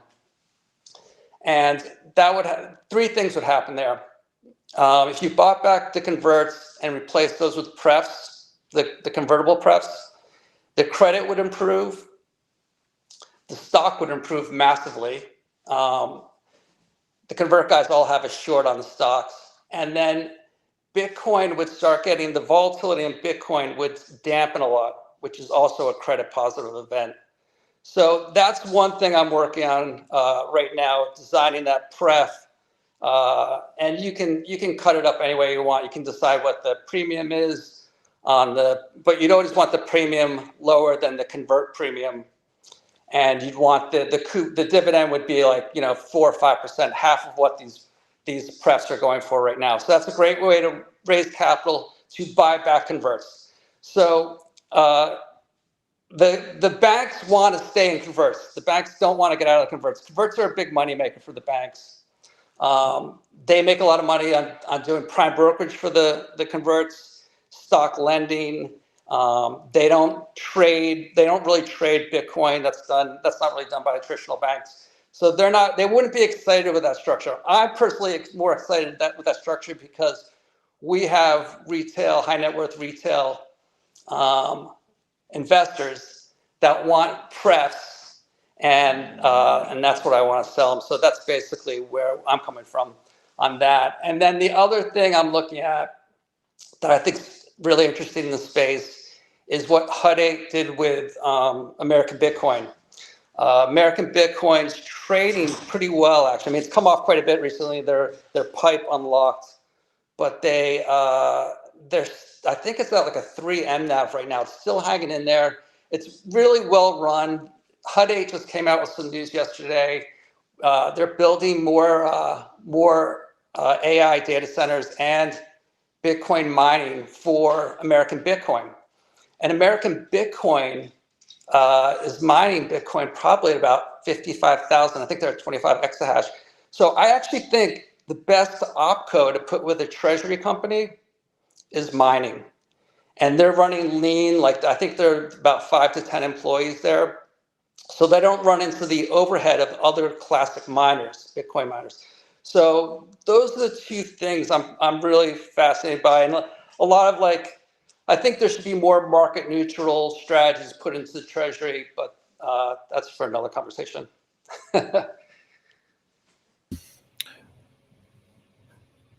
Like I kind of like Metaplanet's done a great job. When they get their proceeds, they go in like I think it's 10%. They go and do cash secured puts.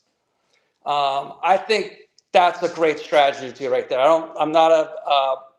don't think going and taking all your cash right away and buying Bitcoin is great. I mean, once again, I'm sure Bitcoin bulls are freaking out when I say that, but I think Simon is taking advantage of the vol spike in Bitcoin and that's a great time to do it. Is when the vol spikes, maybe take up that cash secured put buying a little higher, and so. That's basically, I think that's a great thing to do. There's a bunch of really interesting things you should do. And the other thing is you really shouldn't do converts or even the prefs until you get down to a 1 MNAV or a MNAV below 1. Like you shouldn't be doing it whenever your MNAV's above 1. You should just, the only capital market thing you should be doing is selling stock and buying Bitcoin, basically. What's the threshold, in your opinion, of when a company is big enough or has the ability to issue preferreds?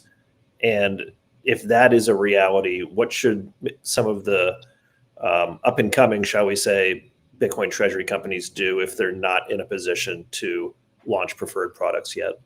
That's a great question. And I think Strive, basically just told everyone where it is, $1 billion. And they did a great job there, and hats off to them. I know you're tight with those guys. That was phenomenal. And now Metaplanet's finding out what their situation is, and I guess they have a listing in the U.S. now. They have an ADR. They're going to start trading in the U.S., so I don't know if they're going to do a pref in the U.S. I think there's other things you can do besides the prefs to take advantage of volatility. And I'm working with a few DATs that are on the smaller side and talking to them about different things they can do. And there are market neutral hedge funds out there that will take Bitcoin. It's almost like staking to a certain extent, and they'll arbitrage realized versus implied volatility on Bitcoin if you give them the Bitcoin for like 30 days.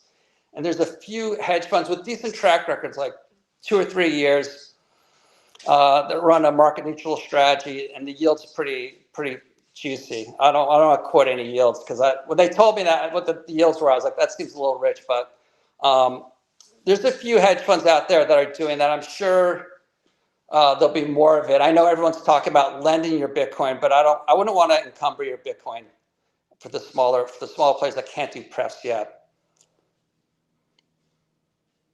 I guess that might be a great segue into how do you think about counterparty risk and risk management when you're looking at any of these opportunities? I feel like this has in many ways been a year of Bitcoin as pristine collateral being a strong narrative, but also people starting to talk quite a bit on social media about how do we put Bitcoin to work, right? It's not like real estate. You don't get a rent payment every month, but you could. And you've had, the leaders in this space saying, just be mindful of your counterparty risk. If my counterparty is JP Morgan, maybe that's okay. If it's somebody else, I'm not sure. Right. That's a huge question. That's always underrated.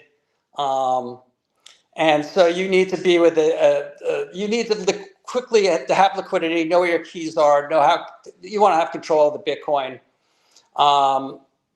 And you see a lot of places pop up sending, doing loans against your Bitcoin. I'm not too sure about that. So I don't, you're right. Counterparty is a big issue. It always is.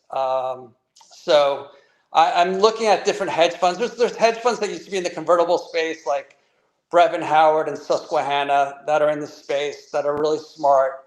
I'm just starting to talk to them. I'm trying to figure out. They're big. They're not small little players. They're like $20, $30 billion funds that have been doing market neutral for 20, 30 years. I'm sure Citadel's doing it. So you turn to them.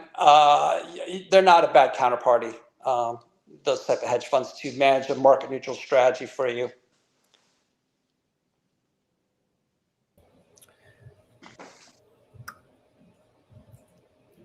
I guess what's your 2026 prediction as far as not Bitcoin price, but as far as how this ecosystem develops in addition to what we've talked about so far?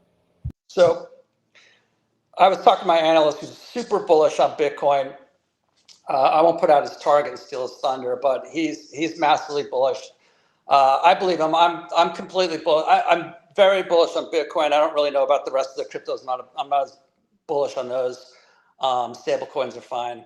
But what I see playing out is I think we're going to see a bunch of the miners carving out their mining assets, just like Hut 8 did, and focusing on AI data centers and high performance compute. And I think you'll see hedge funds actually start managing treasury companies themselves. So I would envision something like this. Hut 8 broke out American Bitcoin. I think it was 63%. They kept 20% went to Eric Trump. 15% went to the pipe investors, and then 2% went to Griffin. I think what you'll get next is you'll have, say, someone like CleanSpark, and they'll break out into maybe 2 or 3 DATs, and they'll do them with like a Citadel or a Brevin Howard or Susquehanna, so one of the larger hedge funds that are in the crypto space that are positive on Bitcoin. Tudor, Graham, they're all positive on Bitcoin.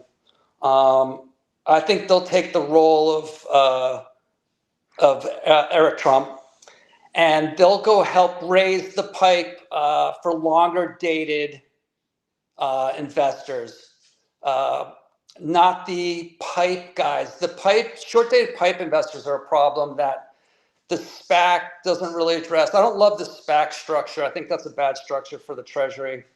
So I think you'll see more of the American Bitcoin Hut 8 structure, but I think instead of like an Eric Trump in there, who's a great spokesman for the business or like that, I think you'll have more of market neutral hedge funds in there, which I don't know how people feel about that, but they have a lot of capital and they have access to investors that will put in with like for over 3 or 4 years. So you won't get the slam that you get when all of a sudden, like what happened to like Nakamoto was terrible. That was awful. Like it was like, it was just, they had a couple of things, like they did a convertible or something that was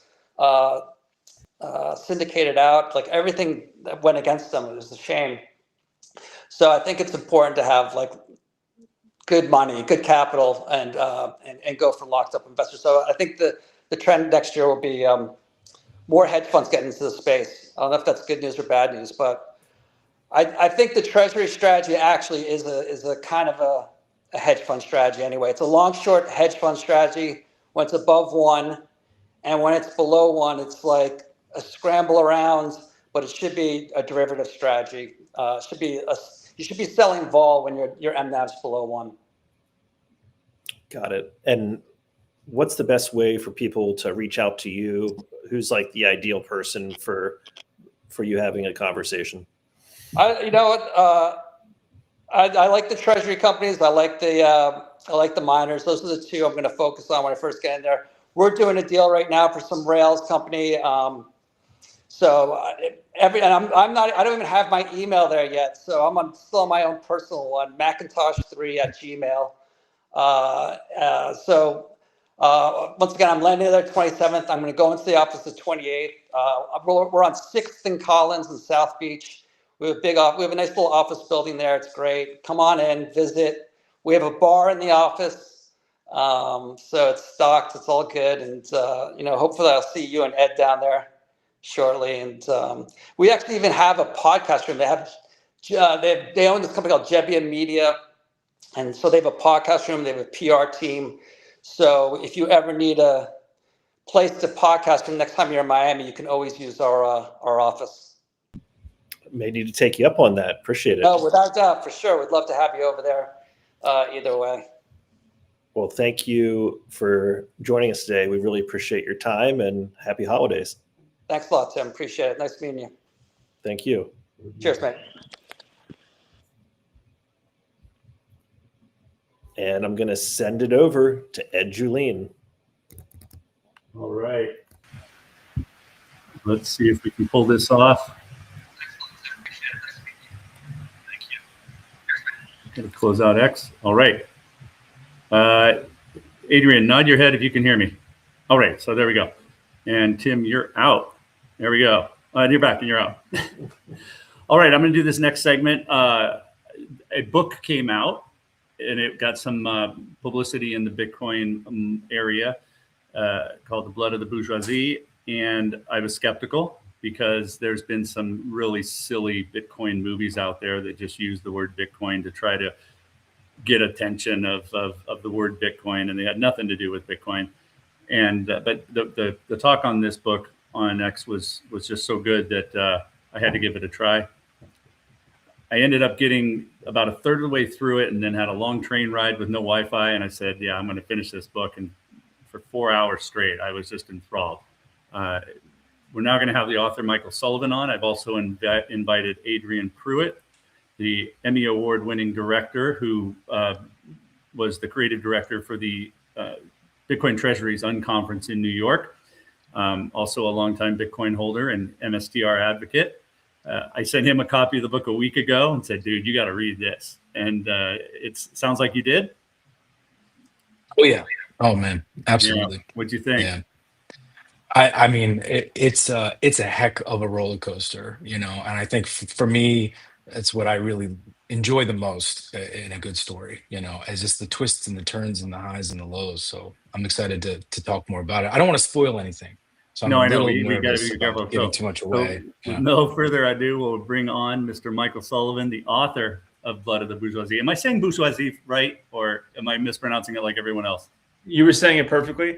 Yeah. It was one of the most confusing words to have in the title, but it just felt right, so I went with it. And, thank you so much for having me, guys. It's great to meet you both here. Yeah, well, no, I wanted to bring you on just because I think it's a fantastic book. It's the first time I've seen, a fiction story that really incorporates Bitcoin well. So we will dive into some issues here. I guess your wife's pregnant. You had to run to the hospital a couple days ago, and everything's good. Well, I was a panicked couple days there, but we're all good and healthy now, and extra grateful for health these days. Fantastic. Well, I will. I'll start off. The Blood of the Bourgeoisie. It uses Bitcoin, like not as a backdrop, but it really is the central force in the story, which I thought was super cool. I'm talking like a 17-year-old. What made you decide that Bitcoin, rather than banks or gold or just politics alone, was the right, I guess, tool to use to explore power and inequality and resistance, which is like the main topics you're getting on Fox News and CNN lately. And how much of that decision reflects in your real world beliefs about where money and sovereignty are heading? So it very much did not come about in the sense where I was like, I'm going to write a book about this topic, and then I need to decide technology. It kind of came the other way, where I've been writing daily for like 10 years. I went down the Bitcoin rabbit hole in like 2021, and like many of us do, it was fast, it was euphoric, it was brilliant, it completely changed my life. And I felt so much gratitude for the network and so inspired by the thing that I just felt as though I had to give back and do something kind of in the spirit of that. So that was what created the story initially. And some of the ethos of the network that I think is not typically well communicated via the more logical minded Bitcoiners, I wanted to give a go at lacing some of those concepts through a narrative story. So hearing you think that was done well is pretty awesome, because that was the goal. Yeah, fantastic. I'm going to do one more. I'll come over to you, Adrian, here and there, but I'm so excited about my questions.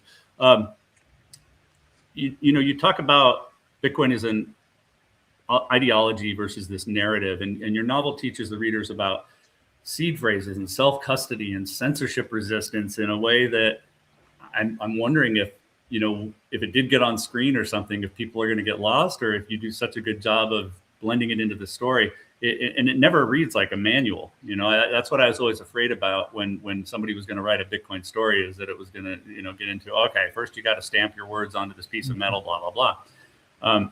How deliberate were you when you were using the story itself as the orange pill, right? I mean, this book could have been just called, James Bond orange pill, something like that. Where did you draw the line between storytelling and Bitcoin advocacy? So story had to lead. Like, as much as I adore Bitcoin, I wanted it to be central to the plot line. I wanted this to be packaged in a way where I could give it to somebody who wasn't yet down the rabbit hole and just wanted to read a good book, frankly. So that was paramount the entire time, was making sure it was really digestible for somebody that was not orange pilled yet, maybe was slightly open to it, that kind of thing. And it really just evolved from there, where I knew I wanted to embed some concepts in Bitcoin. I knew I wanted to include some stories that were so inspirational to me. Some like human rights activists that had escaped countries memorizing their seed words and carrying it across borders with them. And there was all these stories that were out there and had inspired me so much.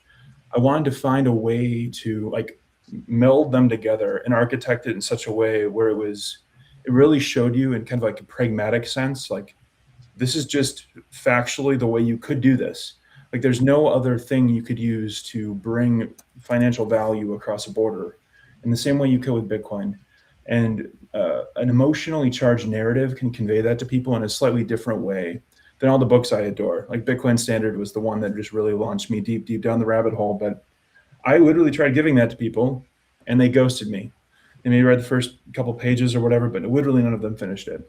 So I wanted a different kind of packaging there that could kind of give you some just like nuggets. Like I've been a teacher in a couple different domains. I taught programming for a while, and I'm a martial arts instructor too. And one of the big lessons I learned there is that it's oftentimes more important to inspire interest than it is to like do the whole Bitcoiner thing where you just rant about like 21 million coins, perfect scarcity, hard money, and all these things. Just inspiring a little bit of interest was one of the primary goals of the novel. So that was very much back of mind the entire time when writing it. Yeah, fantastic.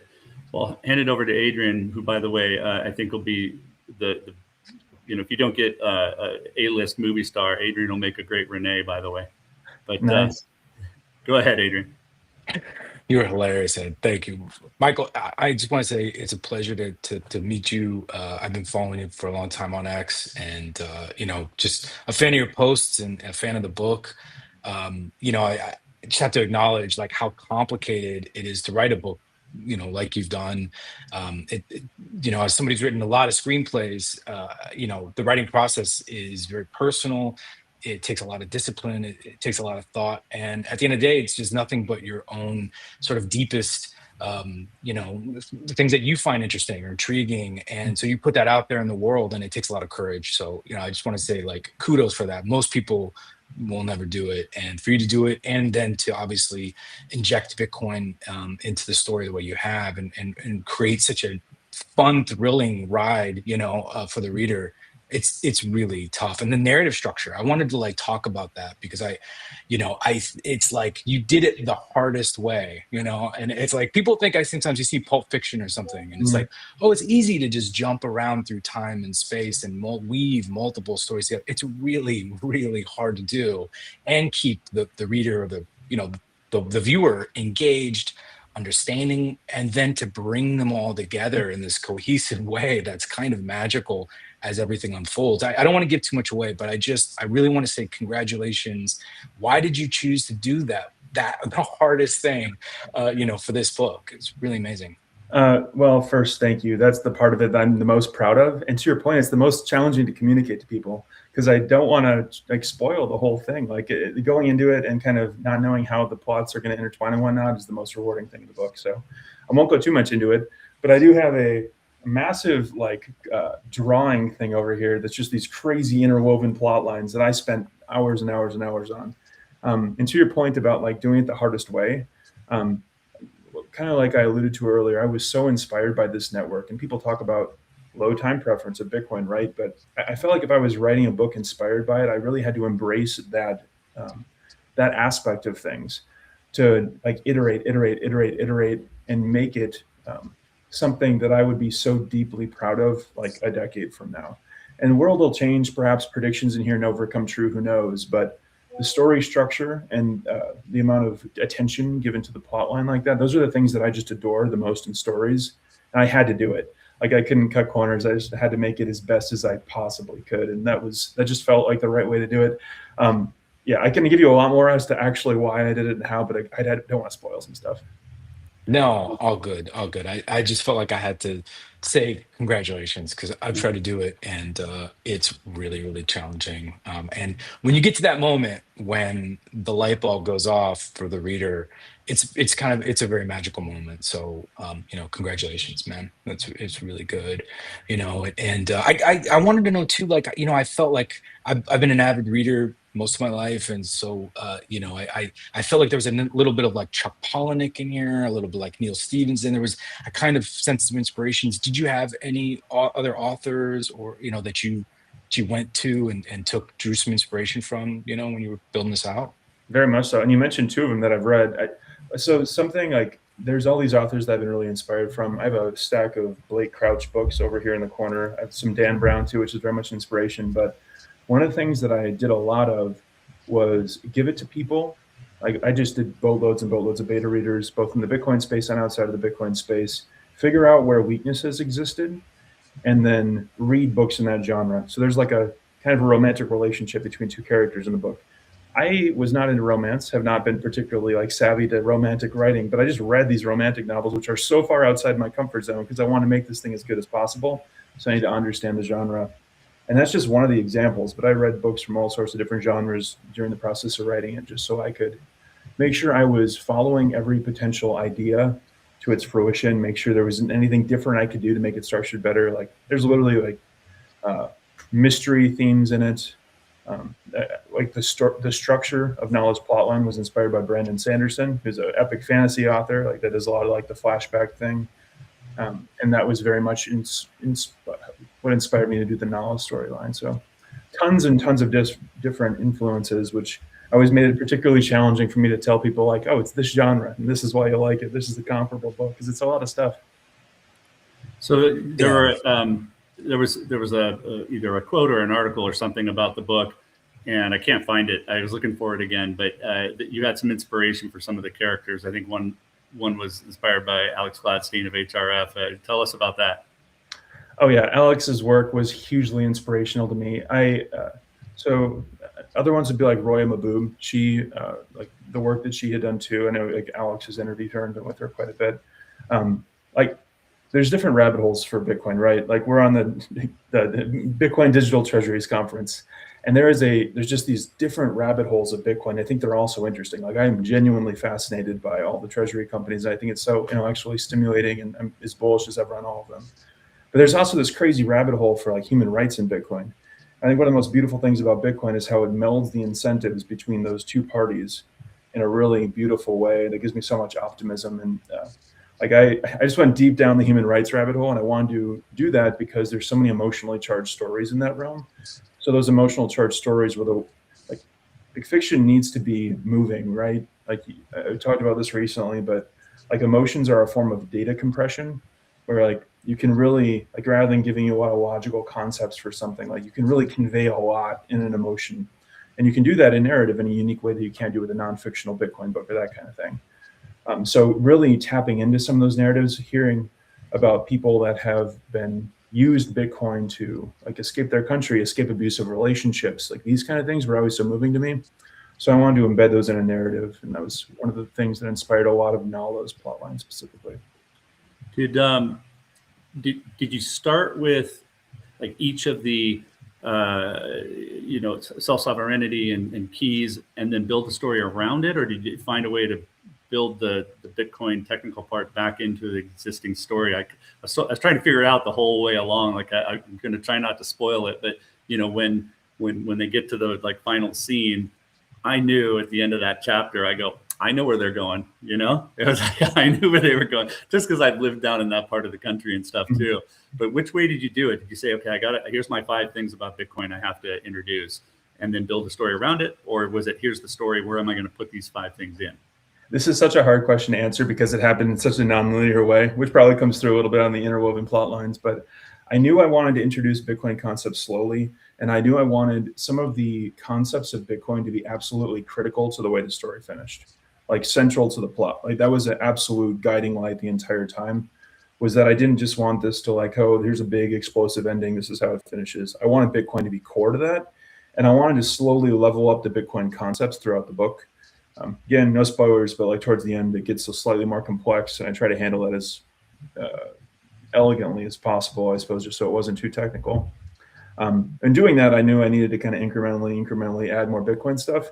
And I did that in a very tactical way where you don't even see the word Bitcoin for like, I don't think until chapter 4 is the first time it comes up. And even that's just in passing. And then like a little bit more, you get a little bit more information. It just slowly becomes more talked about, and then more really dove into by one of the characters you fought that you get into the story, kind of in like a spiral sort of way. So you just get deeper and deeper and deeper and deeper. And it's not like you're going to walk out of this book going from a pre-coiner to a fully orange-pilled Bitcoiner, but the goal is like inspiring interest. And so far I've had a bunch of people that have actually used this successfully, where they bought it for somebody and then their mom or wife or whatever is like, wow, I did not realize that you could do something like that. And that was the goal. So I've been just stoked so far with how that's been. Yeah, I mean, the book opens with a lot of extreme symbolism, right? There's a wealth and violence and redistribution of wealth. They're all colliding in some very uncomfortable ways that we don't like talking about in today's society. Were you trying to like provoke the readers and like asking these questions? Is violence justified when the banks are screwing us over, when the government's screwing us over, when they become predatory? And did you have any personal struggles, with where to draw those moral boundaries for your characters, or did you have to, your editor come back and say, you gotta make it juicier? Oh no, that was all me. It was very violent. Part of that was because I knew I needed strong emotions to invoke interest, like I kind of was mentioning earlier. But I also really wanted to explore this aspect of, I think there exists in a lot of Bitcoiners a rage against the existing system. I feel it in myself too, like just frustration with how unfair this has been, that we're systematically stealing essentially via inflation from some of the poorest people in society. There's a lot of rage in that. There's a lot of like general rise in like communistic and socialism broadly, because people like want an out for this, right? Bitcoiners talk about this all day. I don't need to go deep into it, but I feel so optimistic about Bitcoin's incentives naturally creating solving some of these problems. But I wanted to kind of explore that gap between those two perspectives. So I very much am on the more optimistic Cal side as a story. Like that's very much me. But me just telling you what my opinion is and going and pitching you all sorts of stuff about Bitcoin is not going to, no one really wants to read a story where you just tell people how to think. It's more interesting to explore the gap between somebody who has one extreme viewpoint versus another, kind of let the reader decide and see that gap on their own. I think that's where great stories exist, is having like a fun duality between different sides. You can kind of understand where both people are coming from. I really like villains that live in a gray area ethically too. Like, what's the quote? Like the line between good and evil runs through the heart of every man. I think that's a deep truth. And I think that's really interesting. And I wanted to kind of examine that. And I highlighted a bunch of those on my Kindle. So they're good. Adrian.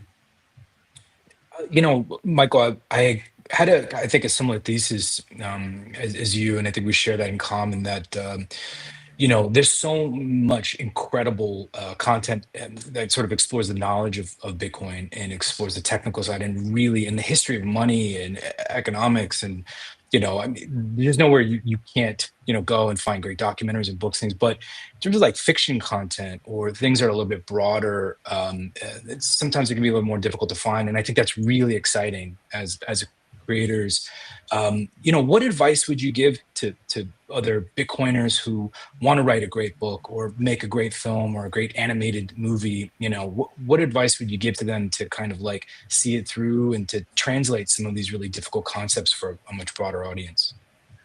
For starters, the number one piece of advice I would give is to follow your own interests and passions. When you're following things that you're genuinely just curious about and you desire to exist in the world, I think it's easier to create a better product. Like the things that you guys just mentioned you liked about the book were things that I had desired that did not exist in the world yet, that I was determined to create and have. So like but we're all unique, right? Like people have different preferences. Like I think this is a fantastic book, but somebody might just hate it because they have way different preferences than me, and that's not controllable. But if that's the case, like maybe that person could write something that fills the gap that they want to see. I think that's one of the beautiful things about art. Like it can speak to people differently. You can have different perspectives on the story. Like multiple people have read it and had wildly different takeaways and then told me about it. And that's been really interesting. But in the same way, like every book is kind of filtered through the lens of the author and what they're going through. So like that violence thing was very much something kind of in my subconscious the entire time, and something I've been thinking through personally too.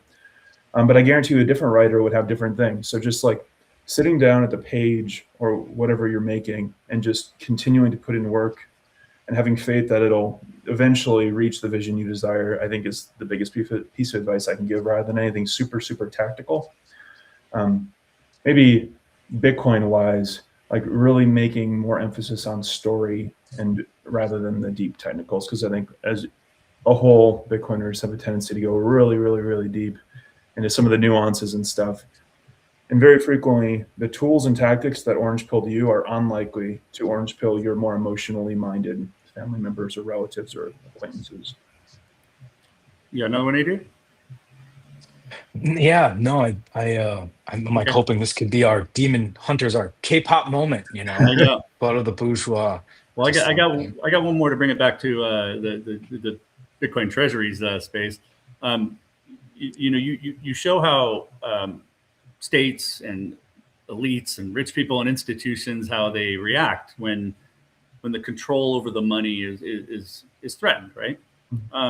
So for people building or holding Bitcoin in the real world, like especially these companies that are putting it on their balance sheets, what do you think your novel gets right about the future risks, and what do you think readers might underestimate about what's coming? So I think some of the sovereignty aspects of Bitcoin, I still would like to see, or I'm very curious to see if that becomes more central to treasury companies as the space evolves. We're very much in a administration now who's so supportive, like listening to the conference so far, like the Trumps have been brought up with like American Bitcoin multiple times. Like we're in a very accepting regime, but this is not guaranteed indefinitely. And I alluded to socialism earlier. I mentioned that because there's so much desire for big government to come in and solve my friends' problems, like people that I associate with directly. I just see so much desire for that in my generation and younger generations. So like these companies, if they're completely systematically connected to the United States of America, exchanges in the US and that kind of thing, it could potentially become dangerous. And I'm curious to see if there's any jurisdictional arbitrage that'll happen among some of these larger companies that would essentially solve those problems, because Bitcoin fundamentally does solve some of these issues too, where you literally cannot take the asset as long as it's custodied in an intelligent way. And some of the multi-sig stuff that happens towards the end of the book kind of gets into that very lightly. But I don't know, most treasury companies are obviously doing this brilliantly and way smarter than I ever could as like an individual. But I do think there's some interesting things there. If we're ever in a administration or world where there's a little bit more resentment towards the wealthy people, which I do think is somewhat likely, or at least a tail risk. Fantastic. Well, great. Well, I just want to put my name in as an extra behind one of the masks, black masks, so I can get my SAG card. And I'm sure Adrian's going to throw us out in the ring to do the screenplay and direct it. Final question before we go to a quick break and then come back with Santa Claus 1, Santa Claus 2, and Santa Claus 3. Do you have an idea who would be your dream actor to play Cal? Oh man, I don't know, but I would. Come on, you've thought about it. Who does your wife want to play Cal? We have not talked about as much as you think. I want Bitcoiners to play the roles, honestly. I don't know if that could ever actually happen, but I've had so many people reach out and be like, I want to play that one and I want to play that one. So that would be the dream for sure, is to have people that I are like ethically and morally aligned with the story, or like actual Bitcoiners would be the ideal, but who knows? Yeah. Whoever I think you got two guys coming up next. Jeff Walton or Ben Workman could both play Cal. That's what I was going to say. Exactly what I was going to say. Yeah. Either one of them could be Cal. Who's I'm sorry, I'm blanking on the Harold. Who's the boss? Yeah, Harold. Yeah, we got plenty of people. Larry Fink could play Harold. Yeah, I have a whole directory somewhere of like potential actors as I was trying to visualize them, but I don't have individual names right now. Yeah, just get Leonardo, and then you can retire at however young you are. So. Fantastic. Hey, Michael, great book. You can get it on Amazon. You can get it everywhere. We're looking forward to seeing this thing made. Hopefully, if nothing else, we'll just make it on some iPhones and it'll go viral. But wonderful job. Thank you very much for joining us. And is Amazon the best place? Do you get enough royalties back on that, or is there a better place? Yeah, that's the best way. Honestly, that's the best way to get in front of more pre-coiners too. And that was kind of the goal. It was like, oh, if it bumps up in the algorithm for Amazon, then people that are not yet down the rabbit hole might have it pumped to them via their algorithm. So that's Awesome. great. Thank you for joining us, Adrian. OneBigParty.com. .co. Sorry, OneBigParty.co. If you need a Bitcoin director, producer for any of your digital needs, we will be right back after Santa Claus with Jeff Walton, Ben Workman, Joe Burnett, Ed Julien, Tim Kotzman to finish out the year of Bitcoin Treasuries digital conferences. Thanks again, Michael. Thank you so much, gang. Congrats, Michael. Thank you. Welcome to the Bitcoin Treasuries digital conference for December 18th, 2025, live from PubKey in the heart of New York City, featuring Chris Kuiper of Fidelity Digital Assets, Andrew Kang of Strategy, and Matt Cole of Strive. Stay with us. I finally orange pilled my mom.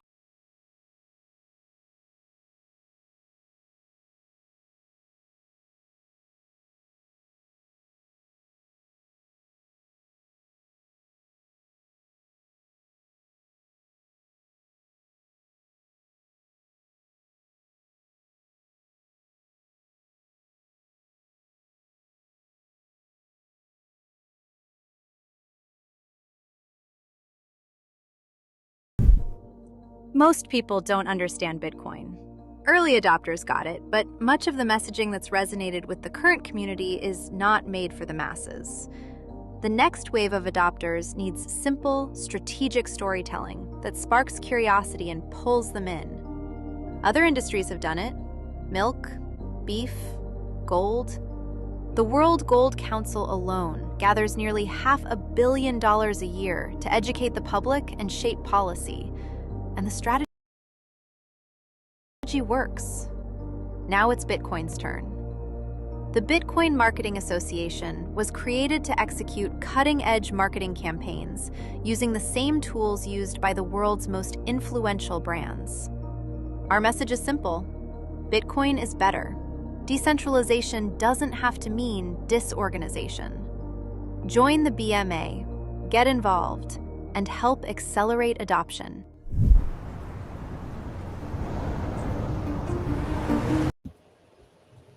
And we're back. We're back. Welcome back to the Bitcoin Treasuries Digital Conference. We're here with Ben, Jeff, Joe, Ed, Tim. Happy holidays, everybody. What's going on? Happy holidays. Ho, ho, ho. Santa Claus. That's our engineer and producer, Jonathan. Both he and I, every single time it played, we just like cracked up. He's like, come on, Jonathan. You're like, it gets me. It's so good. He said, it gets me every time. Yeah. I saw it for the first time today. So yeah, it's blown me away. I love it. And on the digital conference or you saw it beforehand? Yeah, on the digital conference. Yeah. Oh. I love it. Yeah, no, it's Eric, great. We had Eric and Matt earlier, and Eric was cracking up. So Matt, I think, was overanalyzing it a little bit, but it was pretty funny. But anyway, so we wanted to do this as a wrap up for this digital conference, and we were thinking about different ways to do it. That I would just kind of interview you guys, but I think we'll riff here. Is that the word the kids use? Just wing it. Yeah, we'll just ride on vibes. Yeah, but I'll start with something here. So.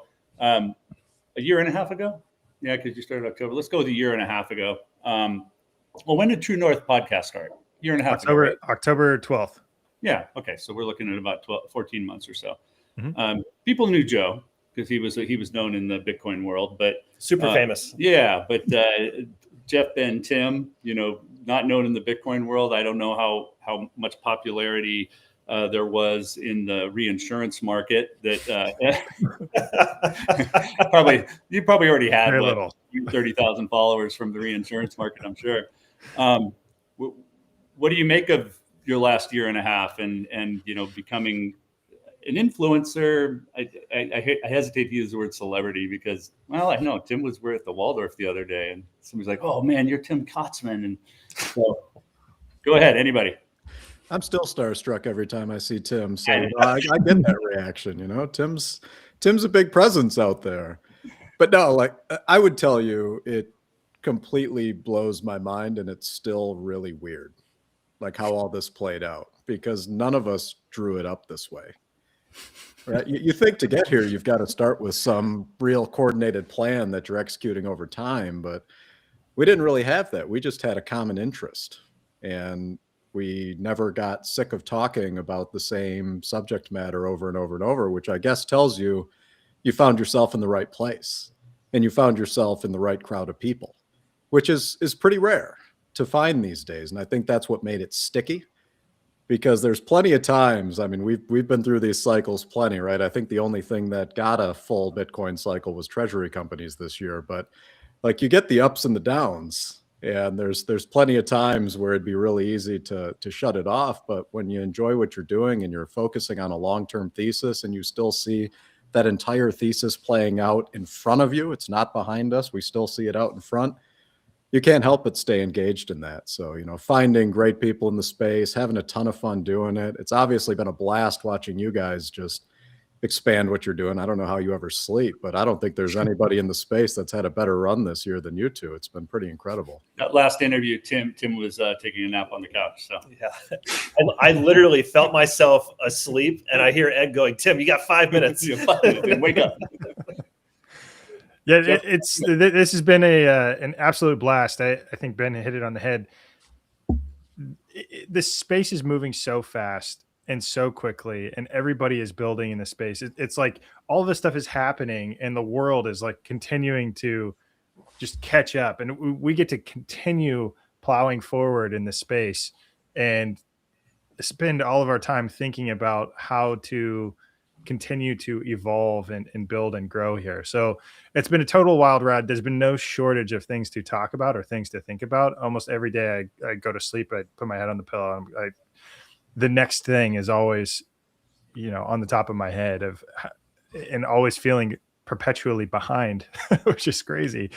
But it has been an absolute blast. I'm really excited for the future and building here, because this is capital markets. This is the future of capital markets, and capital markets are going to continue to expand and get more digital. And this digital credit platform is truly that. It's a platform. You're taking the raw commodity of Bitcoin and turning it into a credit instrument, which is now becoming a platform that can be built upon, right? This is the iPhone moment, and the applications can then be built on top of it. So this is it, right? This is the final frontier of capital markets, at least for probably the next 100 years, and we're at the forefront of it. Yeah, Tim, what about you? Yesterday, you made a comment to me about here it comes. the way you have to think about things as you're walking down the streets of New York. Oh, I was having a conversation with Pomp's brother, and I said, I got recognized. And he goes, how'd that make you feel? Accomplished? I said, it makes me feel like I have to behave myself in public. Which is, and he's like, yeah, me too. I was like, Pomp, I didn't sign up for this. I'm just your brother. But before we go to Joe, Jeff, I just want to make a very corny, bad joke that you might always feel perpetually behind. But obviously, between True North and Strive, you and Ben and Joe are continually perpetually preferred. Thank you, Tim.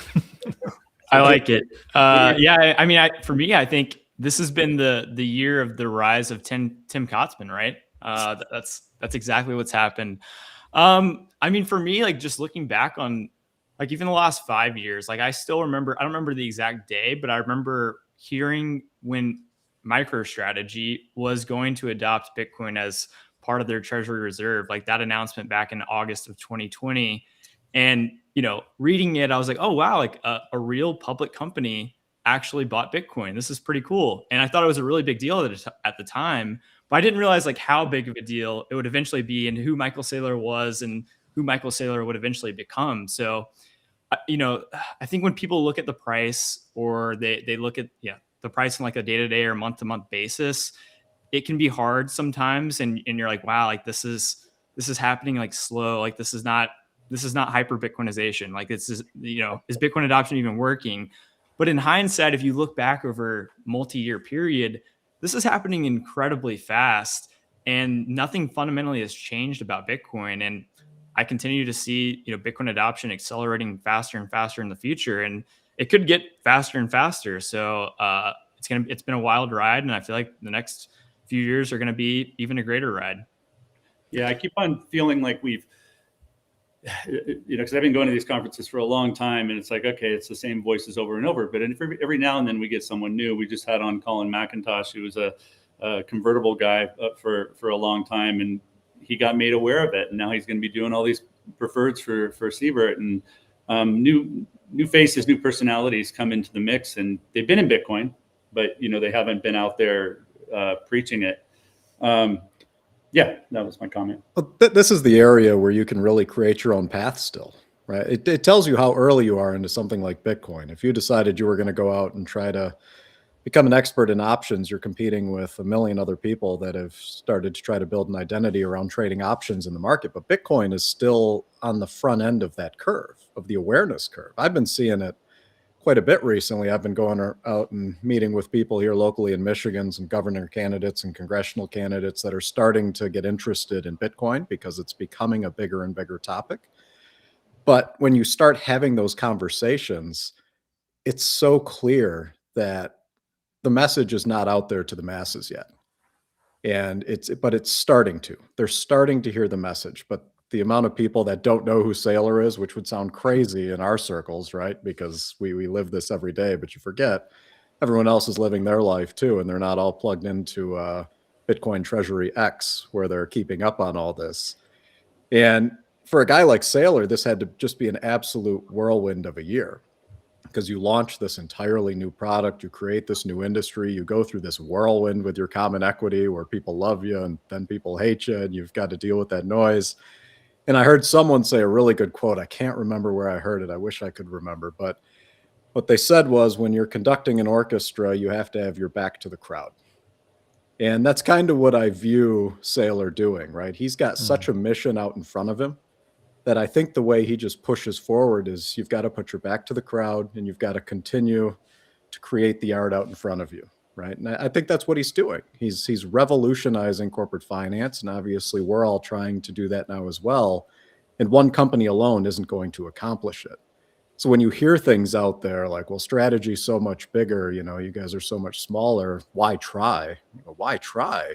You go, because I don't think you have a concept for how big the traditional financial markets are. Like, this is a massive, massive movement and a huge opportunity. And to not try to go and make a difference in that, I think would be a huge disservice. We're trying to do something really big here with digital credit, and I think we've got a real shot to pull it off. And the feedback you get from people you're explaining it to for the first time, when their eyes light up, when they're hearing about those yields made possible by the performance and adoption of Bitcoin over time, you're onto something that's really important, and it's worthwhile to pursue it with everything that you have. And it just makes this space so exciting and so engaging that it's all you want to do during your day and night. Yeah, it's like when only a few people had cell phones in their cars, or they had those big bricks, and it's like, yeah, it's a only a few people are going to have this, and now kids have them, and homeless people have them, and it's just like, oh yeah, well of course they do. It just becomes natural, and people forget that we doubted it.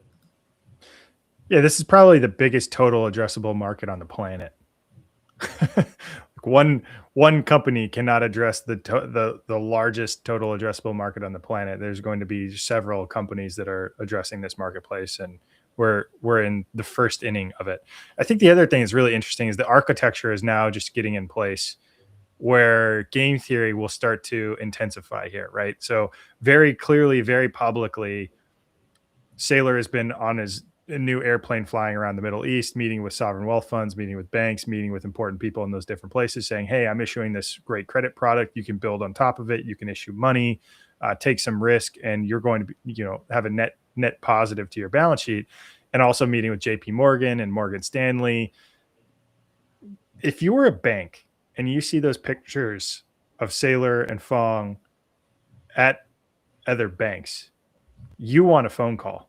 You want to know what's going on in that room. So I'm sure the phones are ringing off the hook from other banks trying to get a meeting to understand what's going on, because who loves money more than anybody else? Banks. Banks love money more than anybody else, and they love to manage that money. So if there's opportunity here, all of those banks want to be at the doorstep, and that's the OG Bitcoiners may not like that, but like this is incentive alignment. Everybody can win here. Everybody can make money here, and there's opportunity to build on top of this digital credit ecosystem. And I think this last component, and Joe, maybe you hit on this more, but it's almost like strategy is recognizing that there's going to be volatility, some volatility in the stretch product. And now there's opportunity to reduce that volatility even further and create new products. So effectively, the yield is so high between the risk-free interest rate and the actual interest rate paid by the perpetual preferred securities. There's room for entire businesses to fit within that yield buffer. And that's where everybody's building now. Yeah, I think that was very well said. And, I think people forget that, I guess Strategy launched their first perpetual preferred equity like earlier this year. Like it hasn't even been really a full year since it's happened. And, and Bitcoin, has gone down, I guess, probably since they launched it. And it's like, I think people are probably underestimating how fast things could accelerate if Bitcoin does really begin to take off and head towards just Bitcoin gold parity, which to me is like a bear case for Bitcoin, but it's now on the, millions of dollars per Bitcoin. And, it could really accelerate. You just have to read, an old article in the Bitcoin space, like Speculative Attack by Pierre Rochard on the Nakamoto Institute. Like this is all playing out and happening in real time. And it becomes a very reflexive feedback loop where the harder money gets saved, the less hard money debt gets created, denominated in that money. And it just kind of feeds on itself where the harder money continues to gain in purchasing power and the more plentiful, abundant money, loses purchasing power. So to me, like, this hasn't, the digital credit wave and even arguably the treasury company wave, like hasn't even really quite started. It'll start probably when Bitcoin starts going up in a big way. And if you fundamentally believe Bitcoin is a better monetary tool, it's a better long-term savings technology with better monetary properties, then arguably it's only a matter of time until that happens if the Bitcoin thesis is correct, which, I tend to, have a difficult time seeing how it couldn't be correct. And you can see the information asymmetry when you hear people that don't have a Bitcoin position, whether it's retail investors or institutional investors. It's like they clearly just don't fundamentally understand like what they're talking about, or they have very bad arguments against Bitcoin. Like that's one of the reasons why, I personally grew conviction in Bitcoin, because I saw people arguing pro Bitcoin, why it should be a part of your portfolio. I was like, that makes sense. And then I saw the smart people that, manage lots of money arguing against Bitcoin, and their arguments didn't really make that much sense. Like I could tell that they hadn't done the work and done the research to look into it. And so I think that, over time, more and more people are going to come to the realization that Bitcoin is better money, and, the treasury space could really take off. Yeah. I've been trying to get people and myself to stop using the word believe in Bitcoin in the same sentence, right? It's like you believe in Santa Claus. You don't, Bitcoin is math and code. It's like, there's nothing to believe in, right? It's math and it's sound money. But what was it? I don't know if you guys were able to tune in earlier. Tim and I kind of did a recap of what ChatGPT thought was a recap of 2025. But what was your biggest memory from this last year? What was the one thing? Was it when you met Saylor? Was it what was it? What was the one memory from 25 that really stands out for you? Start with Tim. Me? Okay, start with Ben. When I met Ed Julien, when I met Ed, my whole life changed. I got into a taxi with Ben and Jeff and Tim in New York here, probably in February or March or something. And it was pretty surreal because I was also off. I was starstruck by them, and they thought I worked in strategy. It's just a weird scenario. But go ahead. What was the? I already said when I met you. Okay, I could go. I could go. Yeah, and not to toot your guys' own horn, but literally being on stage with Saylor and Matt at the Unconference in New York in this just completely novel format, and Saylor was interviewing us. Like that was a really that was a really novel, time in my life, and it's something I reflect on quite a bit here. And this is like at the forefront of our company turning into what it is today, and it started some of the conversations of what is SATA today and where we're at and the position that we're at with our the credit quality of our company. And even Joe being on this call, I think some of the initial conversations about the Semler acquisition began and happened at the unconference in New York.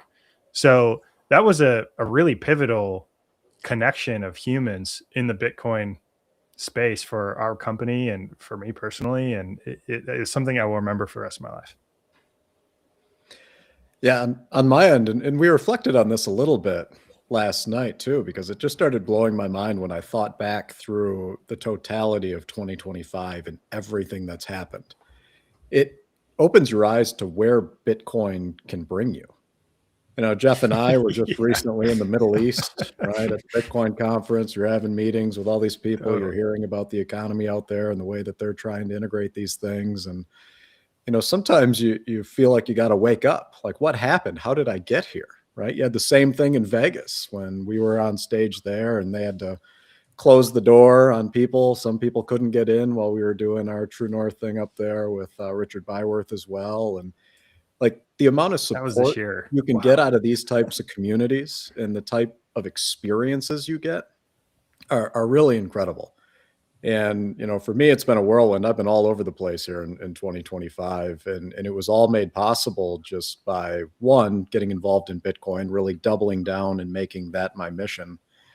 But two, by being open to, friendships and getting into a community and being able to work on really difficult problems that you want to try to solve and saying yes to a lot of things, which is hard to do sometimes because there's a ton of unknown in that. You have no idea what path that's setting you down. And so for me, just all the time that I got to spend in New York, I've been through several different rounds of different type of capital raising this year. Like I've just gotten to experience so much that, 2025 of all the years, and I've had some pretty exciting years in my life. This one I would say was the most transformative in terms of the direction that it takes me in the future here. I tell people that True North is like a middle-aged boy band. Yeah, that's fair. Maybe it's our midlife crisis. We're all, I'm way older than Jeff and Joe are here, but maybe this is the midlife crisis. We set up an online internet boy band. We just don't sing. We just relentlessly talk about Bitcoin and Bitcoin companies. Joe, you've been in Bitcoin for a while. What was different about 25? What do you remember? I'll copy Jeff a little bit. I think the Bitcoin Treasuries conference that you guys had in New York, that was a really cool event for me. Seeing Saylor on stage, that was awesome. Being on stage as well, it was a great event. Another one that I think is kind of just was mind-boggling to me was like visiting Saylor's house like for New Year's Eve to start in 2025. Like that was a pretty like surreal experience because for me, in my experience, like going to Bitcoin conferences over the last few years, it's like one realization that I have is like you can tell how much of like an internet native thing Bitcoin is, which is like kind of weird but also pretty cool, and it makes perfect sense. It's internet money, so it's like people talk more on the internet than in person, which is just mind-boggling. But visiting Saylor's house and being there, seeing his yacht or whatnot, it's like, wow, this is like the elite of the world. Like this is actually happening, and people are real people that have lots of capital are recognizing that Bitcoin is a internet monetary technology that's here to stay, and it's a multi-$100 trillion market. Like this thing is happening, and you better get on board because this is going to be crazy. So I think like those two moments for 2025 like really stood out to me, which is a great year. Yeah, super eye opening. Yeah. And True North World, and we've got True North World 2026 coming up at Strategy World, which would be great. Yeah. That was sold the 50th and 51st and 52nd ticket. Oh, excellent! Yeah, so True North World in 2025, that was also pretty incredible. Having a crew of people coming to listen to us and talk, have a networking panel afterwards, and share thoughts and conversations with so many people, and it's so cool to be at the front end, the tip of the spear, I guess, so to speak, of what's happening in the industry, and being able to communicate that to people that are interested in what's going on here, because this is everybody's so hungry for information, and this, like, finance is inherently complicated and historically has been difficult to understand. And if you don't have a background in finance, there's just so much education that needs to happen to even understand and begin to conceptualize like the dynamics behind the scenes of like how big capital moves, like rating agencies, and how that impacts capital, and how banks work, and who controls money, and all of this stuff is all interconnected. So it's great having those conversations with people live and in person.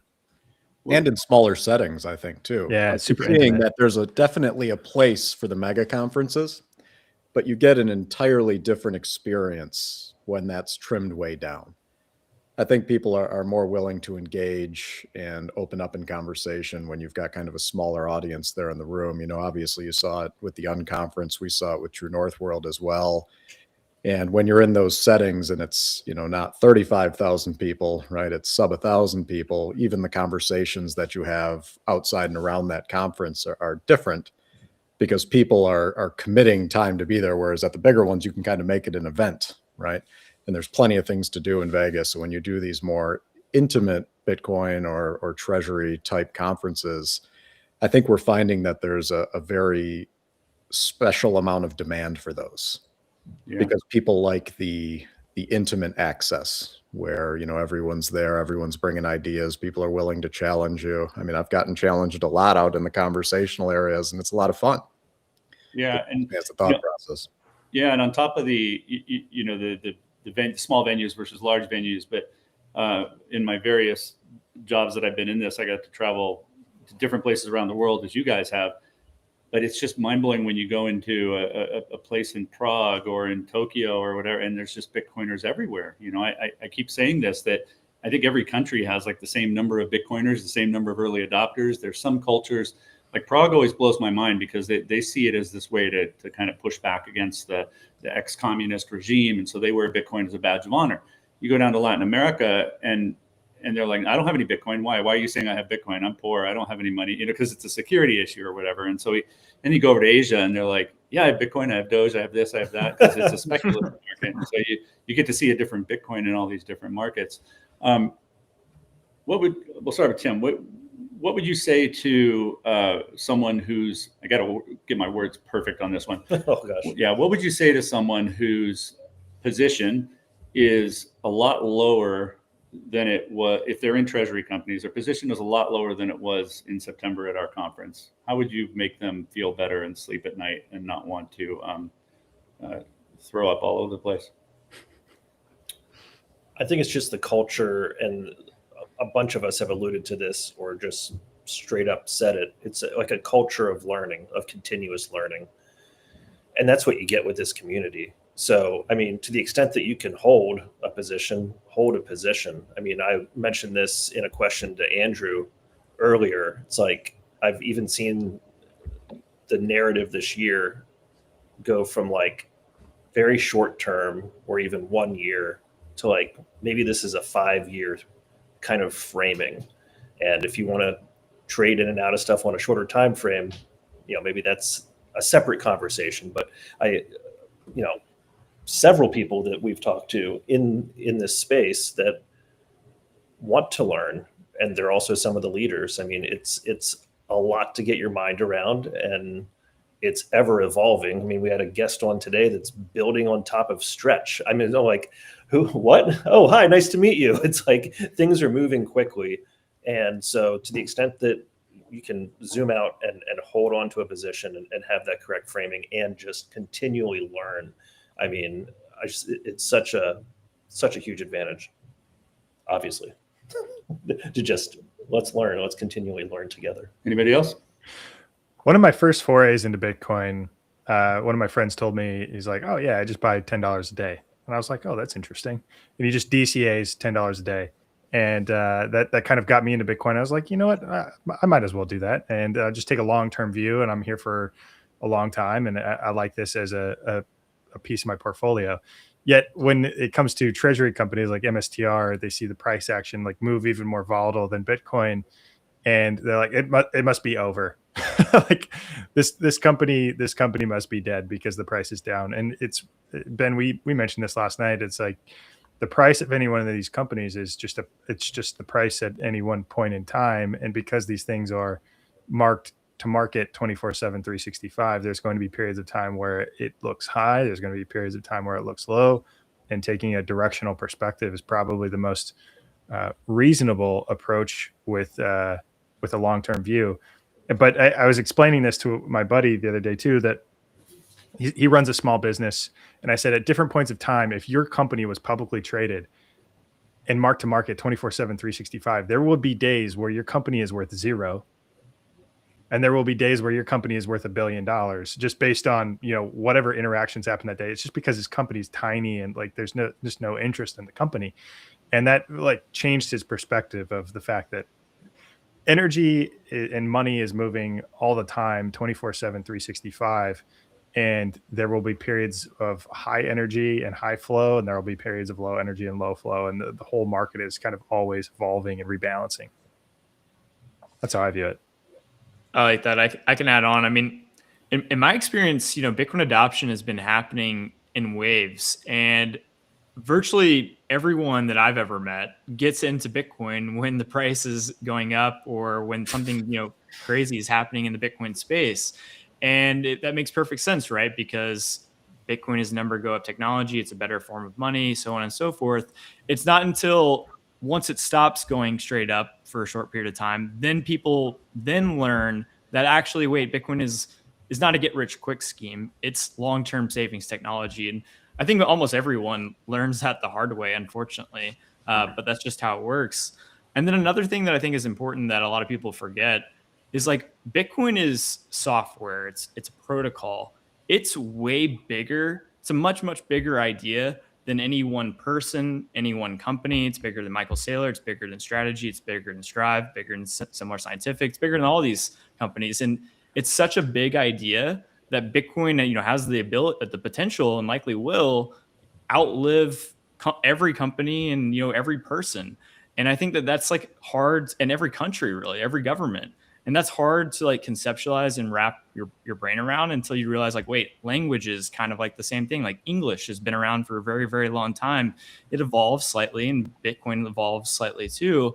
But like a protocol or a language is something that can last a very, very long time. And Bitcoin is such a big, unique idea. And like 16 years in, in human history for language or money or very important like foundational ideas for how civilization works, 16 years is like nothing. And so when you're looking at like Bitcoin, a leveraged version of Bitcoin on a 6-month time horizon and it's down 80% or whatever, any company happens to be, it's like you're just looking at like a tiny little drop in the ocean of what's actually happening.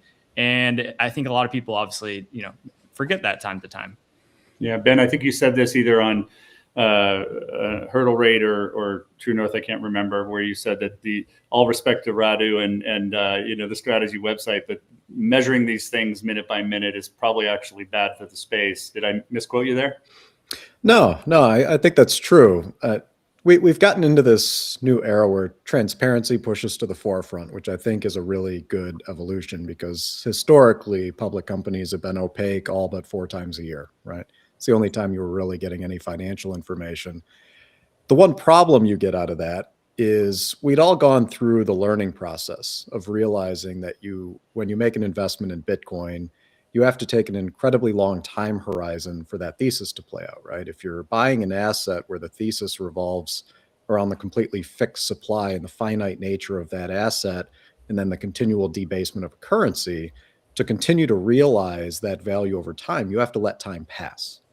Right? It's not a 1 month, 2 month, 3 month. This is taking advantage of a trend that compounds over 10 years. And people had gotten there mentally with Bitcoin. And then you had this emergence of this entire new sector, right? Which was Bitcoin on steroids, right? You're trying to effectively in the early days you're trying to find a way where you fill a corporate balance sheet with one of the most volatile assets that's out there that has significant scale and liquidity in it in Bitcoin. And you're trying to amplify that. And what you're doing when you do that is you're creating kind of this perfect trading vehicle for people and institutions in particular, right? Institutions to, meet the mandates and to generate the profits out of their funds that they need to hold assets that move a lot. And anyone who's been in this space, you've effectively gotten a master class in markets over the last 12 months because you've seen what happens when, one mega company operates. You saw the blow off top with strategy kind of last year, a little before this time. We got the crash course in convertible bonds, and you saw the way strategy was deploying it. But now you've seen the way that many companies have deployed it and the good and the bad that comes with that, the pros and the cons of having that type of debt on your balance sheet. You saw the emergence of perpetual preferred offerings. You've seen the technical dynamics that come with pipe financings, right? Like if you've been in this market for the last 12 months, you know way more about corporate finance than you ever intended to. And that's why I said earlier in the stream, the only thing that seems like it got a full Bitcoin cycle, including a blow off top, was the treasury space, because you got into this period where all this capital was being raised. There was a huge amount of interest in the space, and that was bringing in investor capital into equities that had incredibly low float, meaning there were very few shares trading in the market. So it takes very little capital to push the price really high. And when that happens, I think it sours people for a period of time, right? When they go through that and you get these long extended drawdowns, which can be painful. But what you really need to look at during this period is you need to focus in on the structures of the companies, right? When the entire valuation of the sector resets and all the exuberance gets drawn out of the market, that's the time where you get the opportunity to reposition based on the capital structure you truly believe in. What is your preferred method of amplification and or leverage, depending on what you like? And when you see that, you get to reallocate kind of from the bottom, right? Where now the companies get the chance to scale and to build from here. And so if your thesis around Bitcoin over a 5 or a 10-year period hasn't changed, and you're investing in treasury companies that are managing themselves very responsibly and taking on the right types of risk and making sure that they don't have any point in time where they put undue risk on their model, you can allocate and be willing to close your eyes for a few years. They're going to be volatile because it's the design. It's what makes them so attractive, and it's what brings liquidity into those markets. And so Saylor said it before, right? He said, if you're investing in Bitcoin, your time horizon really needs to be 4 years. If you're investing in Bitcoin treasury companies, your timeline probably needs to be 10. And I think that there's a lot of truth there. And you just have to be careful with social media, because while it can be an amazing tool for fast tracking your research and your understanding of topics, it's also going to be the first place where your conviction is going to get shaken based on something you read without you going and substantiating it. I always go back to my own thesis and I say, has my long-term thesis around Bitcoin changed at all? And if the answer is no, then I'm comfortable to wait, right? I don't need to feel like I'm making a move every single day in the market. I think that's, what causes people to churn and burn themselves out in the market and kind of abandon over time. But when you have a long-term thesis that's based on, as big of an opportunity as we see right now, capitalizing on this carry trade, that's a big opportunity. And it's one that you have to be willing to allocate to and then sit on your hands and let it play out. And if you can allocate during times like this when the exuberance gone, there's no better time. You get all the upside from here. Yeah, I was in manufacturing for 25 years, and the last job I had in manufacturing was in the rubber industry, and there was the big, what was it called, the Rubber Expo in Hamburg, and there had literally not been an innovation in the rubber industry in like 15 years. It was just the same chemicals, the same machinery. It was just like this is really hit a peak, and then you get over to Bitcoin, and it is literally every week. I mean, I brought this up how if you go into that, I never remember what it's called. It's not the Google Wayback Machine, but it's the one where you could look up how much search terms were searched. And 3 years ago, ordinals had never been searched. It wasn't even a word, right? Rehypothecation was a word, but it had never been, brought to the forefront. Now you have treasuries and you have this. Should we dare see if we can put a stamp in place through a digital media of what the group thinks we're going to look back at 26. I know. I mean, it could be the failure of one or two of these treasury companies, and then that draws out the whole thing. Anybody got anything? Anything you want to put a stamp in time? And I think Ben or Jeff, somebody said, I think it was you, Jeff, said, if you're trading below NAV and then you go and sell the Bitcoin, then you're like, it's worth one. Yeah. So Yeah. I see the company's worth one. Yeah. Yeah. I see M&A over like how can you go bankrupt if you have Bitcoin on your balance sheet? It seems kind of like, what? Yeah, they would get it. It would just be acquired first. I don't know. Anybody want to take a stab at what we'll look back at 26 and say, this is what happened? It's crazy. Any other industry, any other sector of the world, you'd be like, yeah, I think this is what's going to happen. And we all get these dumb looks on our faces. We're like, I have no idea. I actually think you're going to see really responsible execution in 26. I think the last 6 months have been a massive learning curve for most of these companies, and it gives you ideas for what to structure and what to look out for.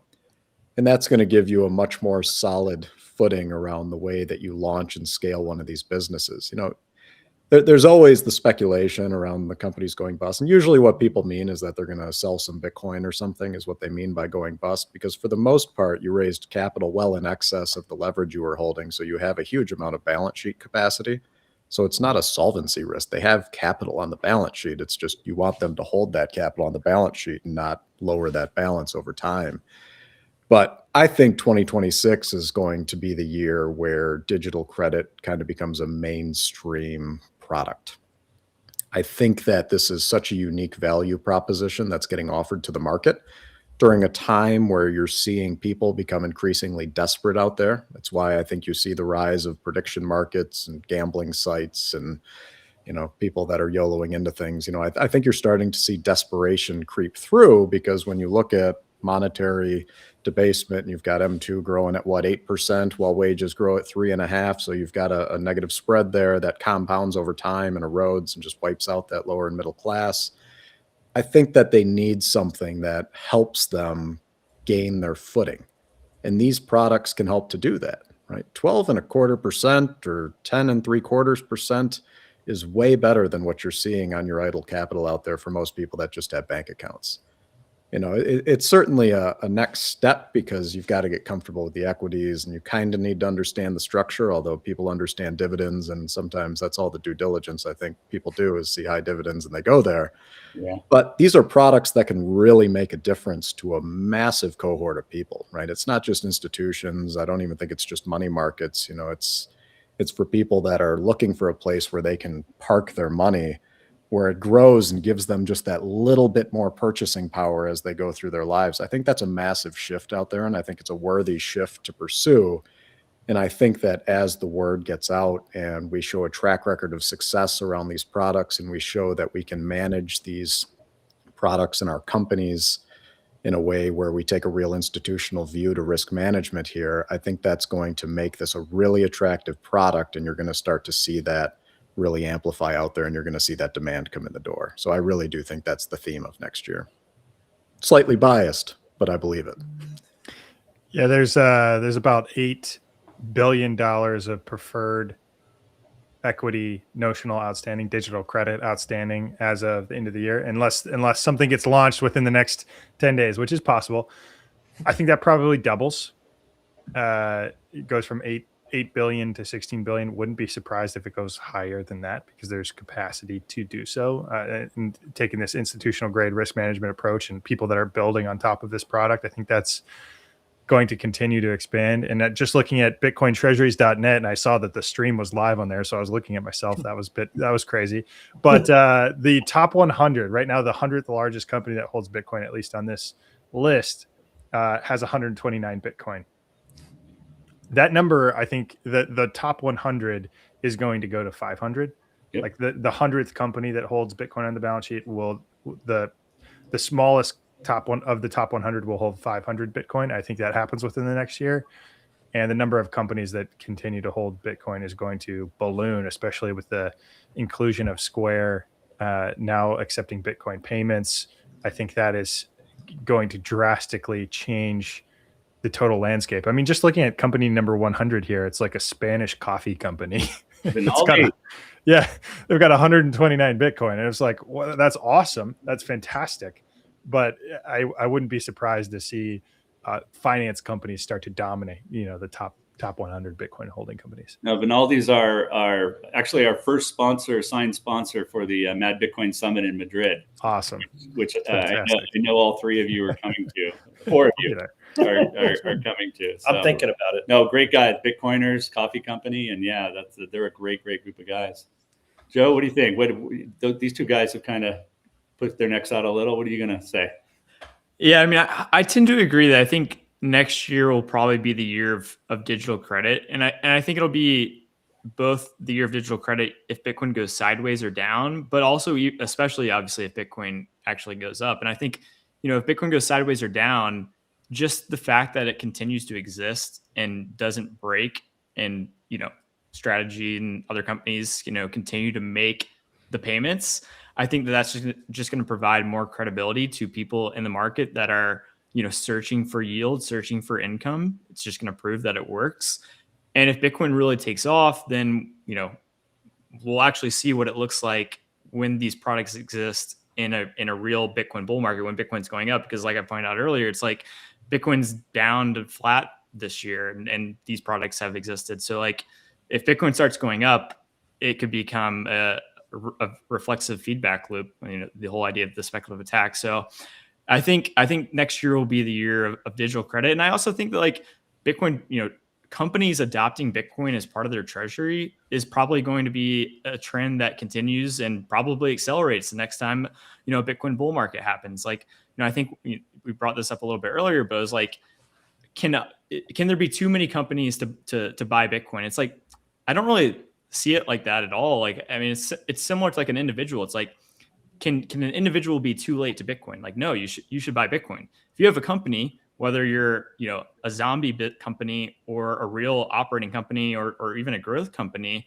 like it makes sense to put Bitcoin on your balance sheet. It's the world's best money. And, if Bitcoin is the hurdle rate, you need to be allocating capital to Bitcoin unless you are absolutely crushing it. And, most companies today aren't really crushing it. So arguably every company needs Bitcoin. So I would say next year is digital credit. And then I also think that we might see another wave of Bitcoin treasury adoption in small businesses, but also public companies.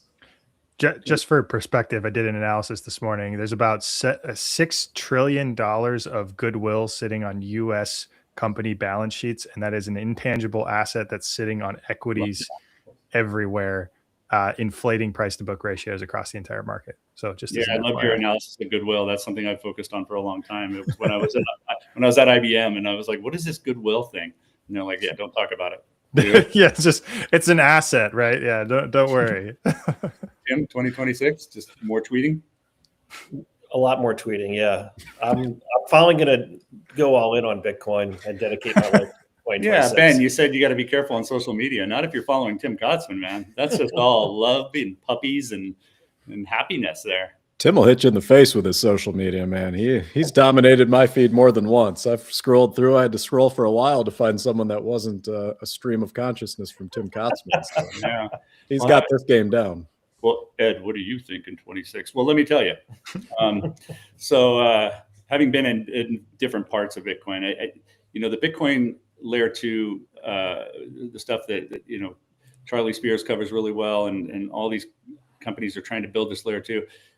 What I learned working in layer 2 was that it's kind of like building an F1 race car, right? There's just all these little tweaks and parts and pieces and stuff, and they're trying to get them all right.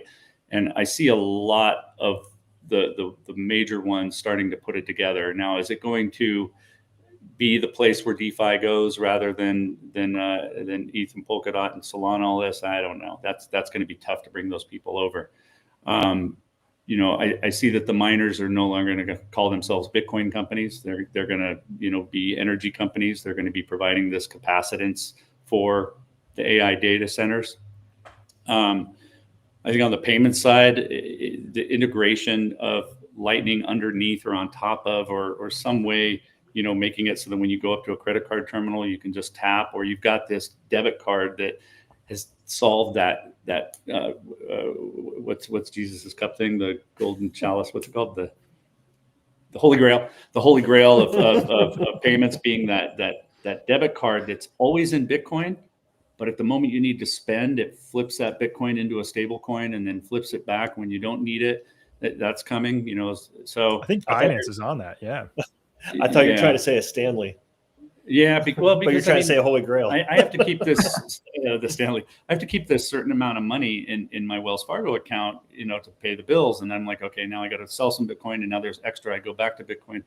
That's got to be automated, right? That's got to be where I'm just on Bitcoin, and then when I'm in Mexico, it's converted to pesos the same way my dollars are. But Bitcoin will be converted. That's coming in 26, and 21 events. Tim committed me today to 21 events. So we got 12 digital conferences. Why would you do 20 when you can do 21? Exactly. Come on. And then we'll have 9. Let's be serious. There's Unconference New York in September. There's Mad Bitcoin in May. There's going to be one probably in the, I'm going to spoiler alert, going to be one in the UK in Breaking May. news. Yeah, August. There's going to be one north of the freaking Arctic Circle, maybe in Norway. We're going to have another smaller one here in New York. We got 2 True North events. And the 21st event, I just figured it out during this thing. We're going to have a party at Ben Workman's pool room. That might be invite only. I'll bring the whiskey. Yeah, I got to screen Tim's invite list. I don't know. We're going to be playing pool, drinking some expensive liquor. That's the other thing. Look at this. Ben's got this big, beautiful pool table. Jeff's no longer doing his stuff from his gym. I mean, my gym is downstairs now. He's now got a gym downstairs. Hey, this pool table has been here since the beginning. It's just been, it was grainy and dark when we started doing this. Right. So Joe's got hundreds and hundreds of similar trucker hats. I mean, he's similar trucker hat rich. So I mean, that's not a bad place to be. It's not a bad place to be, right? So I'll tell you, I'm perma bulled up though. Oh, that's a longhorn. Is that a bull or is that a longhorn? I guess we'll call it a bull. I finally had a post hit the other day when I was on this podcast. I said, "Do you think it's a bull or a bear market?" And it just came to me. I said, "It's a drunk raccoon market, man." Stealing everything it could get. Yeah. Okay. Stealing everything it can get. Well, guys, thank you very much. I'm sure you all used fake backgrounds and you're sitting outside of PubKey here in New York, ready to come in for your free burger and beers with an orange tie. We'll have you on again, and we'll see you at the conferences. Anything you want to add? And we've got burgers and beers downstairs. We got burgers and beers downstairs in about 40 minutes here. Yeah. Wait. Let's just see what I forgot to do this. Let's see what we got. While here. You're checking the messages, a big thank you to PubKey. A big thank you to Jonathan, our producer over here, for a great day hosting us. True North has spoiled us. This one. True North has really helped me regain my focus on master. As Ben said, in True North, you can get distracted if you don't tune out the social media noise. Congratulations, Strive, in the process of launching a fund focused on all these prefers, include strategy. Fantastic. And the comments are rolling in. Big fan of Ben. Always calm, always precise, Dana. Always knows his underlying thesis. Yeah. If Bitcoin doesn't work out, I've had a lot of requests to, read books to people. So we'll see. Yeah. Well, if I get down bad, you might see me on there doing that. I was actually thinking of that in terms of who's going to do the audiobook for Natalie, right? And I was like, could be Tim, could be Ben. But I was like, that's pretty pretentious. It's going to be Natalie, right?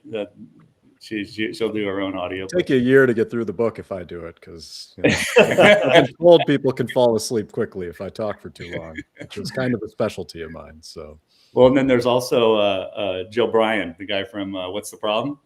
Oh my God, that's the most soothing voice in the world. So, well, thank you very much, guys. We've had fun doing these digital conferences, and we'll kick them off again next year. So much fun that we're gonna keep doing them. We're gonna keep doing them. Keep ripping it. Keep crushing it. We don't want you guys getting bored over there. Fantastic. Job, guys. Let's do the ad read again.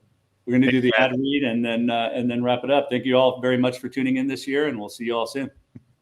26. Welcome to the Bitcoin Treasuries digital conference for December 18th, 2025, live from PubKey in the heart of New York City, featuring Chris Kuiper of Fidelity Digital Assets, Andrew Kang of Strategy, and Matt Cole of Strive. Stay with us. I finally orange pilled my mom.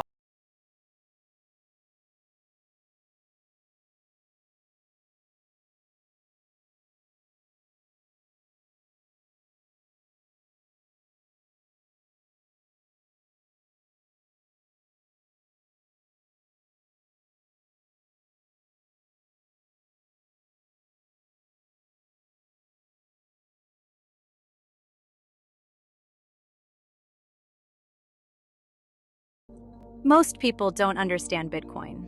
Early adopters got it, but much of the messaging that's resonated with the current community is not made for the masses.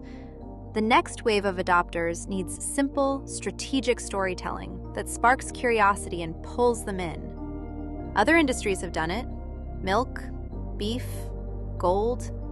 The World Gold Council alone gathers nearly $500 million a year to educate the public and shape policy. And the strategy works. Now it's Bitcoin's turn. The Bitcoin Marketing Association was created to execute cutting-edge marketing campaigns using the same tools used by the world's most influential brands. Our message is simple: Bitcoin is better. Decentralization doesn't have to mean disorganization. Join the BMA, get involved, and help accelerate adoption. Everyone should be able to save and protect their wealth across generations. We built this company so billions of people around the world can take control of their financial lives. We've reimagined savings and protection from the ground up with digital money and modern technology.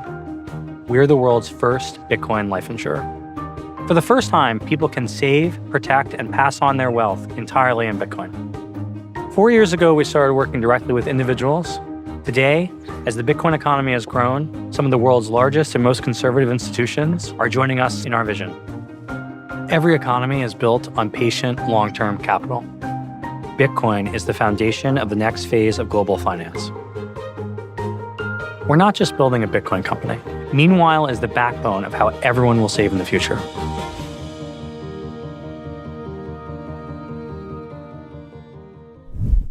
Bitcoin custody is evolving, and OnRamp leads this change with multi-institution custody, eliminating single points of failure.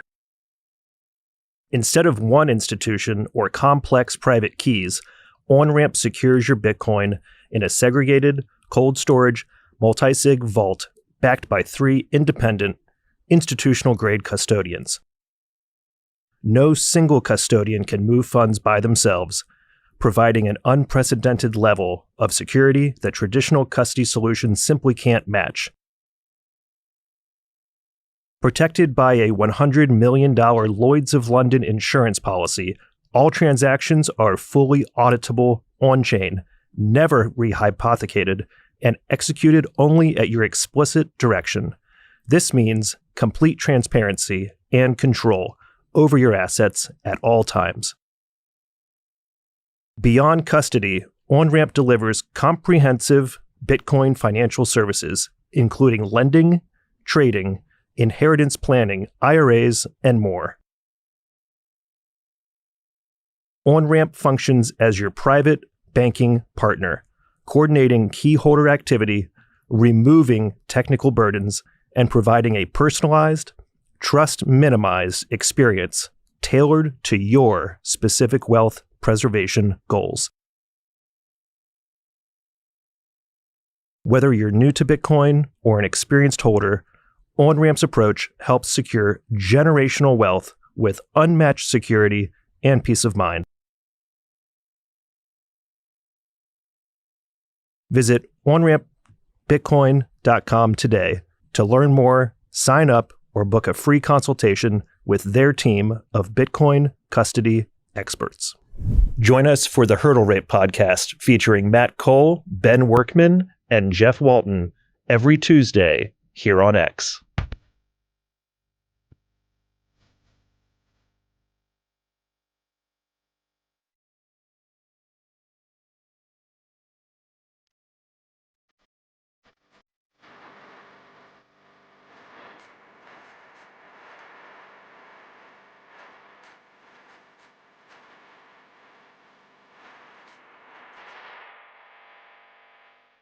Football Tech, where soccer and technology meet the power of Bitcoin to transform the future of vulnerable communities. This is what Bitcoin philanthropy looks like. Soccer, technology, and Bitcoin. Join the mission. Help change the game at footballtech.org/Bitcoin. Catch the Real Estate Standard podcast featuring Chris, Kenny, and myself every Wednesday here on X. We're Giga, a Bitcoin Treasury company turning digital assets into real-world innovation. We're reshaping the U.S. building envelope market with high-performance facades and windows powered by technology, AI, and advanced manufacturing. At our core, we're a tech and AI company. We use innovation to make building faster, smarter, and better. And we see that as part of a much bigger picture. With over 30% annual growth and strong margins, our profits power operations, drive expansion, and strengthen our Bitcoin position. We see Bitcoin as the ultimate reserve asset, scarce, incorruptible, and aligned with long-term value creation. We've been stacking Bitcoin since 2021. Not as a side bet, but because we believe it's the strongest asset in the world. For us, Bitcoin is the foundation, the way we protect value and build for the long term. Every step we take, whether it's developing new AI tools, improving manufacturing, or delivering better products, feeds the same mission: to grow a company that lasts, secured by Bitcoin and driven by innovation. Our aim is clear: to stand among the top global Bitcoin companies, while transforming how buildings are designed and built. The future is being shaped by technology. The future is secured in Bitcoin. And the future is what we're building. Discover what we're building next.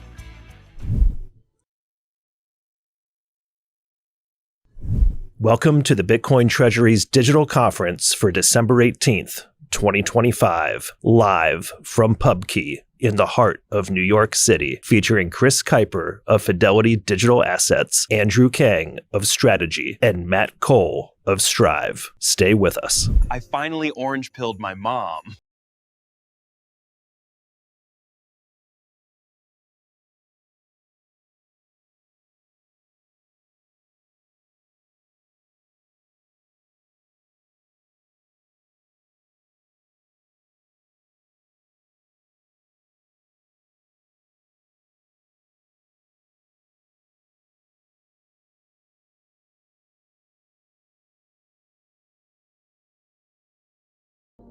Most people don't understand Bitcoin.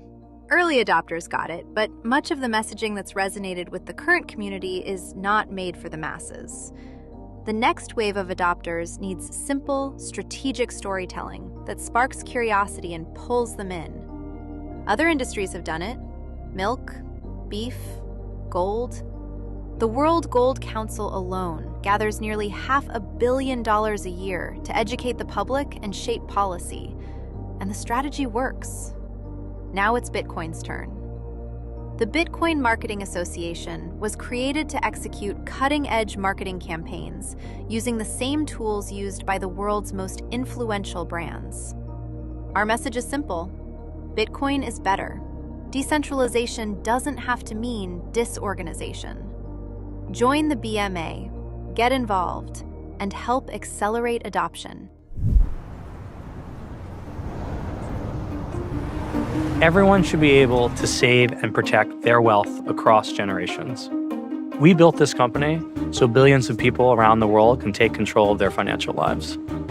We've reimagined savings and protection from the ground up with digital money and modern technology.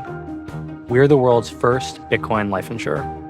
For the first time, people can save, protect, and pass on their wealth entirely in Bitcoin. 4 years ago, we started working directly with individuals.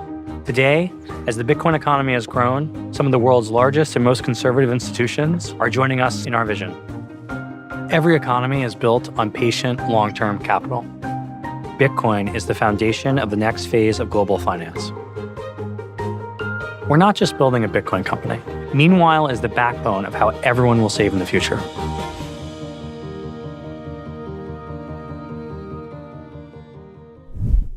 Bitcoin custody is evolving, and OnRamp leads this change with multi-institution custody, eliminating single points of failure.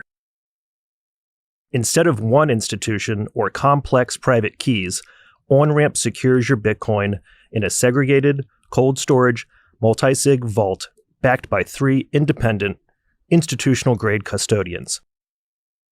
No single custodian can move funds by themselves, providing an unprecedented level of security that traditional custody solutions simply can't match. Protected by a $100 million Lloyd's of London insurance policy, all transactions are fully auditable on-chain, never rehypothecated, and executed only at your explicit direction. This means complete transparency and control over your assets at all times. Beyond custody, OnRamp delivers comprehensive Bitcoin financial services, including lending, trading, inheritance planning, IRAs, and more.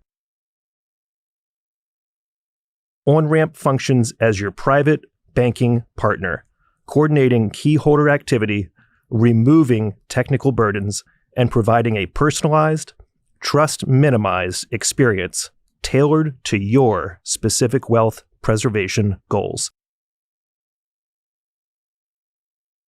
Whether you're new to Bitcoin or an experienced holder, OnRamp's approach helps secure generational wealth with unmatched security and peace of mind. Visit onrampbitcoin.com today to learn more, sign up, or book a free consultation with their team of Bitcoin custody experts. Join us for the Hurdle Rate podcast featuring Matt Cole, Ben Workman, and Jeff Walton every Tuesday here on X.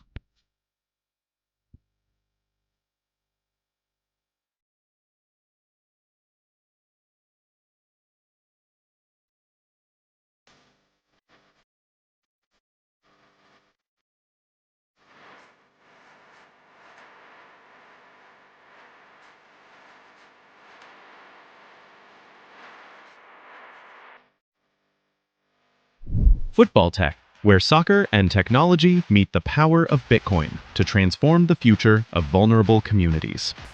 This is what Bitcoin philanthropy looks like. Soccer, technology, and Bitcoin. Join the mission. Help change the game at footballtech.org/Bitcoin. Catch the Real Estate Standard podcast featuring Chris, Kenny, and myself every Wednesday here on X. We're Giga, a Bitcoin Treasury company turning digital assets into real-world innovation. We're reshaping the U.S. building envelope market with high-performance facades and windows powered by technology, AI, and advanced manufacturing. At our core, we're a tech and AI company. We use innovation to make building faster, smarter, and better. And we see that as part of a much bigger picture. With over 30% annual growth and strong margins, our profits power operations, drive expansion, and strengthen our Bitcoin position.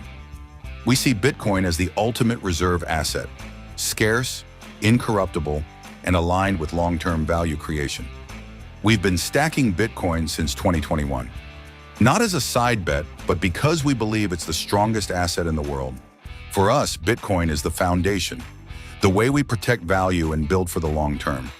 Every step we take, whether it's developing new AI tools, improving manufacturing, or delivering better products, feeds the same mission: to grow a company that lasts, secured by Bitcoin and driven by innovation. Our aim is clear: to stand among the top global Bitcoin companies while transforming how buildings are designed and built. The future is being shaped by technology. The future is secured in Bitcoin, and the future is what we're building. Discover what we're building next.